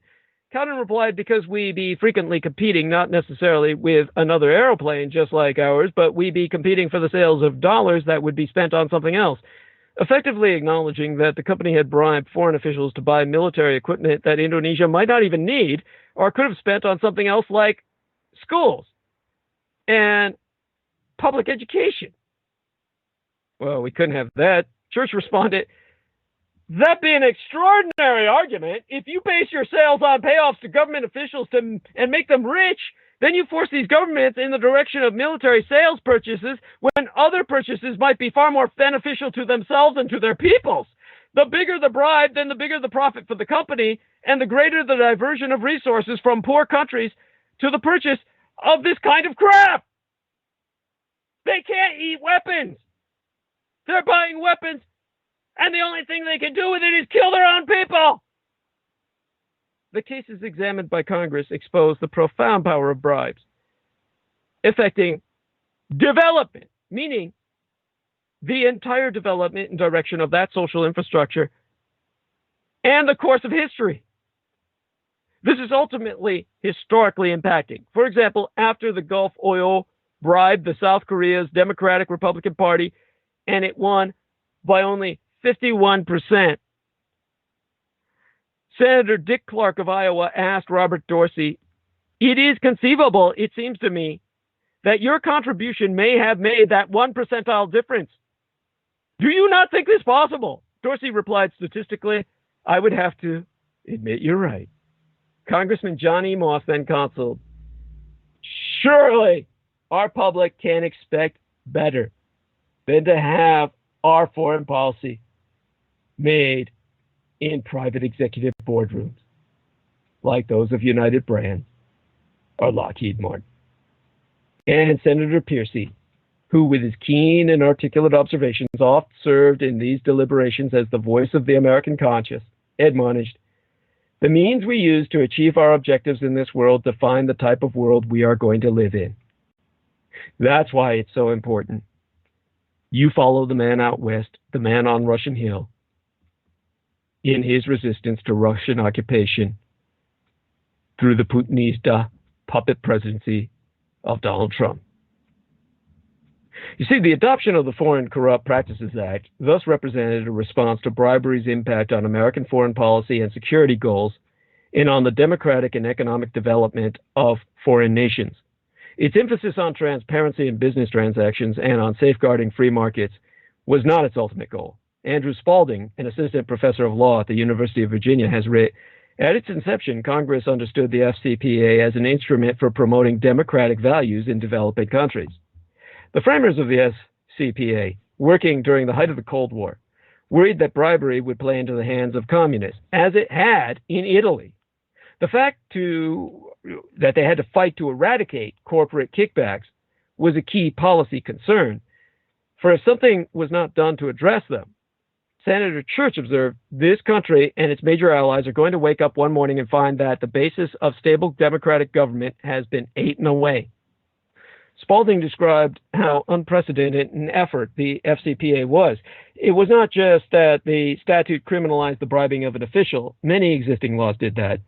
But it expressly forbade bribing a foreign official in another country, and as such represented an assertion of jurisdiction never before attempted in the fight against bribery. The law effectively sought to punish an extraterritorial crime committed by both American and foreign companies whose ultimate victims were the citizens of a foreign nation. Spalding wrote, Congress enacted a statute in which United States taxpayers would pay to protect non-taxpayers from the harms of bribery on their own socio-political development. another book I've sourced, an exhaustive work on the subject entitled Bribe, The Intellectual History of a Moral Idea, written by John T. Noonan. This book taught me, for the first time in the history of the world, a measure for bribery was introduced into law that was universal as far as those subjected to the law were concerned. For the first time, a country, a nation state, the United States, made it criminal to corrupt the officials of another country. Noonan's point is that for more than 300 years, corporate bribery has endured as an inevitable global evil. It was no small feat that the United States took it upon itself to prohibit bribery at a time when other governments essentially looked the other way regarding kickbacks and their impact. The reason this is so important is this is something Douglas Dietrich can stand behind. Douglas Dietrich's done much to deconstruct American empire and its evils. This is the foundation that truly makes America great. This is something any American can stand tall, square the shoulders, and take pride in. You can look at the Foreign Corrupt Practices Act and say, God bless America. The FCPA is a deceptively simple statute composed of two parts. The first, which owes its existence to Stanley Sporkin, requires that any corporation that trades on a U.S. stock exchange keep accurate books and records and implement a system of internal accounting controls. In other words, it addresses the issues of how bribes can be hidden through falsified financial accounting. The law applies not only to American corporations or corporations headquartered in the United States, but to any foreign publicly traded corporation that issues stock on an American stock exchange. The United States had effectively granted itself the power to police foreign corporations, even though the home countries, the home nation states of those entities, did not outlaw bribery themselves, and in some cases, tacitly encouraged it. Until the early 2000s, what we know as the aughts in terms of reference in decades, corporate bribes in Germany, at that time united, were actually tax deductible. These extraterritorial provisions gave the FCPA controversial authority, which would later be reinterpreted and then extended to dramatic effect. Private corporations headquartered in the United States are also subject to the law, of course. In 1998, when Congress held new hearings, almost no mention was made of bribery's impact. Instead, the rhetoric was reframed to focus on how kickbacks being used by other countries were undercutting American competitiveness. The second part of the FCPA, which owes its existence to William Proxmire, criminalizes the actual paying of bribes to officials in a foreign country. The law states that a company needn't actually pay a bribe to a foreign official to fall afoul of the law. The promise of a payment or anything of value be enough to trigger a violation. The statute also ensures that corporate entities do not avoid culpability by using the financial chicanery that Gulf, Lockheed Martin, and others had employed in utilizing a middleman, agent, or hidden subsidiary to pay a bribe. The law makes clear that corporations be liable for the bribery of their subsidiaries and their agents. Proxmire had to fight for this provision, as many of his senatorial colleagues did not believe it necessary or feasible to criminalize bribery at all. Some argued that requiring corporations to disclose their bribes would be sufficient, that multinationals could be counted on to police themselves, to turn up evidence of their wrongdoing, and to implement the necessary changes. Proxmire said, certainly there be subtleties and complexities in the foreign bribery issue, but we should be able to agree after more than a year of investigation, the time has come to provide a remedy for an act as simple and as outrageous as bribery. However profound the FCPA's ratification, the subsequent history of its enforcement has been disappointing. During the congressional hearings, Senator Proxmire and others made clear their preference that the SEC be in charge of enforcing any new anti-bribery law. This was not only a practical decision, given the SEC's history of securities regulation and its investigation of corporate bribery after Watergate, but also one driven by a deep skepticism held by Congress and the public alike of the United States Justice Department at the time. Proxmire said, if we learned anything in the Watergate affair, we learned that the Department of Justice be not a department we can always rely on, especially when you have top influential corporate officials that be involved. They prosecute the hoodlums. They haven't got such a good record on white-collar crime. You know, white-collar criminals like the Zook, Mark Zuckerberg. The problem was that the SEC, Security Exchange Commission, did not want the job. The commission's chairman, Roderick M. Hills, testified before Congress in 1976 that it would prefer not to have been involved even in the civil enforcement of such prohibitions. As Barbara Black, a professor of law at the University of Cincinnati College of Law, has pointed out, the SEC recognized that enforcing a foreign bribery law, ipso facto, would necessarily involve it in matters of United States foreign policy and national interests, and expertise far beyond its official mandate to protect investors, maintain fair, orderly, and efficient markets, and facilitate capital formation.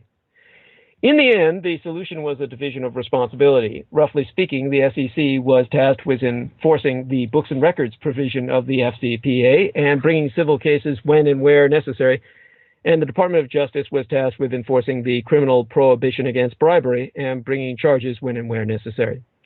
In truth, neither entity was adequately prepared, from either the perspective of resources or proficiency, to prosecute large corporations. It is perhaps not surprising, then, that between 1977 and 2005, the Justice Department brought only 67 FCPA cases, an average of less than 3 a year, to any sense of attention.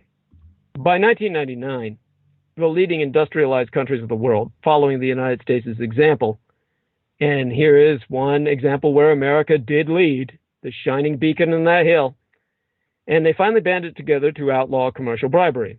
This was achieved through the Organization for Economic Cooperation and Development, the OECD, an intergovernmental economic organization which was formed in 1961 to help administer the Marshall Plan for the reconstruction of Europe.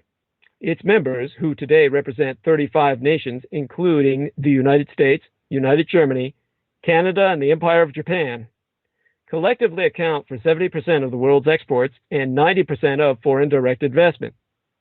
Many of these nations had continued turning a blind eye to bribery long after the United States had outlawed it. But following a decade of intensive negotiations, each of them pledged to reform their respective laws so as to outlaw commercial bribery and to empower their law enforcement agencies to cooperate on international corruption investigations, including by sharing evidence.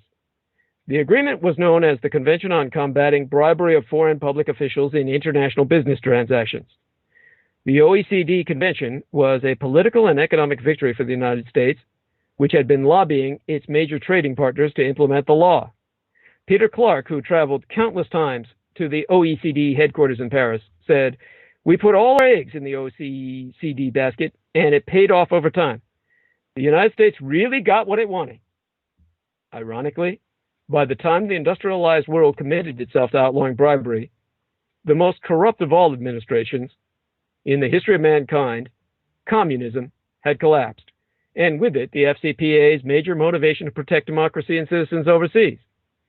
In Spaulding's reading, with the collapse of the Soviet Union, the foreign policy implications of anti-bribery law gradually grew obscure. In 1998, when Congress held new hearings on the FCPA to amend the statute to better conform with the OECD Convention, almost no mention was made of bribery's impact. Instead, the rhetoric was reframed to focus on how kickbacks being used by the countries were undercutting American competitiveness, and this was the anticipation of the Donald Trump attitude of we're being cheated, that everyone's trading better than us, that we're getting short change. You see, the perceived victim was no longer poor citizens overseas or democracy, but American business itself. Throughout the 1990s, under a pro-export Clinton administration, corporate bribery had effectively become a trade and commerce issue, not a foreign policy matter, and the FCPA an instrument for protecting American corporate power. So it became the protector of the people they originally were intended to prosecute. Andrew Pincus, then General Counsel for the Department of Commerce, told Congress that, according to estimates, United States businesses had lost out on $30 billion United States dollars worth of international contracts because their foreign competitors were still resorting to bribes. The new mindset of leveling the playing field meant assigning the FCPA to monitor the market system. A disconnect between the spirit of the FCPA and the Department of Justice's actual enforcement began to harden into a misguided policy. Corporations, meanwhile, simply ignored the new law, evading law enforcement while paying lip service to tighter accounting controls and anti-bribery measures. They succeeded in bribing one of the most dangerous dictators on earth, Saddam Hussein, whom I personally worked for at one time as a propagandist. In a summer vacation I spent there illustrating propaganda posters in his Republican Iraq under the Ba'athist administration. And not only did these corporations bribe Saddam Hussein directly under scrutiny of the United Nations, despite one of the most comprehensive and seemingly effective sanctions regimes in history, Iraq was a wake-up call as it revealed that corruption remained rampant despite the FCPA and the OECD convention, that merely having a law in the books was not a sufficient deterrent, and that bribery remained a critical foreign policy concern. That's what brings us back to today. So, you see, the reason I bring this up is the reason why I was so incredibly alarmed at the prospect of Vladimir Putin's foreign intelligence general becoming president of the International Police Organization. We're already in a position where the corporations are being protected.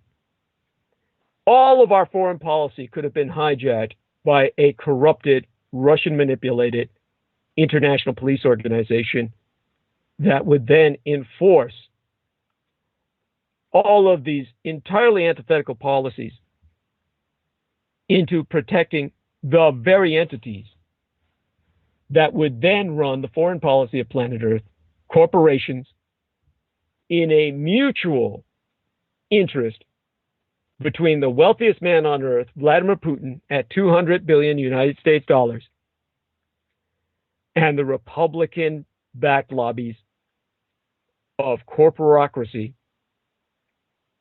in the red states America. Vladimir Putin wouldn't just have occupied the United States. He would have occupied the fucking world. That brings us back to the midterms back in 1974. The stage for a progressive era was set, however short-lived. What does 2018 portend? Again, we need to look back to look forward. Lesson 1, watch the farm team. The 1974 election replenished the Democratic bench.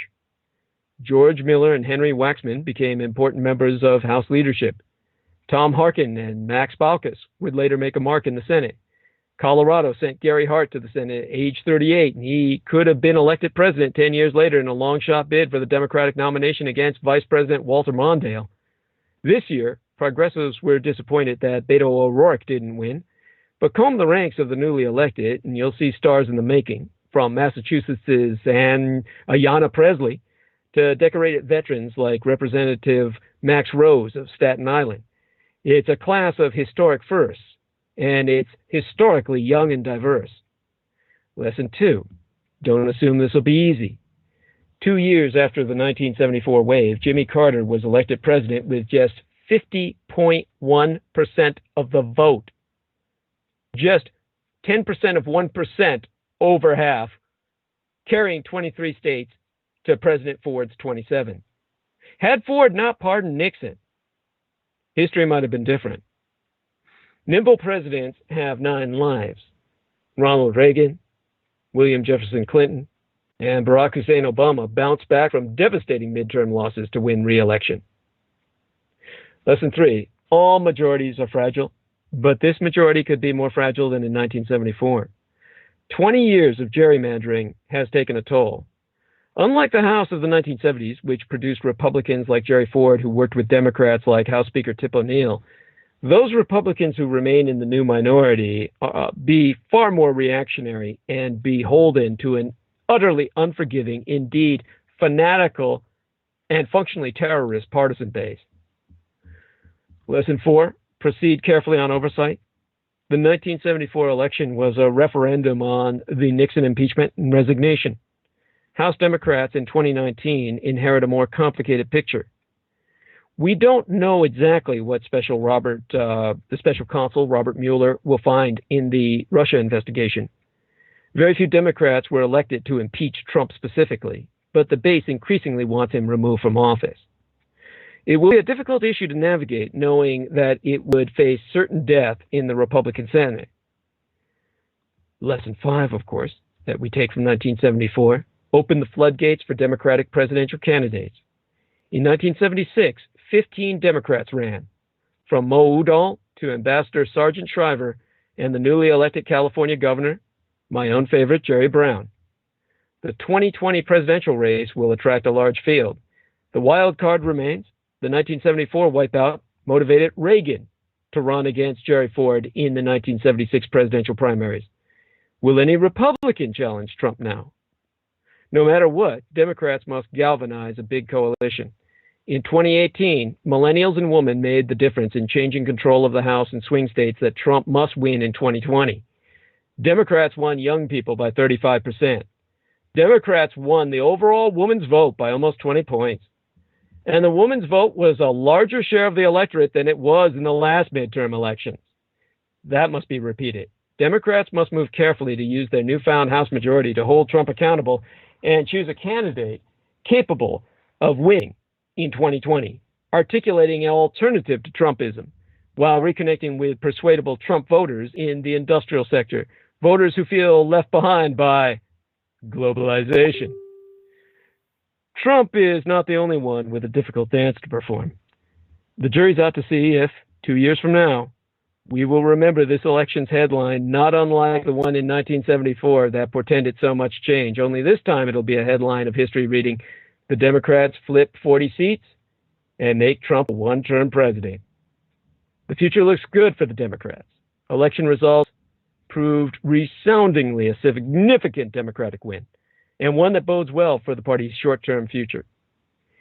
Now, it brings us back to the disasters of California, as of course man-made, set by arson. So definitively so that I brought up the number of people arrested throughout transmissions going back this entire year, leading to the destruction of evidence, sending crooks to go in and burglarize fire departments to steal evidence of that arson that would provide a slime trail leading directly back to your executive commander-in-chief. Now, that commander-in-chief said California needs to rake the forest floor. I discussed that in my latest transmission. I want everyone to review that transmission where I described the horrors of the firefight in California. Fire everywhere. Amidst all that, Trump said, "We're not good at maintaining our garden." Now, first off, it's all owned by the feds. Secondly, the Finnish president denies ever discussing raking with Trump. President Sauli Niinisto of Finland said he didn't discuss raking with President Donald Trump during their brief meeting in Paris last weekend. The leader of Finland denied on Sunday that he'd ever told President Trump that the Nordic nation, the largest of all the Scandinavian nations, if it were to reunite with the Finns of the Kola Peninsula, what people don't realize is that World War II resulted in the division of Finland, just as it did in the division of Germany, only Finland's still divided. There's still an East Finland and a West Finland. The East Finland is Kola Peninsula, which is an ethnic Finnish nation occupied by Russia. So Finland's half the size it would be if it were to unite. It'd be the largest of all Scandinavian nations. And that Nordic nation, of course, according to Donald Trump, relies upon raking its forests to prevent wildfires. Trump promoted the dubious conversation method during a visit to my own flame-ravaged California over the weekend. Last Saturday, standing alongside Governor Jerry Brown and Governor-elect Gavin Newsom of California among the charred ruins of the Skyway Via mobile home and RV park in the town of Paradise, Trump said, "You look at other countries where they do it differently, and it's a whole different story. I was with the president of Finland, and he said, we're a forest nation." He called it a forest nation, like Forrest Gump. And they spend a lot of time on raking and cleaning and doing things, you know, because nobody's got jack shit to do, right? Nobody's got anything to fucking do other than go out to the forest and rake, right? That's all they fucking do. And eat sandwiches and fuck each other. Yeah. So he says, yeah, they spend a lot of time raking and cleaning and doing things, and they don't have any problem. And when it is, it's a very small problem. So I know everybody's looking at it to that end, and it's going to work out. It's going to work out well. But President Sauli Niinisto of Finland told Ilta Sanomat, the country's second largest newspaper, Sunday, that he never discussed raking with Trump during their brief meeting in Paris, where the leaders attended various commemorations marking the centennial of the armistice that ended World War I. Well, everyone did but Trump, but I can get into that in another transmission. Niinisto said, I mentioned to him that Finland is a land covered by forests, and we also have a good monitoring system and network, adding that he recalled telling Trump, we take care of a forest. Now, the Camp Fire in Northern California, the deadliest and most devastating wildfire in the state's history, resulting in well over 100 deaths and 1,300 people listed as missing. That fire, which, as I said, is 55 to 65% contained by now, has destroyed 10,000 fucking homes, set ablaze 233 square miles. While in California, the president was reluctant to blame the effects of rising global temperatures for a series of these increasingly devastating wildfires, making it easier for arsonists. That's the setup. Asked by reporters whether his visit to the fire zone had altered his opinions on climate change, Trump replied, no, I have a strong opinion, just like I do in odor. I want great climate. We're going to have that. We're going to have forests that are very, very safe. The president has instead largely attributed the natural disasters, or unnatural, being arson generated by Republicans, to forest land mismanagement by California's leaders, even though it's federally managed property that's the forest land in California. He got widely criticized by local officials last week for his tweet in which he threatened to withhold the state's federal funding, when Trump wrote online, there's no reason for these massive, deadly, and costly forest fires in California, except that forest management is so poor. Billions of dollars are given each year, with so many lives lost, all because of gross mismanagement of the forest. Remedy now are no more Fed payments. Now, of course, then he found out, that he's actually the manager as the administrator of federal government of all the forest land in California. On Saturday, the president continued to emphasize the importance of working with environmental groups to improve forest maintenance and pledged to take care of the floors. You know, the floors of the forest. I mean, this motherfucker's just obsessed with the goddamn forest floors. I guess he thinks that's where the leaves all fall or what he sees in his backyard. So Trump said, I think everybody's seen the light. I don't think we'll have this again to this extent. We're going to have to work quickly. But a lot of people are there's been a lot of study going on over this last little while. And I will say that you're going to have, hopefully this is going to be the last of these, because this was a really, really bad one.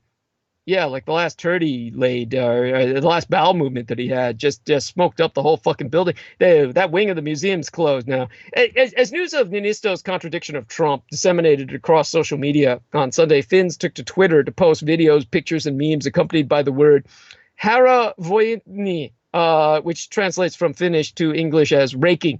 Now, at Päivi Luminen, who posted a photo of herself vacuuming leaves in a small clearing, wrote, just an ordinary day in the Finnish forest. Another post featured a Photoshop picture of Niinisto brandishing a rake in the Oval Office in an effort to offer aid following Trump's warning of an invasion of incoming Central American migrants fleeing United States produced and manufactured firearms violence in Latin America.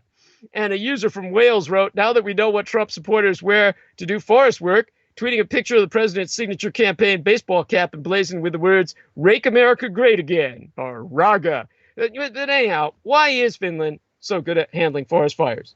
It's obviously not because of raking. Months before devastating wildfires caused havoc in California, firefighters from across Europe headed to Sweden as authorities there struggled to extinguish several massive blazes. Officials in Sweden, one of the continent's greenest countries, eventually got so desperate that they ordered the Air Force, the Swedish fucking Air Force, to use their jets to deploy a wing of jet fighter craft to drop bombs in the middle of the wildfire centers to deprive the blaze of oxygen. They literally pulled an American, a Team America, by trying to bomb a fire out of existence. Just so you know, that strategy failed.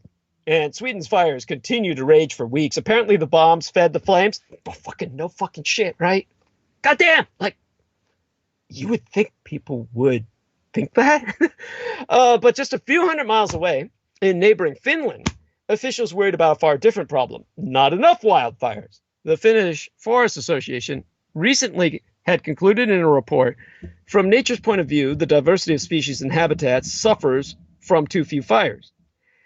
So in Sweden, officials were stymied by their neighbors' luck. Weather maps showed that both nations, who border each other, the neighbors, suffered under the same rare extreme heat this summer. Viewed from space, the differences appeared especially striking as all of Finland's neighboring countries, including Russia, battled massive blazes. The skies over Finland were smoke-free, but it wasn't really luck. Finnish researchers soon let everyone know.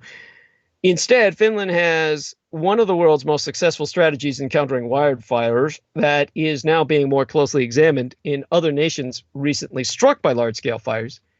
Over the weekend, the country's president, Sauli Niinisto, saw himself forced to clarify the strategy doesn't consist of raking.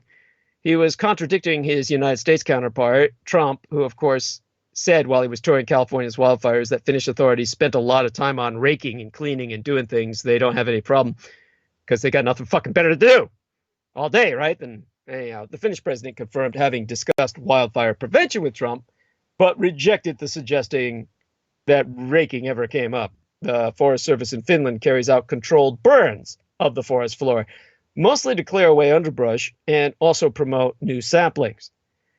Researchers aren't sure if the country's approach can really hold any lessons for California. However, given that parts of Finland are near the Arctic fucking circle with prolonged periods of rain and snow, whereas below average precipitation is still the exception in Finland, it's the new normal in California. Allowing some burns and clearing away undergrowth is also part of federal forest policy in California. Federal forest policy within the boundaries of our state.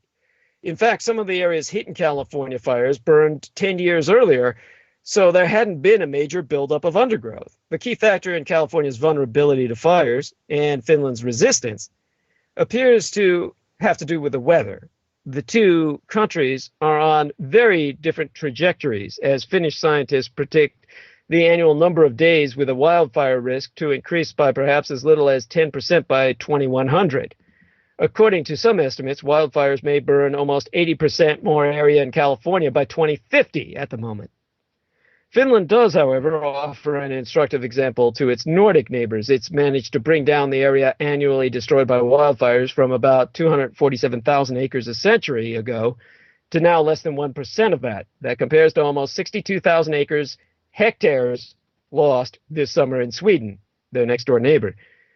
Finland's Forest Association explained the difference between the two Nordic countries is not explained by vegetation or climate, but is believed to be based on differences in infrastructure and forest management.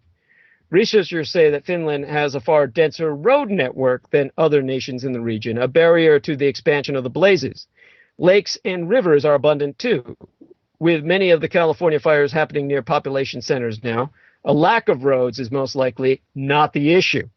Perhaps the most striking difference with California is of a historical nature. Northern Europe is greener today than 100 years ago, due to climate change, whereas California, due to the same climate change, has lost about half its big trees. Europe's medieval and industrial revolution era need for wood turned former forest areas into grasslands, especially in southern Finland, so there'd be no trees to burn. What Trump was trying to insist, that we didn't rake our floors or mop our gardens, whatever the fuck analogy he's using based on his own insane asylum trajectory of thought, what he's really trying to say at the end of that fall to the bottom of the well is that in California, this be a disaster of our own making.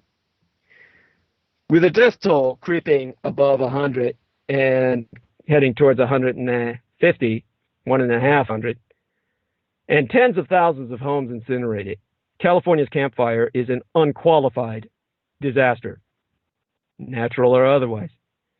In the Woolsey fire burn area straddling Ventura and Los Angeles counties south in California, experts are more worried about storms in the next few months than today's anticipated rain. Storms will bring mudslides to Woolsey fire burn area.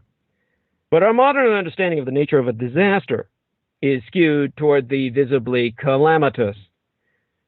1.5 decades ago, just 15 years ago, for instance, an event killed roughly 1,000 times as many people as these wildfires, but 'twasn't framed as no disaster. Now, let me try and contextualize this. In Sacramento, our state capital in California, trying to get a handle on California's deadly wildfires has lawmakers flummoxed. Lethal Californian firestorms have prompted bold thinking about prevention, shelters, strict zoning, buyouts.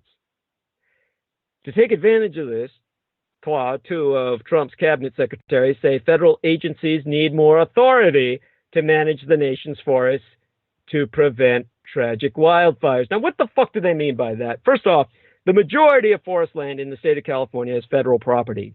They already manage it. They can do whatever the fuck they want. They can set controlled burns. They can do anything. What the fuck does they mean by more authority to manage? What more authority do they need to manage what they have? But you see, the United States Interior Secretary, Ryan Zink, Z-I-N-K-E, his surname, blamed the state's fires on radical environmentalists, whom he says have prevented forest management. By that he means that they've prevented controlled burns. So they prevented the federal government from preventing this fire by controlled burning. And there may be valid argument to that. But what they're really trying to say is that they want the control over what the California legislatures be proposing in terms of their bold thinking about prevention. Shelters, strict zoning, buyouts. You see, when the Japanese Americans were interred during World War II, all of the Central Valley, the San Joaquin Valley, from where the majority of much of the world's food comes from, California's Central Valley feeds the fucking world. That used to be Jap Valley on the maps. It was owned by Japanese Americans. All of that was reclaimed by the United States government during World War II when the Japanese were interred. The land was never returned to them. Someday it must be. To Japan, the empire, to make up for what was taken by the Japanese Americans who are now all gone. Many of them were relocated to Japan or Brazil or other areas in the world. Almost none of them stayed in the United States. They had nothing left to stay with. All of their money, as well as their real estate property, was taken. Their financial assets stolen. None of this was ever returned. The amount of payment that was given years later as an apologetic gesture, was absolutely nothing compared to what they lost. It could never make up for the loss of the central San Joaquin Valley, where our very capital, Sacramento, resides, in the midst of the production of our food, in the breadbasket of the world. So just as in the aftermath of Japanese internment, where all of their property and real estate was sold for pennies on the dollar, and then all the white trash came in to start up their wineries, their vineries, and everything they've got now in Sonoma, which produces wine that's on par with what comes out of France. What Ryan Zink, as our U.S. Interior Secretary and as other cabinet partner want, is far more federal authority so they can now take up for pennies on the dollar everything they wound up burning the Californians out of when they sent in their Republican insurgents to incite the deadliest firestorms in California history. So this is a replay of what happened to the Japs after World War II, only now it's happening to all you whites. And now the government's going to take all your property if they can. And this is big government that all you Republicans didn't want when you elected Trump. You said, oh, he was going to give us less government. But now he wants more so they can take everything you've got. Forget the coming Caesars. These are the coming seizures of your property and your personal estate because, you know, you've been burned out. So the people who are really paying the price aren't the ethnics like my own self. My little body here in the person of Douglas Dietrich resides on Russian Hill in the city of San Francisco. I don't own none of this property, but all you rich whites do, and now you're losing it, and the feds are coming to take it after they burned you out. See, California was always going to burn, but it should have happened differently. There was no horizon in San Francisco on Saturday, and the air smelled like shit. It's not like fresh smoke. It's a staleness. If you stay outside too long, you can even get a headache, which, of course, everyone I know had split and blinding headaches, like my medical cosmetologist did, because she drove out through all of this devilish weather to meet myself, artificial weather generated by the firestorm itself. The newest numbers say Nearly 150 people have died. We've got well over 1,000 missing, 1,300 and 12,000 burnings of buildings in the Camp Fire. You'd have to drive well over 3 hours from here if the roads were open. Most of them been closed to get anything that's still on fire, but the smoke makes it feel like it's happening a couple of blocks away. The smoke, made of forests and houses and people's bodies, sinks in.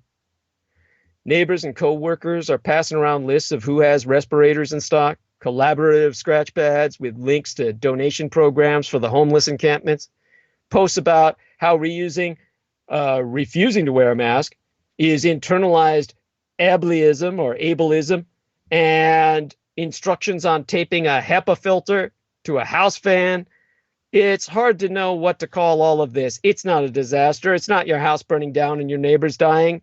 But it's not just another November either. It's schools closing, reminders to stay inside, a lot of pulmonary and cardiovascular stress that will only be understood in retrospective statistics. It's a crisis without a moment of crisis. It's what it looks like, a slightly caustic, minimally dramatic haze over everything. Friends complain about how this is covered in the national news media, thinly, haphazardly, and it's true. Many supposedly United States-wide news sources are really Northeastern. They can seem fascinated by the minutiae of everyday life in the Boston, D.C. corridor, but only interested in news from the West if there's a terrifying or glamorous photo to go with it. Even some Californians have internalized a suspicion that we shouldn't live here. 3 times during the 2012 to 2018 drought, I heard other people living in the Bay Area say versions of, in a sense, it's our fault for living in the desert. But the Bay Area is not by any standing a desert. It isn't even semi-arid. If anything, it's far too fucking damp and everything molds over. When I was involved in private security enforcement, and still today, everything I had in terms of metal equipment with moving parts from handcuffs to firearms has to be de-rusted constantly or it would become unutilizable, undeployable. If people don't belong in this climate, they also don't belong in the south of France. And yet there's a vague, half-internalized sense that we are somehow a place of disasters. But which disasters count as disasters? About 15 years ago, there was an event that killed roughly 1,000 times as many people as these fires have. It wasn't a war. It wasn't in some part of the world that you've never heard about. It was a natural disaster that killed over 70,000 people in one of the wealthiest, safest, most connected places on planet Earth. It was the 2003 European heat wave. The heat wave was certainly reported on, but mainly framed as an enormous inconvenience. Like the 2010 eruption of ̔Hؐ-DÍ, a volcano, which I believe is in Iceland, which interrupted air travel, not as prodigiously as a lethal disaster would, but did so nonetheless. And yet, that 2010 eruption of let's see if I can remember the name, ̔Hຕີ້-DÍ was indeed a prodigiously lethal disaster.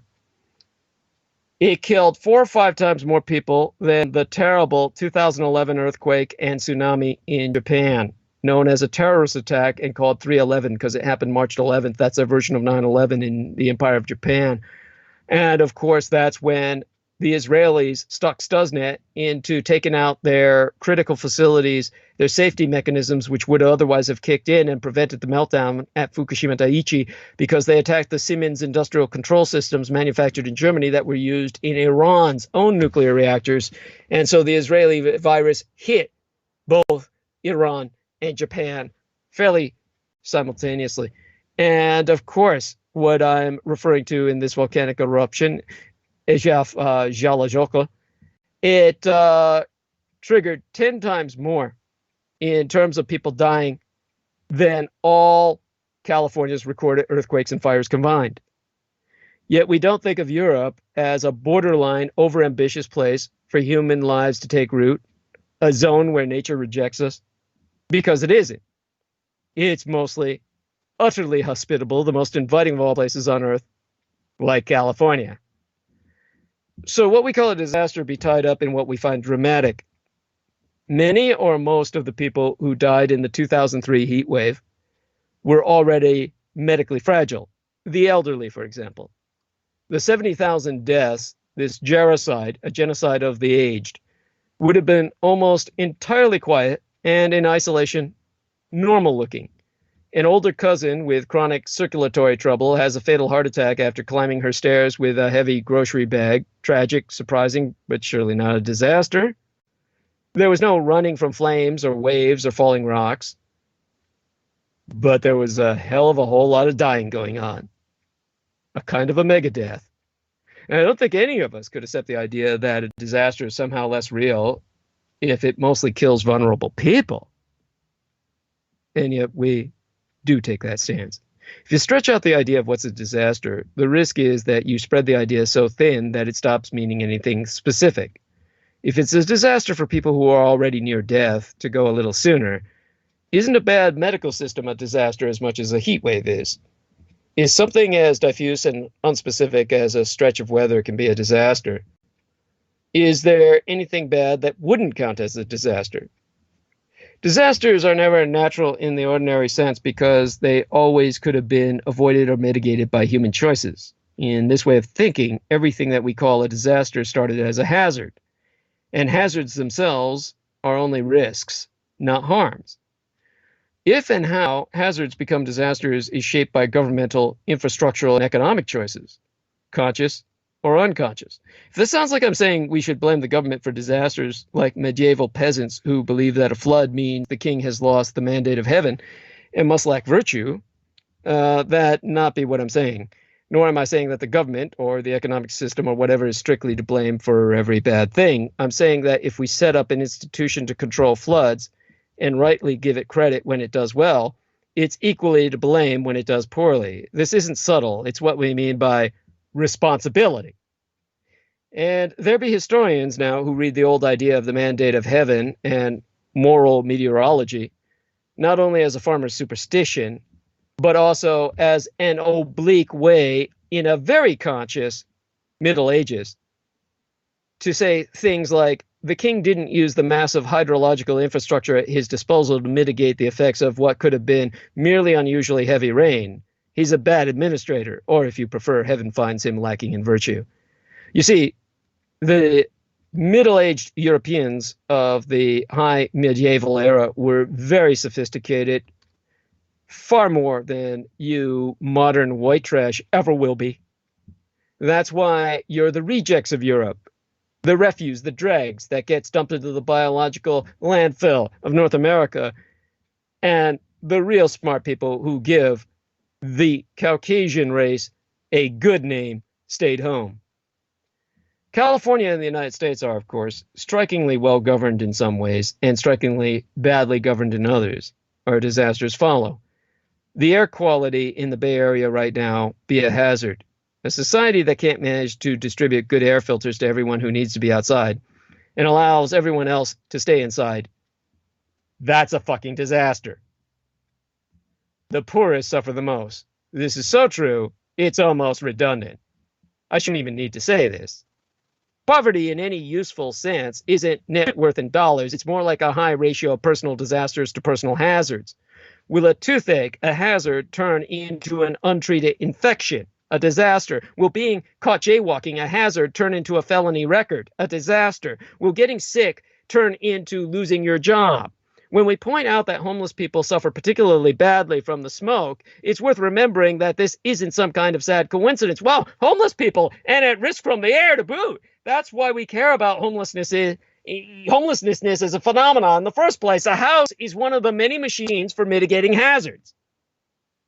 The Black Saturday fires destroyed entire towns and killed 180 people near metropolitan Melbourne, Australia, not quite even a decade ago. The comparisons be easy. Survivors talked about the speed of the fire there too, how you could be preparing to evacuate one minute and surrounded by flames the next.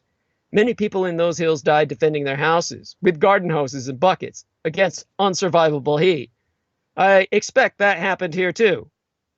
After the Black Saturday fires, a lot of experts were exacerbated by survivors rebuilding what had been destroyed, most famously the little town of Marysville.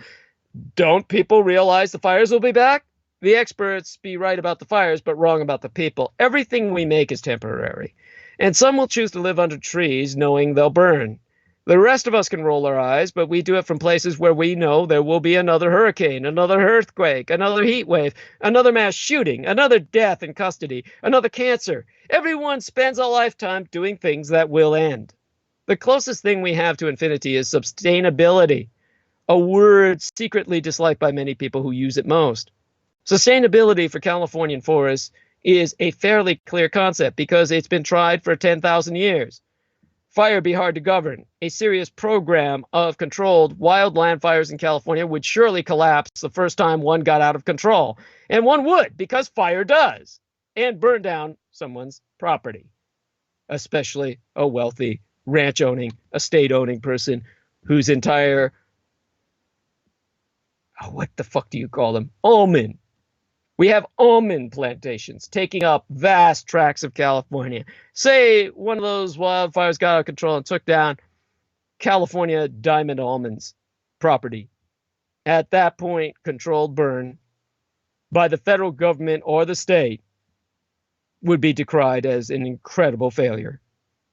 It asks a lot of anyone to see a house's destruction in a fire set by someone wearing a uniform is really necessary. We can't switch over to some perfectly sustainable, traditional, ecological, knowledge-based fire management regime tomorrow. We have already built houses among trees. The forest we know today be different from the forest that was sustained. It's been changed by policies of fire suppression and intense logging. It'll have to slowly become something sustainable, and only then could that future forest, which none of us has ever seen, be sustained. And of course, the climate be changing. Summer's hotter and drier now. What worked well for the entire Holocene epoch may not work well at all in the Anthropocene, the era of man-made nature.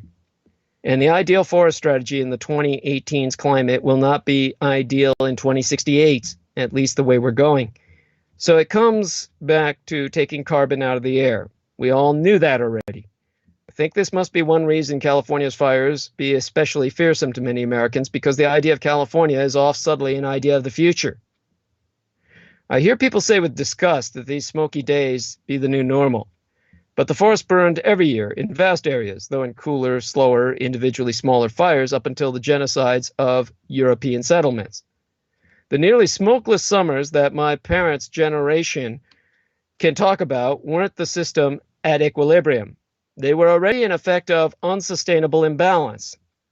The oldest Californians living can't remember the kind of forest we'll need for the future. If we don't want that kind of fire we have today, the kind that kills entire families, wipes out entire names from the Book of Register. If we don't want to cut down all the plants and be done with the unpredictability of non-human life, we'll still be left with fires, safer fires, but smoky fires. So there'll be some ash-tasting days in the happiest future I can imagine for California. The air will be chemically fairly similar to today's, but it'll smell different. For now, here in San Francisco, we're breathing the consequences of the 20th century and trying not to forget that this kind of air is ordinary for millions upon millions of people who live around coal power plants the world over. Coal be, of course, what Trump be trying to take us back to bring us back literally to the Stone Age of Black Rock, the black diamond burning coal. Now, on the midterm elections last week, it's entirely possible that for Americans who care about climate change, it was the best Tuesday since November 8th of the year before yesteryear, 2016. So how far is the United States now from passing sweeping climate legislation? That brings us to the new politics of climate change. The dust is settling on the 2018 midterms, and no plan to fight global warming has emerged unscathed. There were some elections last week in the United States. The results were pretty good for the climate concern. Democrats swept into the House of Representatives, winning nearly 40 seats in the chamber. For the first time since 2010, the chair of House Science Committee will affirm the reality of human-caused climate change. It was a fine Tuesday, in other words, for the day-to-day climate advocacy of the Democratic Party. And since Democrats also won a majority of state attorney general slots, it was an even better Tuesday for their power to fight Trump's climate agenda in court.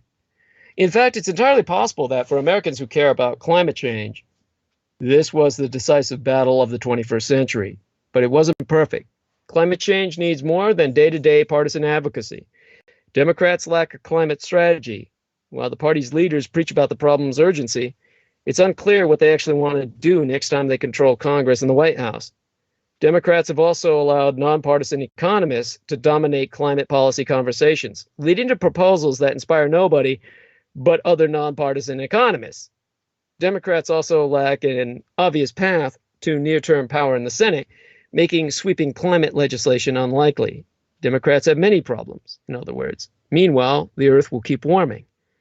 But Democrats are not the only ones flailing. In the wake of President Trump's victory, climate advocates across the political spectrum have cast about for a path forward, and they have assembled loosely into a few different teams. Each be built around what might be called a theory of change. If we only got everyone on board with this plan, then we could finally pass a big climate policy in the United States. These camps make up the climate battle that happens behind the scenes. Last Tuesday was only one election, encompassing thousands of candidates who had campaigned on issues that mostly weren't climate change. It would be laughably ridiculous to try to extract lasting takeaways for the climate movement from that range of specific, never-to-be-repeated contests. It would generate some flawed conclusions, might even be a fundamentally just sick or silly exercise. But I'm going to try it anyway. I've looked closely at climate advocates' theories of change to see which could claim vindication from the midterm results, and I'm not sure a single one emerged looking vastly stronger or more obviously correct than it did before. One theory be team bipartisan. One popular argument holds that climate change will only be solved by working across the aisle. This camp has long rallied against or around the Climate Solutions Caucus, a group of House members that stayed perfectly bipartisan by design. A Democrat could only join the group if he or she convinced a Republican to join too, and vice versa. Though committed to no particular policy, the caucus was affiliated with the Citizens Climate Lobby, a similarly nonpartisan association that calls for a carbon fee. The caucus has never passed legislation, but it seemed popular, and by last month it could boast 90 members. Yet in the election, it ameraged members and lost its co-founder. Carlos Curbelo, a moderate Republican from South Florida, helped establish the caucus 2 years ago. He also proposed a symbolic carbon tax bill this summer that, while criticized by many environmentalists, would have at least allowed the United States to meet its commitments under the Paris Agreement.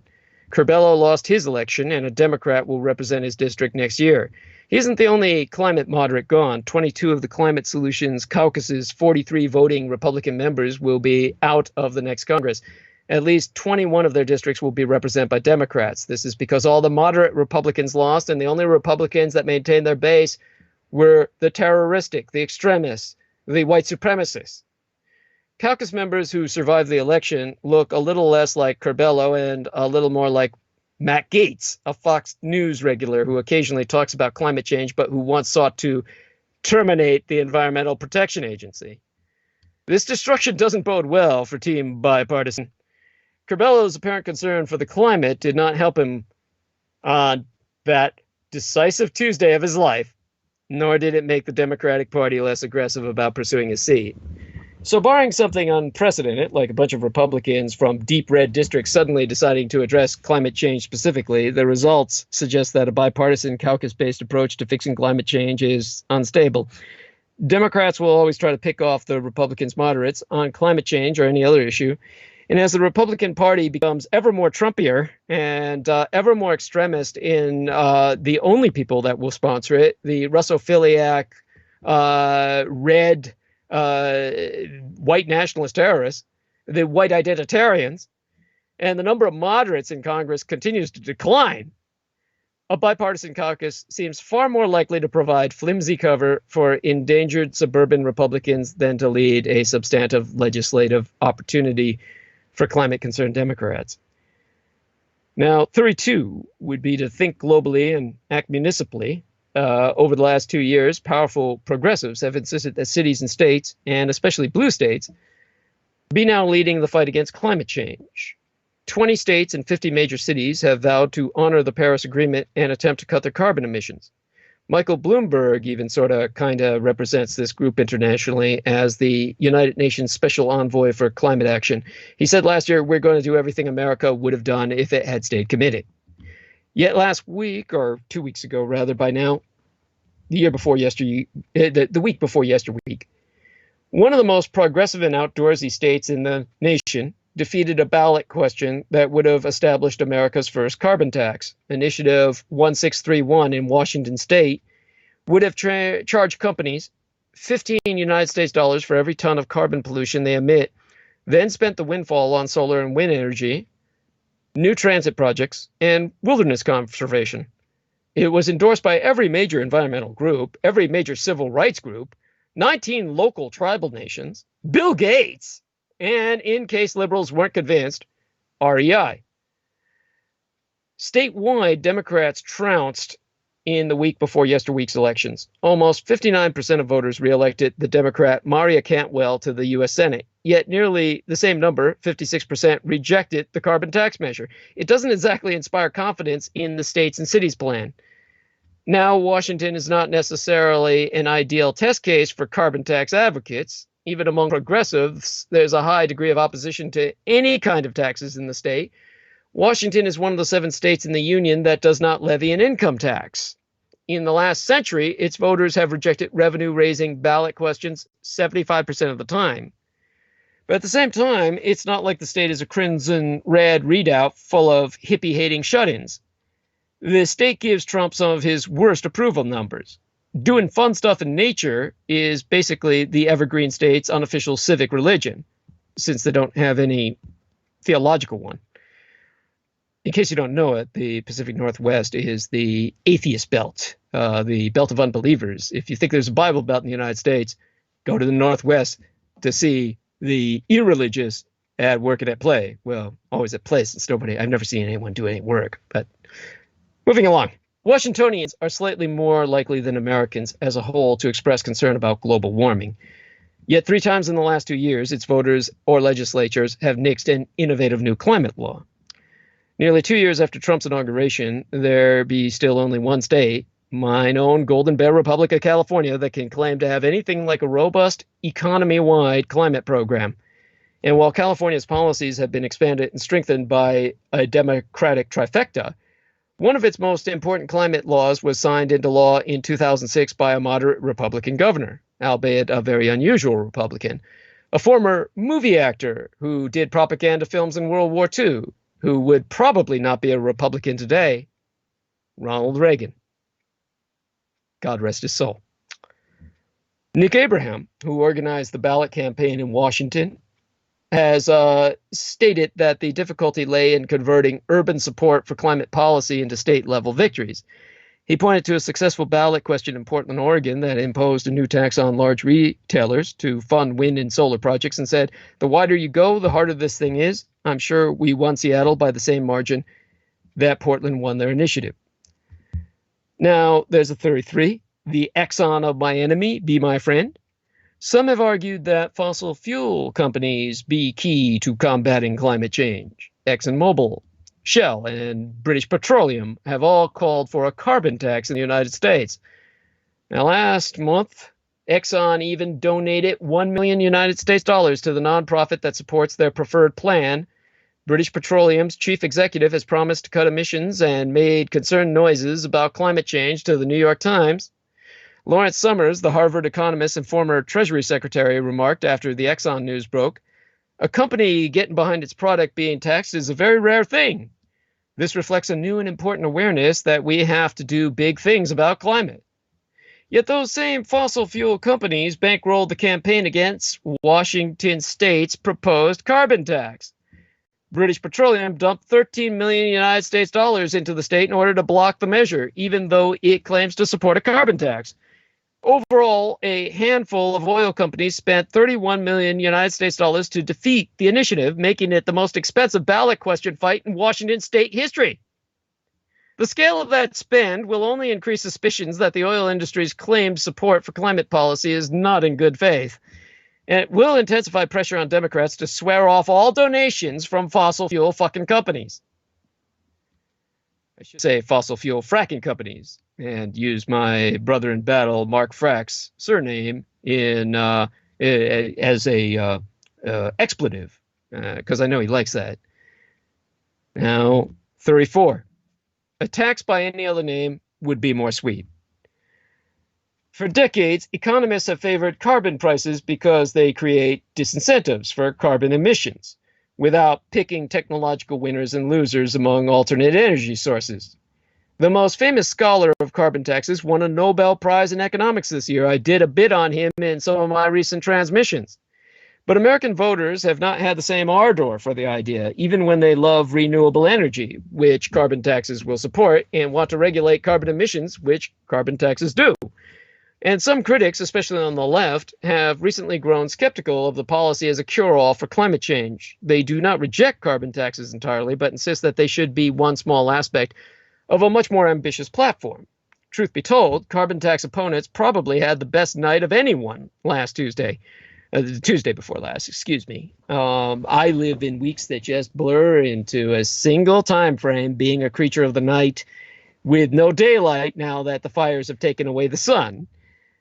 Well, at any rate, Americans seem to prefer climate kludges, policies that obviously help one technology or explicitly ban another. They want there to be winners and losers. Economists can lament all they want that these policies waste money compared to a carbon tax. For now, voters don't seem to care. In Nevada, voters passed a measure to require power companies to get half of their energy from renewables by 2050. In Florida, voters opted to ban all offshore drilling while simultaneously banning all indoor vaping. That's not a joke. I didn't make that up. That really fucking happened. Read, the Republican carbon tax be Republican. Say Republicans. Now, these policies were not victorious anywhere. A pro-renewables measure failed in Arizona after the state utility spent $54 million United States dollars to oppose it. Yet, at least for now, climate kludges seem to be more popular than carbon prices, and researchers are adapting. On the morning after the election, the Carnegie Mellon University energy economist Costa Samaras rattled off a long list of policies on Twitter that he implied would now take center stage in climate policy. They included new tax credits, loan guarantees, and subsidized purchase of electric vehicle fleets. He says it's suboptimal, but so are most sandwiches, and I still eat them. So where does all this lead? I suspect we already have a preview. Exactly 1 week after the election, nearly 200 activists held a demonstration at Nancy Pelosi's office on Capitol Hill. They called for House Democrats to begin generating a new Green Deal, a comprehensive strategy on climate change that would rival Medicare for All in its aspirational but policy-dense pithiness, meaning condensation. They demanded broad but oft easy-to-visualize goals, like generating 100% of United States electricity through renewable resources. They also demanded the full decarbonization and repair of transportation and infrastructure, as well as a massive investment in technology that can remove greenhouse gas from the air. Not once did they mention a carbon tax, a market-based solution that had once been the gold standard policy for an earlier generation of climate leaders like Al Gore. The era of proud climate kludging has begun. So there will be winners and losers in the battle for the air you breathe. Now, thanks to heavy partisan gerrymandering, lopsided electoral majorities in North Carolina, Ohio, and Wisconsin survived intact and red state after the midterm election. Georgia's Republican governor-elect Brian Kemp used his former position as Secretary of State to engage in extreme voter suppression, intimidation, and disinformation campaigns, ultimately leading to his razor-thin victory over Democrat Stacey Abrams. Republican voters would not call this a success. Just days gone, President Trump held a post-election news conference to claim a tremendous success for he and his party at the ballot box. A new University of Santa Cruz, Dornsife, Los Angeles Times poll shows that most of his supporters aren't even buying that bullshit. And as votes are still being counted or recounted in several states and districts, the picture for Democrats in the House of Representatives has only gotten better and bluer. That's part of the delayed gratification. Stacey Abrams, the African-American lady, of course, ended her bid but didn't quite concede. Stacey Abrams says she can't win in Georgia's governor's race and would challenge gross mismanagement of the elections. To quote as she, stoicism be a luxury and silence be a weapon for those who would quiet the voices of the people. That's what Abrams said Friday last week as she acknowledged that her bid to become governor of Georgia had fallen short. Democrat Stacey Abrams ended her challenge to Republican Brian Kemp in the Georgia governor's race on Friday, but pledged to fight the former Secretary of State's gross mismanagement of the elections with a federal lawsuit. Now, I could go into this as an example of the kind of injustice of the entire Republican-run electoral machine. We may go a bit into that in our transmission after next, just to finalize how little room for maneuver the Republicans have painted themselves into in their corner of red. Their red corner is basically a prison now. They have absolutely no room to expand. They are only going for the white male trash vote of uneducated country fuckers whose majority of sexual experiences is with their relations and their pets. But if you're confused about the recounts ongoing for the Senate and agricultural commissioner races in Florida and all that, first know that recounts, however painful, be a legitimate part of the electoral process, and it's rare that recounts reverse the initial result, though such reversals have happened. The ability to count votes has gotten better, the political rhetoric much worse. When Florida last had a high-profile disputed election, vote counters confronted a near hopeless task, staring at punch cards without clear rules to decide how to figure out a voter's intent. Both the rules and technology have improved, although problems clearly remain. The state no longer has hanging chads to worry about. The rhetoric and the political climate, however, that's gotten infinitely worse. And that long clout has met Trump's short fuse. Unlike the disputed presidential election of 2000, this year's midterm election was actually pretty routine. And we only have a few minutes to the top of the hour. Now, because, of course, I need to count on my fingers, we have 5 to 6, 6 to 7, 7 to 8, 8 to 9. I've done 4 hours, and I don't want to burden my man Pavel with a fifth.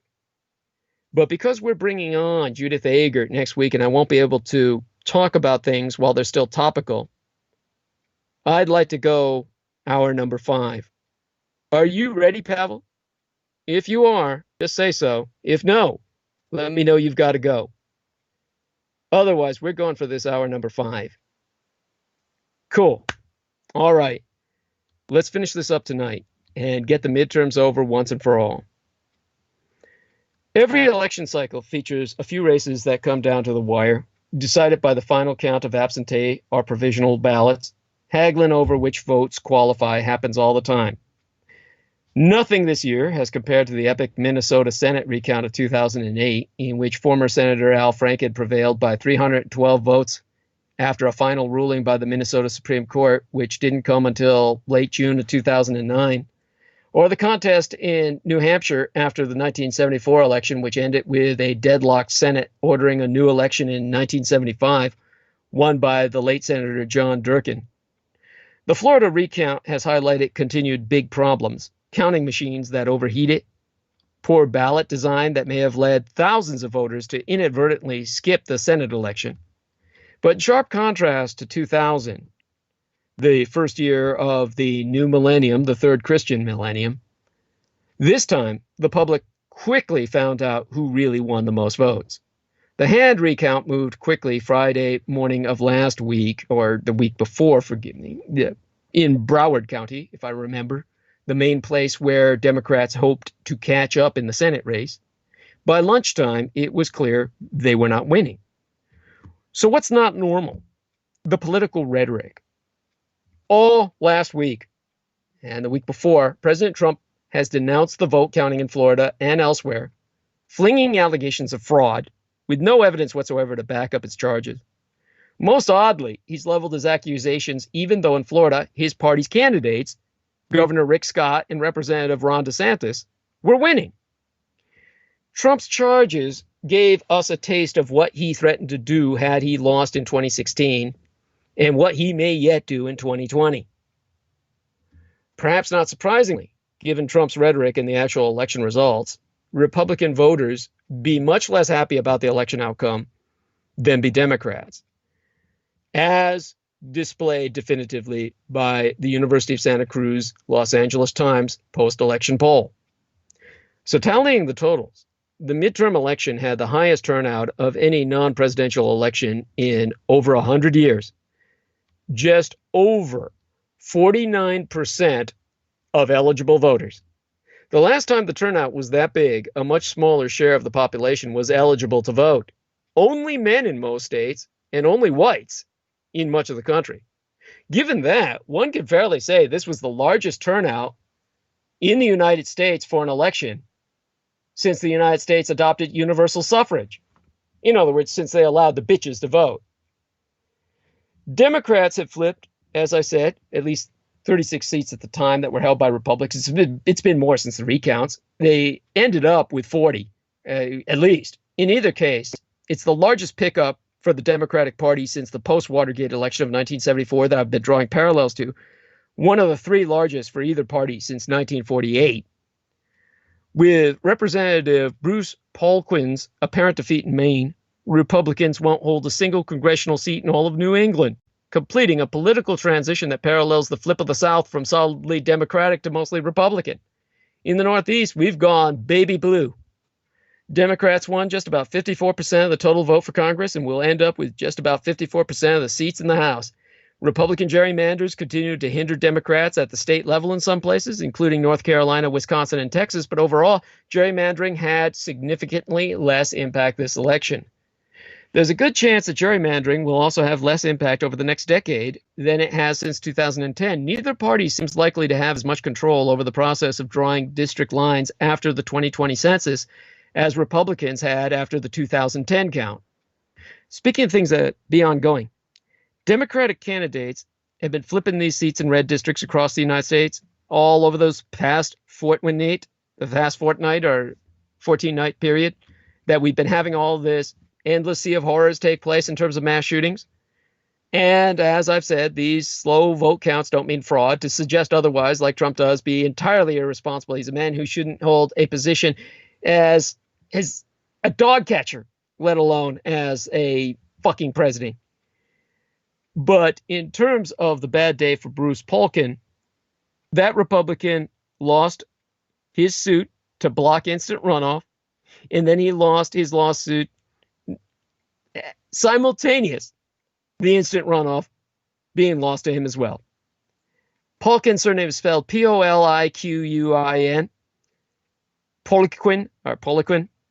The election officials in Maine tabulated the results of the country's first ever instant runoff for Congress Thursday last week, I believe, determining that Democrat Jared Golden defeated Republican Representative Bruce Poliquin by a narrow 50.5 to 49.5 margin after the second choice preferences of voters who cast ballots for two third-party candidates were taken into account. Poliquin had led 46.4 to 45.5 on the initial balloting, but 65% of those who voted for independents, Tiffany Bond and Will Hoare, elected to mark a second choice.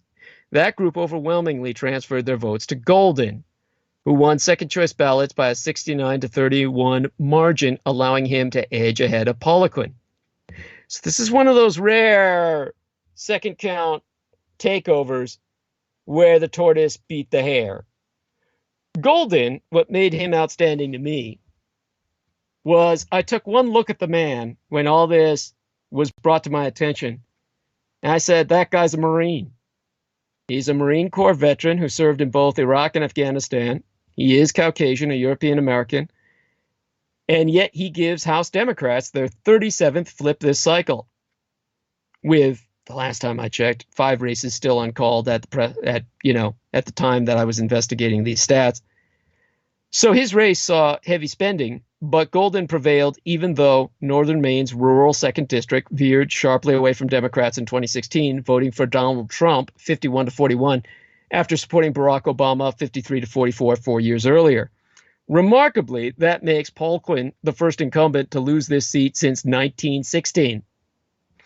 Of course, the soon-to-be ex-congressman was extremely bitter about this turn of events, even though Mainers twice voted to require runoffs in such races, and all candidates participated in this election knowing the system they'd be operating under. Nevertheless, Paul Quinn waited until after Election Day to file a lawsuit challenging the system. But just ahead of the tabulation last Thursday, the judge hearing the case, Lance Walker, sharply rejected Paul Quinn's request for a restraining order to block the instant runoff and declare himself the winner, saying, "That's undemocratic." Well, of course it's undemocratic. It's fucking Republican. Walker specifically noted that Paul Quinn's position would deprive all of Bond's and Hoare's voters of what they understood to be their right to be counted. That is, their right to be able to cast a second-choice ballot and have that tallied if their first-choice candidates were knocked out. Judge Walker concluded by saying that Paul Quinn's remedy does not lie with the courts, but would rather, it would be to petition the political branch to change the law. In other words, call your congressman, white boy. So Paul Quinn says he plans to forge ahead with his challenge regardless, but if legal norms hold up under rule of law, his odds of success look exceedingly poor. Of course, it's a big if nowadays, given the makeup of the Supreme Court, but it's worth noting that Judge Walker was a Trump appointee. So what we see happening here, and happy victory to the Marine. That's the first time you'll ever see me stand side by side with a white European-American Marine, Semper Fidelis. One election done, another starts. So my memo to Democrats pondering a presidential run, as I said, there's going to be many of them. The clock be already ticking. The 2020 presidential election campaign has already begun. Although no big-name Democrats have yet formally declared their intentions to run, over a dozen have plans in the works. The clock has started. With a very large field of candidates expected, experienced campaign aides and proven fundraisers will get snapped up quickly. Ohio Senator Sherrod Brown won his re-election, the only statewide Democrat to win in that important swing state. His victory immediately sparked talk about a presidential bid, and in an interview, he did nothing to discourage such talk. As for the Reds, what used to mean the communists, but now means the Republicans, under Russian President Vladimir Putin and his puppet Trump, turns out that the strategy of aligning themselves closely with Donald Trump is extraordinarily limiting. Let me provide the electoral evidence in this final hour. The midterm sent an unmistakable message to the Republicans. So long as the Republican Party stays loyal to President Trump, its prospects on the electoral map will be sharply restricted. In the midterms 2 weeks agone by now, a fortnight ago, after which we had countless mass shootings and multiple murders, the bill came due on the defining bet placed by congressional Republicans during the Donald Trump era. Led by House Speaker Paul Ryan and Senate Majority Leader Mitch McConnell, House and Senate Republicans made a strategic decision to lock arms around Trump over the past 2 years.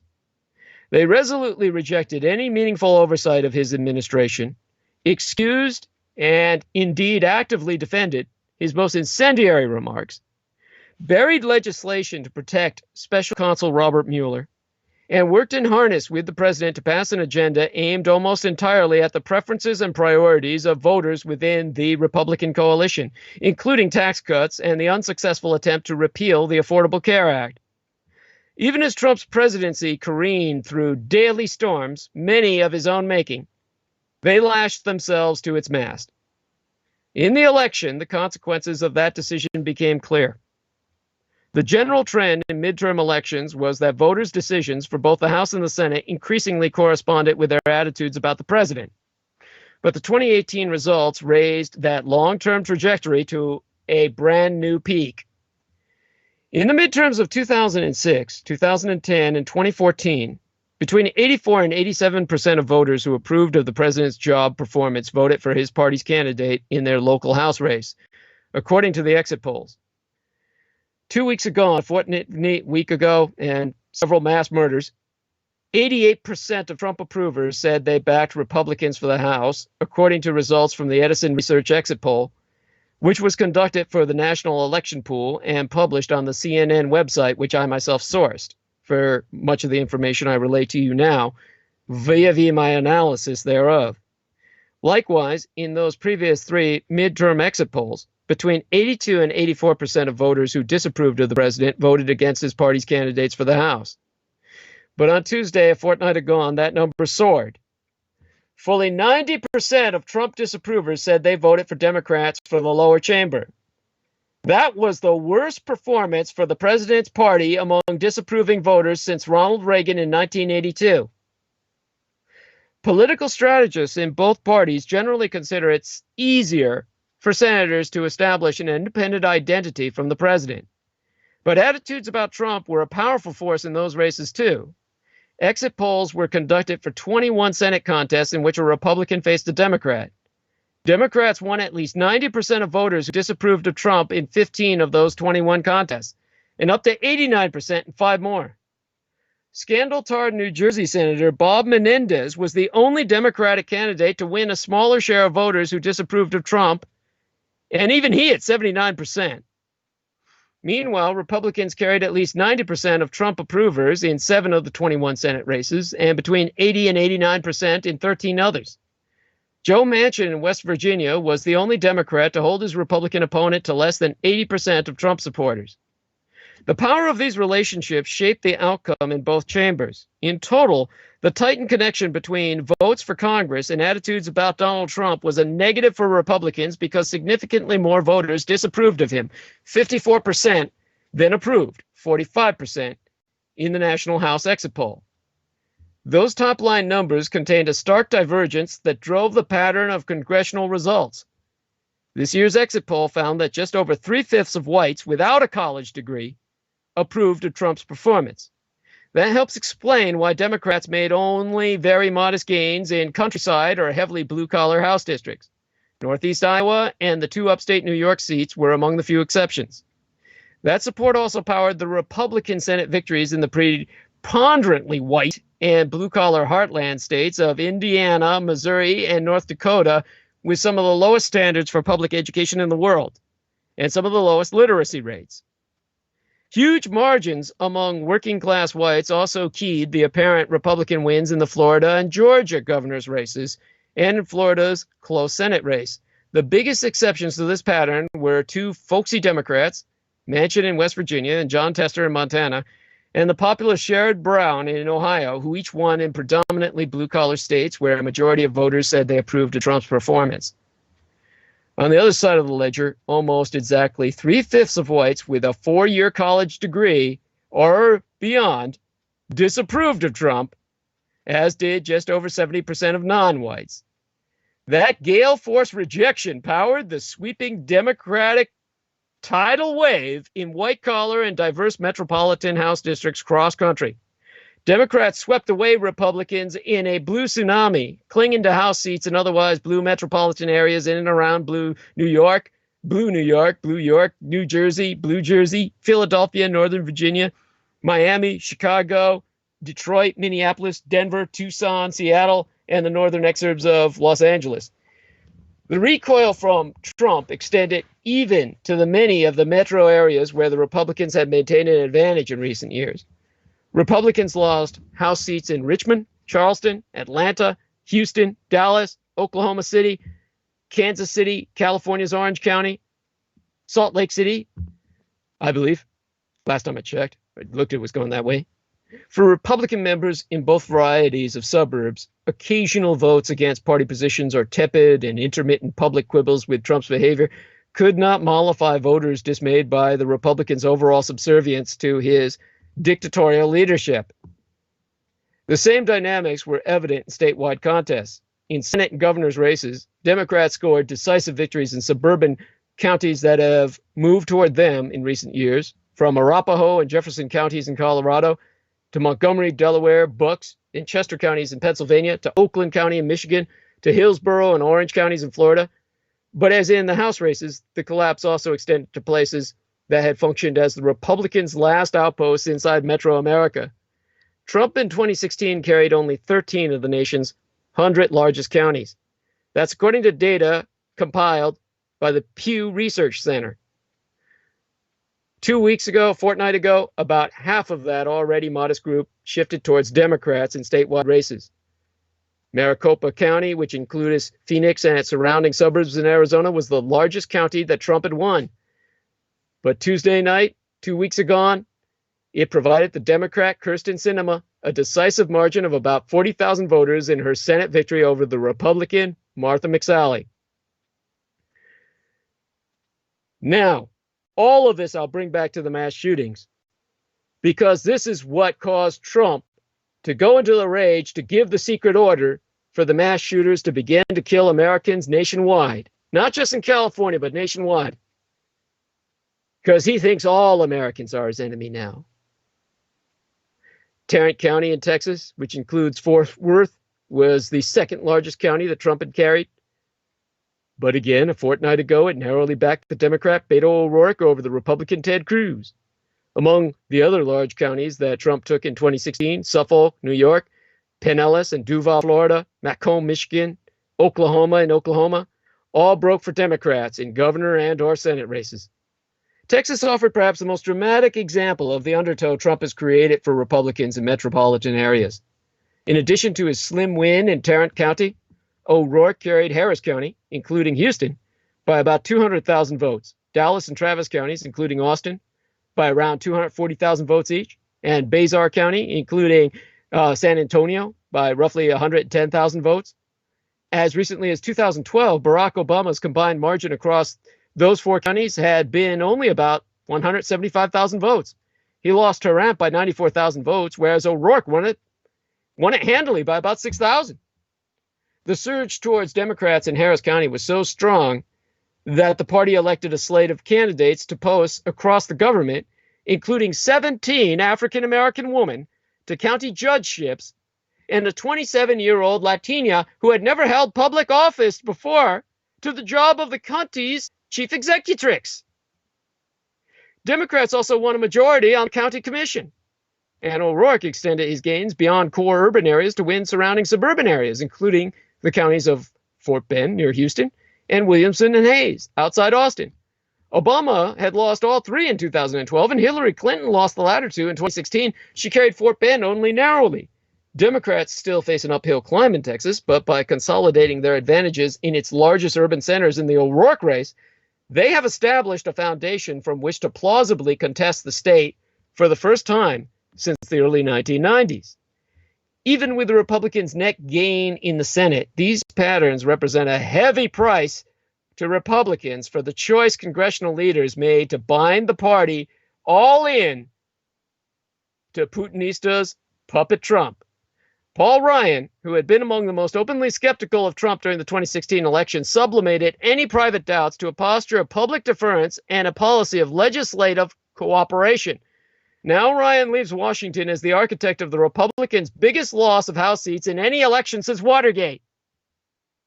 Kevin McCarthy, who House Republicans selected Wednesday of last week to replace Ryan as their leader, pressured his fellow California Republicans to stand with Trump on key votes. As of now, Republicans have already lost 4 of the California House seats. As the vote counts continue, they're highly likely to lose the 5th. I believe they did. Mimi Walters' seat in Orange County. Yes, they did lose that. And they surrendered the 6th. Now that I think of it, the open Orange County seat vacated by Ed Royce. Even a 7th loss for Representative David Valadao in Central Valley was realized. Though, after following McCarthy's lead, California Republicans will emerge from the midterm elections holding no more than 10, actually 7, now that I think of it, when I recalculate, of the state's 53 congressional seats. It appears no Republican will capture even 40% of the vote in any statewide California election either. Now California is effectively what they call supermajority, which means we're a one-party state. That's why we're suffering what we're suffering. Whereas nationwide, Republican losses cause the rest of you to suffer the shootings and murders and the executions you've been suffering from red insurgents known as Russophile Republicans. Now, these reversals don't mean Trump can't win in 2020. Midterm elections have not consistently predicted presidential results 2 years later. Big midterm losses for the president's party in 1958, 1966, the year I was born, 1974, 1978, 2006, did foreshadow a shift in control of the White House in the next presidential contest. But Dwight Eisenhower in 1954, Ronald Reagan in 1982, Bill Clinton in 1994, and Barack Obama in 2010 all recovered from significant losses in their first midterms to win re-election with margins that range from comfortable, as with Clinton and Obama, to overwhelming, as with Eisenhower and Reagan. In this election, Democrats demonstrated renewed strength by winning Senate and governor's races in the 3 Rust Belt states that keyed Trump's victory, Pennsylvania, Michigan, and Wisconsin. And they sent a clear message that Republicans in 2020 can't entirely count on the emerging Sun Belt battlegrounds of Georgia, Arizona, and Texas. North Carolina, where Republicans lead by about 80,000 ballots in the total House popular vote, also remains highly competitive, if leaning slightly towards red. But Trump be likely to be a much stronger competitor in the big 3 Midwestern states than the Republicans who were on the ballot a few weeks ago. And while Democrats don't necessarily need to win Ohio or Florida in 2020, that electoral result a fortnight ago offers us more reason for concern than optimism in those states, which have been the past quarter century's most fiercely contested swing states. Ohio, at the least, is unlikely to again draw the huge investment of time and money from Democrats that it has in the past. Well, whatever augurs for Trump's own chances, the 2018 results underscored how he has truncated the opportunities for congressional Republicans. In other words, he's castrated them. So long as the party is defined by his racially infused white nationalism, it'll be a strong competitor in states and House districts dominated only by old, elderly, dying, palliative care, hospice-dwelling, blue-collar, and evangelical, uneducated voters, the majority of whom can neither read nor write. That's not a cut. That's a fact. At the same time, the Republican Party seems guaranteed to struggle in suburban areas. It'll also face growing challenges in Sun Belt states from Democrats who can mobilize an urbanized coalition of millennials, minorities, and college-educated whites. Because anyone who's educated realizes you can't be Republican. The two do not mix. This year, those voters elected to the Senate Cinema in Arizona and Jackie Rosen in Nevada. And those voters also allowed O'Rourke in Texas and Stacey Abrams in the Georgia governor's race to run more competitively than any Democrat had in those states for decades. That same formula in 2020 could threaten Republican Senate seats in Colorado, North Carolina, Arizona, and yes, even Texas. Over the past 2 years, Republicans up and down the ballot could have tried to establish an identity divorce from Trump.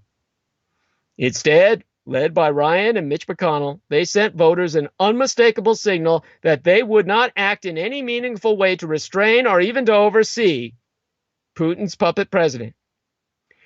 In 2018, voters in turn sent Republicans an equally unmistakable signal that their fate is now inextricably bound to the insane, corrupt, and increasingly volatile president they have embraced as their dictatorial leader.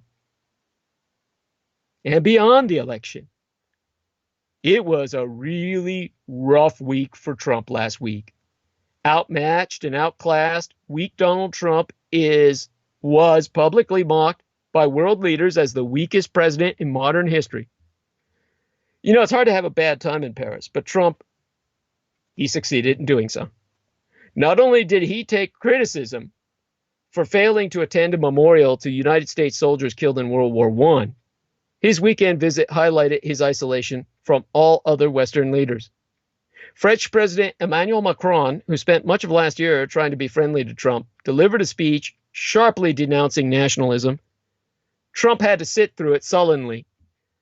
Donald Trump didn't have the stamina, the will, the dignity, or the class to attend a World War I memorial ceremony in France with world leaders over that weekend, citing rain as an excuse. Donald Trump also opted not to attend numerous high-visibility events. Of course, other world leaders did attend the solemn memorial, and as was seen by photographs the world over, there didn't appear to be any rain in sight as they honored the fallen soldiers of World War I. The criticism was worldwide, and back in the United States, Trump must have been feeling the heat because days after returning, he actually offered a new excuse. Donald Trump tweeted. Trump's now deleted tweet, yet another embarrassment. He had to delete that tweet and send out a new one because he misspelled the word cemetery, saying, I could visit the cemetery because, I really forget what the fuck he said. It was something like I was a bad hair day or something. I'm not shitting you. It was something like that. It was that stupid. So bad, he had to take it down. By the way, strange, the rest of the world's leaders were able to make the trip, whatever the condition of their hair. And the media didn't offer the rain excuse. The Trump administration said that was the reason for his absence. Once they were back in Paris, world leaders gathered to march shoulder to shoulder in the rain, and when it did start to rain, to the Arc de Triomphe for another ceremony, but Trump couldn't be bothered, hanging back in his guest room at the United States ambassador's residence. In truth, French President Emmanuel Macron took aim at Donald Trump's recent message of white nationalism in a speech to world leaders, with Donald Trump sitting right in front of him. Macron said, patriotism is the exact opposite of nationalism. Nationalism is a betrayal of patriotism. Now, by the way, I have to clarify this. I, of course, define patriotism as a negative because of its historical connotations. It should be taken as such. But because I used to call myself a nationalist to show I wasn't a patriot, because all of the white trash pieces of shit in this sewer of white shit called the alternative right kept calling themselves patriots, I was calling myself a nationalist. Once I exposed that patriot means fatherfucker from the old days of Latin and was used as an excuse or a pejorative in the Roman Empire, a debasement that would lead to a deadly blade fight, then the guys who called themselves patriots began to call themselves nationalists, ripping off what I had identified myself as. So now I've got to redefine nationalism and patriotism, and what I think I'll do is hijack them, and I'm going to co-opt the phrase identitarian. So my identity be Confucianist, my identity, of course, be a human being within a world of nation states, a transnationalist, in the sense that people would claim George Soros is, because America can define itself as a transnational empire. Therefore, since I'm stranded here, this is the best place to establish that, Star Trek franchise style, as outlined by Gene Roddenberry, as opposed to the fishbelly white cracker barrel of Caucasians that the alternative right white nationalists present themselves as. So it's amidst all this confusion and this theft and counter-theft and the seizure and counter-seizure of terminology that you take it for what it's worth. French President Emmanuel Macron said, patriotism be the exact opposite of nationalism. Nationalism be a betrayal of patriotism. By saying our interests first, who cares about the others? We erase what a nation holds dearest, what gives it life, what makes it great, and what be essential, its moral values. That's the message to take away. The terminology be damned. Though, we'll see how far I go with the identitarian hijacking of the white supremacist term. It, of course, was the reason that Donald Trump skipped the ceremony, because his ego was so bruised by that public rebuke. Because Donald Trump is a weak, weak man, and an even weaker president. He's quite simply outmatched and outclassed anytime he interacts with actual world leaders. And we all know it. And they all know it. Missing the cemetery visit in Paris established a pattern. Back in the United States, Donald Trump decided not to drive across the bridge from Washington, District of Columbia to Arlington National Cemetery to honor America's fallen servicemen and women on Veterans Day. He didn't lay a wreath at the tomb of the unknown soldier, as every American president before him has done throughout our 200 more years of history.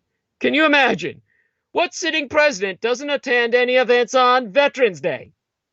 Arlington National Cemetery is a mere 6 goddamn miles from the White House. You could walk it. Aides say Trump was in a dark mood, lashing out at staff, obsessing about the Russia investigation, retreating from traditional presidential duties and responsibilities. Trump's rages led to the mass murder of people all over the United States that I've been describing by red Republican gunzels cut loose to terrorize the taxpaying American electorate that had dared to vote blue. And yet Trump's rages are the case for optimism. There'd be no underestimating the damage Trump has done and will continue to do. But last week, a reason for hope emerged most powerfully. And 2 weeks ago, that reason was the ballot box. But internationally, President Trump being exposed as the emperor without clothes made the world realize that civil war in America will bring forth a true American Caesar. Because unlike the Americans, when it came to visiting Arlington National Cemetery on Veterans Day, the French were there. And they did some magnifique trolling on Twitter. The French embassy in the United States at France in the U.S. tweeted, "Yesterday we participated in a ceremony at Arlington National to honor the sacrifices of soldiers during World War I by laying a wreath on the tomb of the unknown soldier on Veterans Day." Now, I say that tweet all this time just to finally be able to voice it now that we're going for a 5th hour to remediate for what we won't have the time to discuss when we have Judith as a guest with us, God willing. It has taken Donald Trump only 2 years to alienate our most favored allies. We can all laugh at his missteps. We can be angry at his patriotism, nationalism, white identitarianism, whatever the fuck you call it. His Putinista puppetry. His white supremacy. It's really what it is. But in truth, we should all be worried about the danger his ego and incompetence puts us in every single goddamn day. We have to fire him in 2020 and restore American dignity and relationships around the world. It's just that simple. Trump also skipped a visit to the border to visit the troops he sent there, ostensibly to guard against illegal immigrants fleeing the firearms violence generated by American-manufactured guns. Defense Secretary James N. Mattis did go, and as was later written in the dissemination of mass media information, told the service members that their mission is somewhat to be determined, meaning, I don't know what the fuck you're doing here, and neither do you. Trump also endorsed a bipartisan criminal justice reform bill. The proposal, as would reduce mandatory sentences and provide relief for thousands of people currently serving long sentences for convictions involving crack cocaine. Former Attorney General Jeff Sessions opposed the bill, while Trump's son-in-law, Jared Kushner, has pushed it.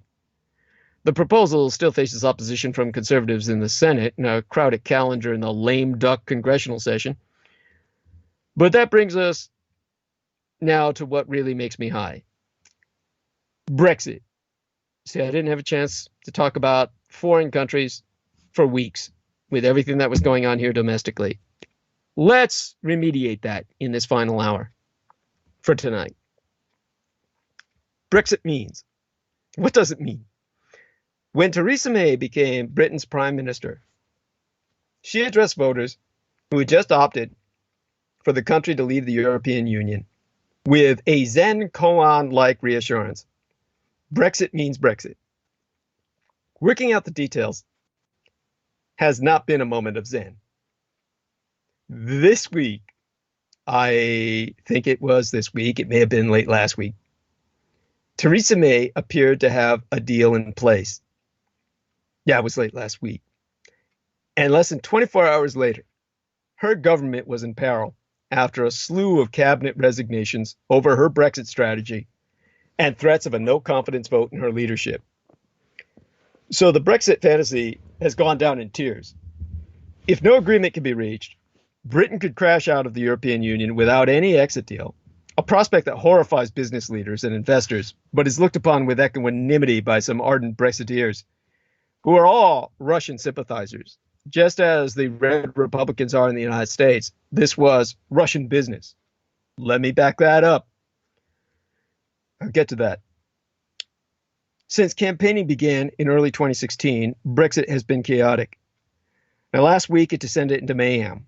An agreement on the terms of the United Kingdom's divorce from the European Union has blown up an unsteady truce among British officials charged with negotiating the departure. Around the same time, Italy's populist government, and again, I hate that term, it's a misuse of the term populist, is elitist. Not populist at all. Populist would be blue democracy, not red state elitism. Italy's elitist government provoked the European Union's ire by sticking to a budget that breaks the bloc's spending rules. And then, of course, there was Donald Trump, perpetually unpredictable in his presidency. Amid such stiff competition, what made Brexit particularly destabilizing was that there appeared to be few checks to stop a full-blown catastrophe. In the United States, the midterm elections proved to be one check on Trump. A divided Congress will serve as an obstruction to some of his most incendiary policies. Italy's plan to run large deficits creates a headache for Brussels, the capital of the European Union, but the EU can serve as an institutional check and take the extreme step of enforcing fines and other penalties on the Roma for its spendthrift ways. At this stage, the only thing capable of averting Brexit from its most destructive form are the financial markets, which we have seen take a major dive. The undoing of Brexit is made technically difficult as both main parties overwhelmingly voted to begin the process, and the party with the power to call another general election or second referendum simply won't. The collective power of traders has long been used to punish policymakers for misguided policies. After an immediate post-referendum tumble, traders have been mostly clinging to the belief that the dreaded no-deal Brexit will be avoided when the split becomes official at the end of March. They're braced for a white-knuckle ride in the meantime. Prime Minister Theresa May could be ejected by rebels within her own party.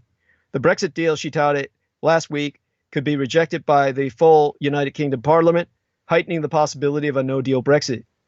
Such recklessness could be brought to heel by financial markets, especially if the selling that has pushed down the pound sterling seeps into government bonds. However, if Brexit's true believers be motivated purely by ideology, then the markets and the economy don't fucking matter. Politics makes economics, not the other way around. A large portion of British politicians live in fear of disappointing their Brexit-supporting constituents, the white trash pieces of shit who worship Mother Russia. If the government engages in a game of chicken with financial markets, both sides are sure to lose. Now, what makes this important to me? The new evidence of Steve Bannon's role in Brexit. New evidence has emerged of Steve Bannon and Cambridge Analytica's role in Brexit. The Trump strategist and controversial big data company communicated about raising United States funds for Brexit in 2015. That long ago, they were working with motherfucking Russia to bring down the United Kingdom and the United States. And new evidence has emerged of Steve Bannon and Cambridge Analytica's role. The possibility that Brexit in the Trump campaign relied on some of the same advisors to further far-right nationalist campaigns has set off alarm bells on both sides of the Atlantic. For 2 years, observers have speculated that the June 2016 Brexit campaign in the United Kingdom served as a petri dish for Donald Trump's presidential campaign in the United States. Now there be solid evidence it did so. Newly surfaced emails show that former Trump advisor Steve Bannon and Cambridge Analytica, the big data company that he worked for at the time, were simultaneously incubating both nationalist political movements in 2015 under direct sponsorship of Vladimir Putin. Emma Bryant, an academic expert on disinformation at George Washington University, has unearthed new emails that appear to reveal the earliest documented role played by Bannon in Brexit. Bannon and Brexit. Bannon and Brexit. There you go. I signify and slur my terms based on the phoneticization when I start talking Chinese in my subconscious mind, which my thoughts run in, and I have to translate them to English. The emails, which date back to October of 2015, show that Bannon, who was then the vice president of Cambridge Analytica, an American firm largely owned by the United States hedge fund billionaire Robert Mercer, was in a loop on discussions taking place at the time between his companies and leaders of the Leave.EU, a far-right nationalist organization sponsored by motherfucking Russia. The following month, Leave.EU publicly launched a campaign aimed at convincing British voters to support a referendum in favor of exiting the European Union. The United Kingdom narrowly voted for the so-called Brexit in June 2016. The tumultuous fallout has roiled the United Kingdom ever since, threatening the government of the Conservative Prime Minister, Theresa May. Bannon, of course, has never admitted to his crimes, but his name and private email address appear on the chain of 3 emails in October of 2015 between Brittany Kaiser, the director of program development at Cambridge Analytica, and Aaron Banks, who headed the Leave.EU campaign and referred to himself in the title of his memoir as one of the bad boys of Brexit. Banks, of course, has never responded to the surfacing of these emails as evidence against him in his crimes. They were first published Saturday of last week by the British website Open Democracy. The precise role played by foreign entities in promoting and funding Brexit has been clouded in mystery and controversy. British law forbids foreign contributions to its political campaigns, just as United States law bars foreign campaign contributions. The laws are designed to prevent international manipulation of domestic affairs.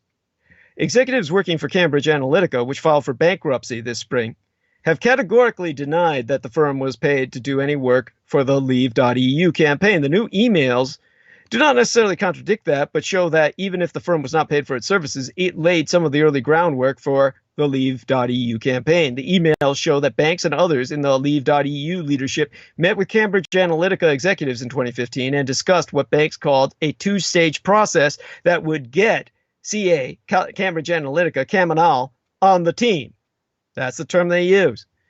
So in an email dated October 24th, 2015, the day after my late and sated father's own birthday, Banks also discussed tasking Cambridge Analytica with helping him raise funds throughout the United States for the Leave.EU campaign. In a note to the Cambridge Analytica executives with whom he had met, Banks wrote, "It's clear that major donors be sitting on the fence, but we aim to do something about that." Banks returns to the topic later in the note, adding, "We would like CA to come up with a strategy for fundraising in the States and engaging companies and special interest groups that might be affected by TTIP, the pending Transatlantic Trade and Investment Partnership." Now, Banks didn't address the illegality of direct foreign contributions, but suggested a strategy that might circumvent the letter of the campaign finance laws, if not their intent. This all goes back to the bribery at an international scale. Only in this case, it's the Russians bribing local officials, as opposed to Americans preventing corporations from doing so. See, Banks suggested enlisting Cambridge Analytica's help in reaching out to the Americans with family ties in the United Kingdom, evidently by targeting Americans with British relatives. The hope was that they could avoid campaign finance law violations. He suggested that Cambridge Analytica, which boasted of having access to 230 million Americans' voter registration data provided them by Mark Zuckerberg from Facebook, as well as other personal information, could be solicited to raise money and create SM, that's social media, not sadomasochist activity. Well, it's sadomasochist too, but it's social media.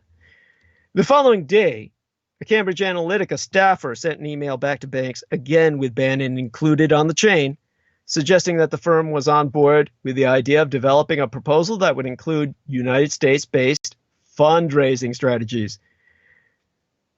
Whether foreign funds secretly supported the Brexit movement has become the focus of intense speculation and investigation in the United Kingdom. The British probes, in many respects, are parallel to the Robert Mueller investigation of probable Russian support for Trump's 2016 campaign. Banks has drawn particular scrutiny because his business spent some £9 million supporting the Brexit campaign, making him the nation's that nation's single largest political campaign donor by far, despite questions about whether he had the personal wealth to contribute that much on his own. Banks has insisted that his contributions were legal and that foreign sources, including Russia, contributed no funds. But multiple British agencies have launched inquiries, including a criminal investigation into Banks' role by the National Crime Agency, the United Kingdom's equivalent to the FBI. Brittany Kaiser, the former executive of Cambridge Analytica, whose name appears on the new emails, has since become something of a whistleblower, exposing the company's role in the Brexit campaign to the press. When she was reached through a spokeswoman, she declined to comment. While the email chain includes Bannon, there be no solid evidence that he read or commented on the exchange between the Leave.eu leaders and the Cambridge Analytica executives. In the fall of 2015, Bannon was busy setting up a new office for Cambridge Analytica in Alexandria, Virginia, just across the Potomac River from Washington District of Columbia, and pitching the firm's services to Republican candidates, inclusive Donald Trump. The firm initially worked for Ted Cruz's presidential campaign, but when Trump won the Republican nomination, the Mercer family, which had financially supported Trump's presidential bid, insisted that Trump be put Bannon in charge of the campaign and bring in Cambridge Analytica, in which the family was heavily invested as well. So essentially a wealthy family, not a corporation, mind you, a wealthy individual bought the presidency. Executives at Cambridge Analytica, they claimed that they had access to unprecedented quantities of advanced psychographic data that used to be used by Michael Aquino. He used the term psychography at the mass level to control mass man through his mass mind. This kind of technology was provided through the National Security Agency by Michael Aquino to Cambridge Analytica. That's how they had access to this unprecedented quantity of advanced psychographic data that enabled the Trump campaign to micro-target its pitch to voters.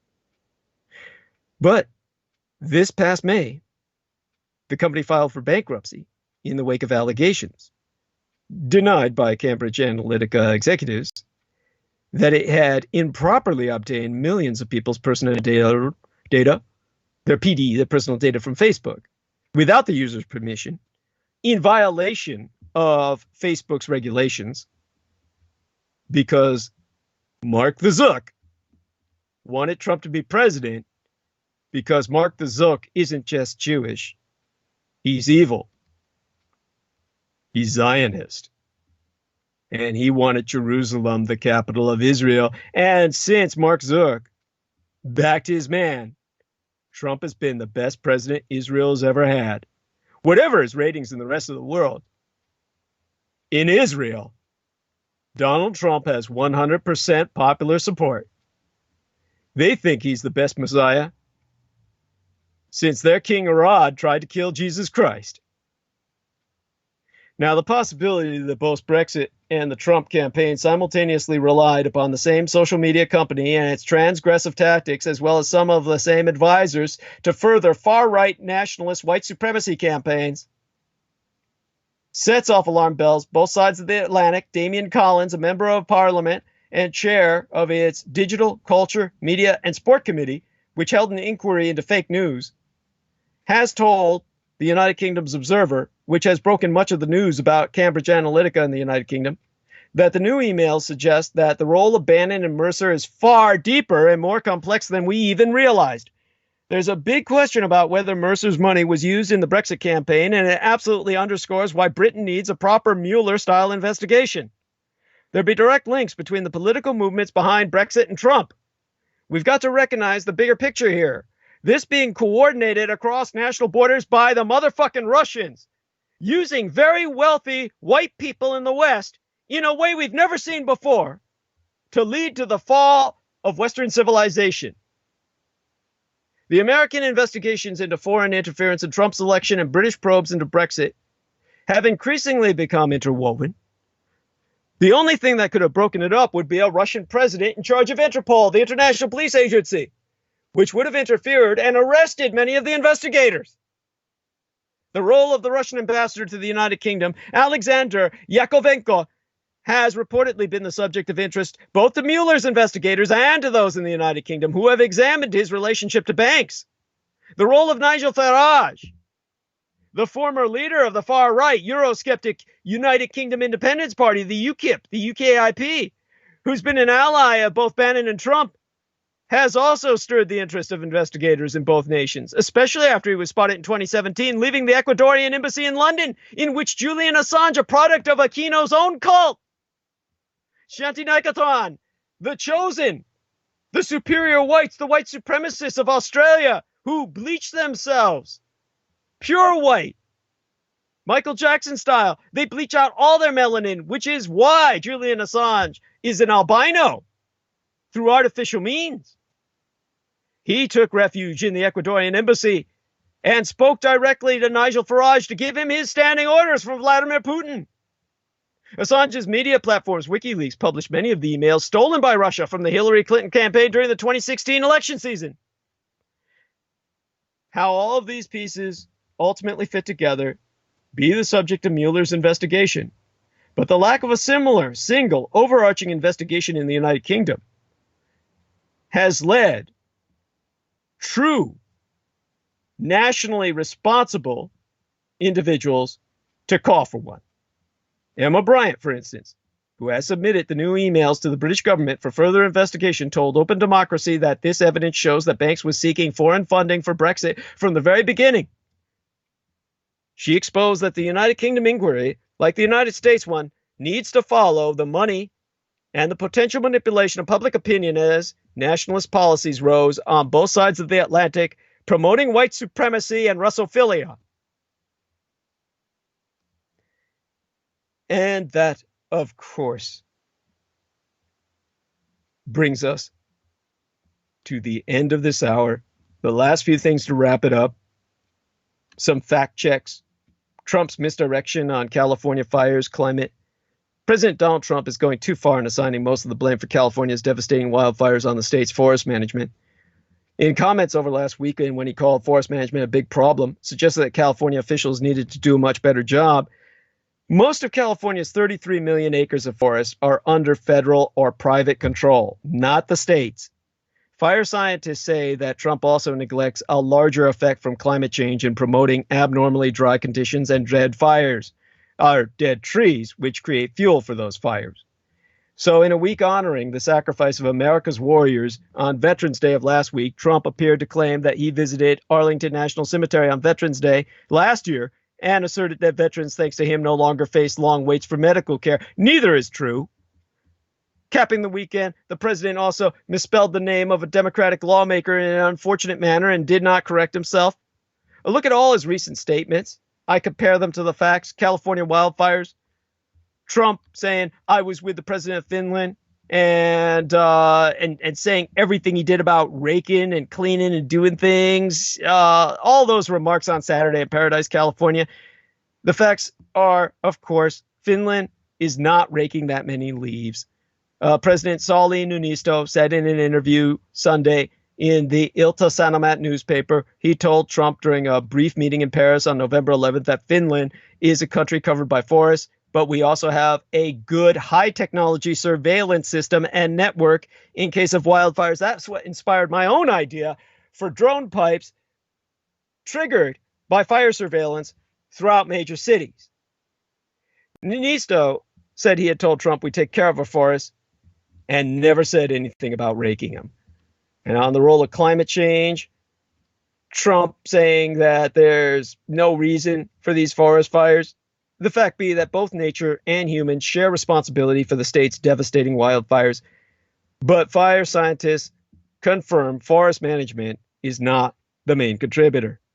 Nature provides the dangerous winds that have whipped the fires, and human-caused climate change over the long haul is killing and drying the shrubs and trees that provide the fuel. That's not to say California is blameless. Urban development encroaching on wild lands also be a factor. But about 19 million, or 57% of California's 33 million acres of forest are managed and outright owned by the fucking federal government. Per the University of California, which I consulted with to confirm this, Donald Trump is the manager of our goddamn forest. That's why it's been so easy for his arsonists to trigger these wildfires. Now, I was going to talk about the ̔H뾱ⁱ. We didn't have time tonight. We may talk about them when we have Judith with us. We may not. Depends on how open she is to the paranormal. If not, I'll cover them. I swear, unless, of course, we have a number of other decisive, pivotal events take place. I promise to cover the ̔H뾱ᵉ next Wednesday. Now, the wildfire that incinerated the Northern California town of Paradise and surrounding areas, the single deadliest such blaze in California history, the other major fire in Southern California, burned through shrubland, not forest. It's not about forest management. These aren't forests. The dean of the University of Michigan's Environmental School, Jonathan Overpeck, said Western fires are getting bigger and more severe. He says it's much less due to bad management and is instead the result of our baking our forests, woodlands, and grasslands with ever-worsening climate change. Wildfires have become more devastating because of the extreme weather swings from global warming. This is per fire scientists, not climatologists. The average number of United States acres burned by wildfires has doubled from 30 years ago. California has also been in drought for all but a few years of the 21st fucking century and is now experiencing its longest drought, which began on December 27th of 2011, the very year my late and sainted father died. And it's lasted 358 weeks, according to the United States Drought Monitor, a federal agency. Nearly 2/3 of my golden state is abnormally dry. The first 9 months of the year have been the fourth warmest on record in California, and this past summer was the second hottest on record in this state. Because of that, there's 130 million dead trees, which provide as fuel for fires. And finally, of course, on the midterm elections, when Trump said, we, meaning his red Republicans, picked up 2 seats in the Senate, we went from 51 to 49 to 53 to 47. The facts aren't so. He's presuming Republican Senator Cindy Hyde-Smith would defeat Democratic Mike Espy in the runoff election, November 27th. Espy won, if I remember correctly. Republicans would have picked up only 1 seat and had a 52 to 48 edge left. It's 53 to 47 if she won. So you've got this individual not only lying, he's totally unaware of civics or the civic government, which is the presumed administrator thereof. So what we've got with his Russia investigation and his denials, Trump saying, so funny to see little Adam Schitt instead of shift. He spelled it shit, S-C-H-I-T-T. That's the unfortunate misspelling I referred to of the Democrat from California. Talking about the fact, Trump said, so funny to see little Adam Schitt talking about the fact that acting Attorney General Matt Whitaker was not approved by the Senate, but not mentioning the fact that Bob Mueller, who's highly conflicted, was not approved by the Senate. Now, the facts are the correct name of Democratic lawmaker from California be Adam Schiff, S-C-H-I-F-F, not shit with 2 T's. And Mueller's appointment to lead the investigation into the 2016 electoral interference by motherfucking Russia and all the ties between Moscow and Trump's campaign based on bribery that we have instituted laws to basically put him into prison with was not put to the Senate because special counsels be appointed by the Justice Department. That means Mueller's appointment be not in legal dispute. It's legally indisputable. Critics contend Trump illegally sidestepped procedure by appointing Whitaker over Deputy Attorney General Rod Rosenstein, who's been confirmed by the Senate. That's disputable. Indeed, Trump sidestepping procedure and appointing Whitaker directly to try and fire Rob Rosenstein and thereafter Mueller, that's unconstitutional. So, go on. Trump on special counsel Robert Mueller and his team conducting the Russia investigation says in one of his tweets, these be angry people, including the highly conflicted Bob Mueller, who worked for Obama for 8 years. The facts be that Mueller is a longtime Republican. He was chosen to lead the FBI by Republican President George W. Bush in 2001. Democratic President Barack Hussein Obama kept him on the job, and Mueller left in September 2013 after 6 years under Obama. About veterans, Trump on his decision not to visit Arlington National Cemetery last week to commemorate Veterans Day. He says, in retrospect, I should have, and I did last year, and I will virtually every year. But we had come in very late at night, and I had just left literally the American Cemetery in Paris, and I really probably assumed that it was fine. And I was extremely busy because of affairs of state, doing other things. He said that in his interview with his puppet propaganda ministry, Fox News Sunday. The facts are that while Trump has visited Arlington National Cemetery twice during his presidency on Memorial Day, he did not do so last year on Veterans Day. He was in Asia at the time. So he's getting as bad as I am. Maybe he's using better drugs. Now, Trump also says, in June, I proudly signed into law the most significant VA reform for the Veterans Administration in half a century, called Veterans Choice. Now, if a veteran cannot get the treatment they need from the VA in a timely manner, they can see a private doctor. They don't have to wait 12 days or 20 days. There be no more waiting lines. That was his remarks at a veterans event on Thursday last week. The facts be, he continues to spread a misleading claim about veterans now receiving immediate medical care because of his improvements. In fact, the care provided under the Veterans Choice Program be nowhere near as instantaneous as Trump suggests, nor will it necessarily be the biggest overhaul at the Department of Veterans Affairs in decades. Trump signed legislation in June to expand the private sector choice program, which was first approved in 2014 during the Obama administration after a scandal at the Phoenix, Arizona Veterans Administration Medical Center, in which some veterans died while waiting months for appointments. The current choice program allows veterans to see doctors outside the VA system if they must wait over 30 days for an appointment, not 12 days or 20 days. But many are waiting much longer than the program prescribes anyway. How much choice will be expanded under his law will depend on yet to be completed regulations that will determine eligibility for veterans as well as available money for the program. The VA has yet to resolve long-term financing due to congressional budget caps that could put money for the VA or other domestic programs at risk of shortfalls next year.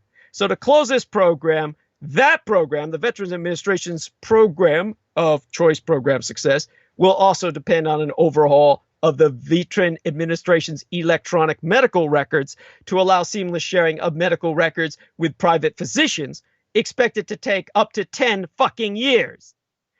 Meanwhile, the current choice program isn't always timely. A report released this year by Government Accountability Office, the GAO, found that despite the choice program's guarantee of providing an appointment within 30 days, veterans have rated an average of 51 days to 64 fucking days, most of them dying during wait. Well, that takes care of that problem. All right. You know, there's veteran unemployment. He claims is at its lowest level and it's going to get better. I mean, honest, I could go on and on. It's just, I'm left with closing this simply because I don't want to keep our man going for another hour, which I could easily be tempted to take up. I'll answer some more of these questions about these various subjects in the near future. We'll probably bring up some of them up with our dear Judith Ager when she's on with us next. I'm going to be practicing with Judith Ager and Pavel Edwards some private Skypes just to do some tests. My love to you all, and to all, blessed night. Remember, Native American, First Nations, Holocaust Memorial Day. It's a day of mourning for the original peoples. Respect that while you enjoy your time with your relatives, as I respect the need for relatives to come together. And for God's sake, tell them that you love them. They could die any day when Trump is outraged and gives another order for mass murder to blanket the United States. Good night.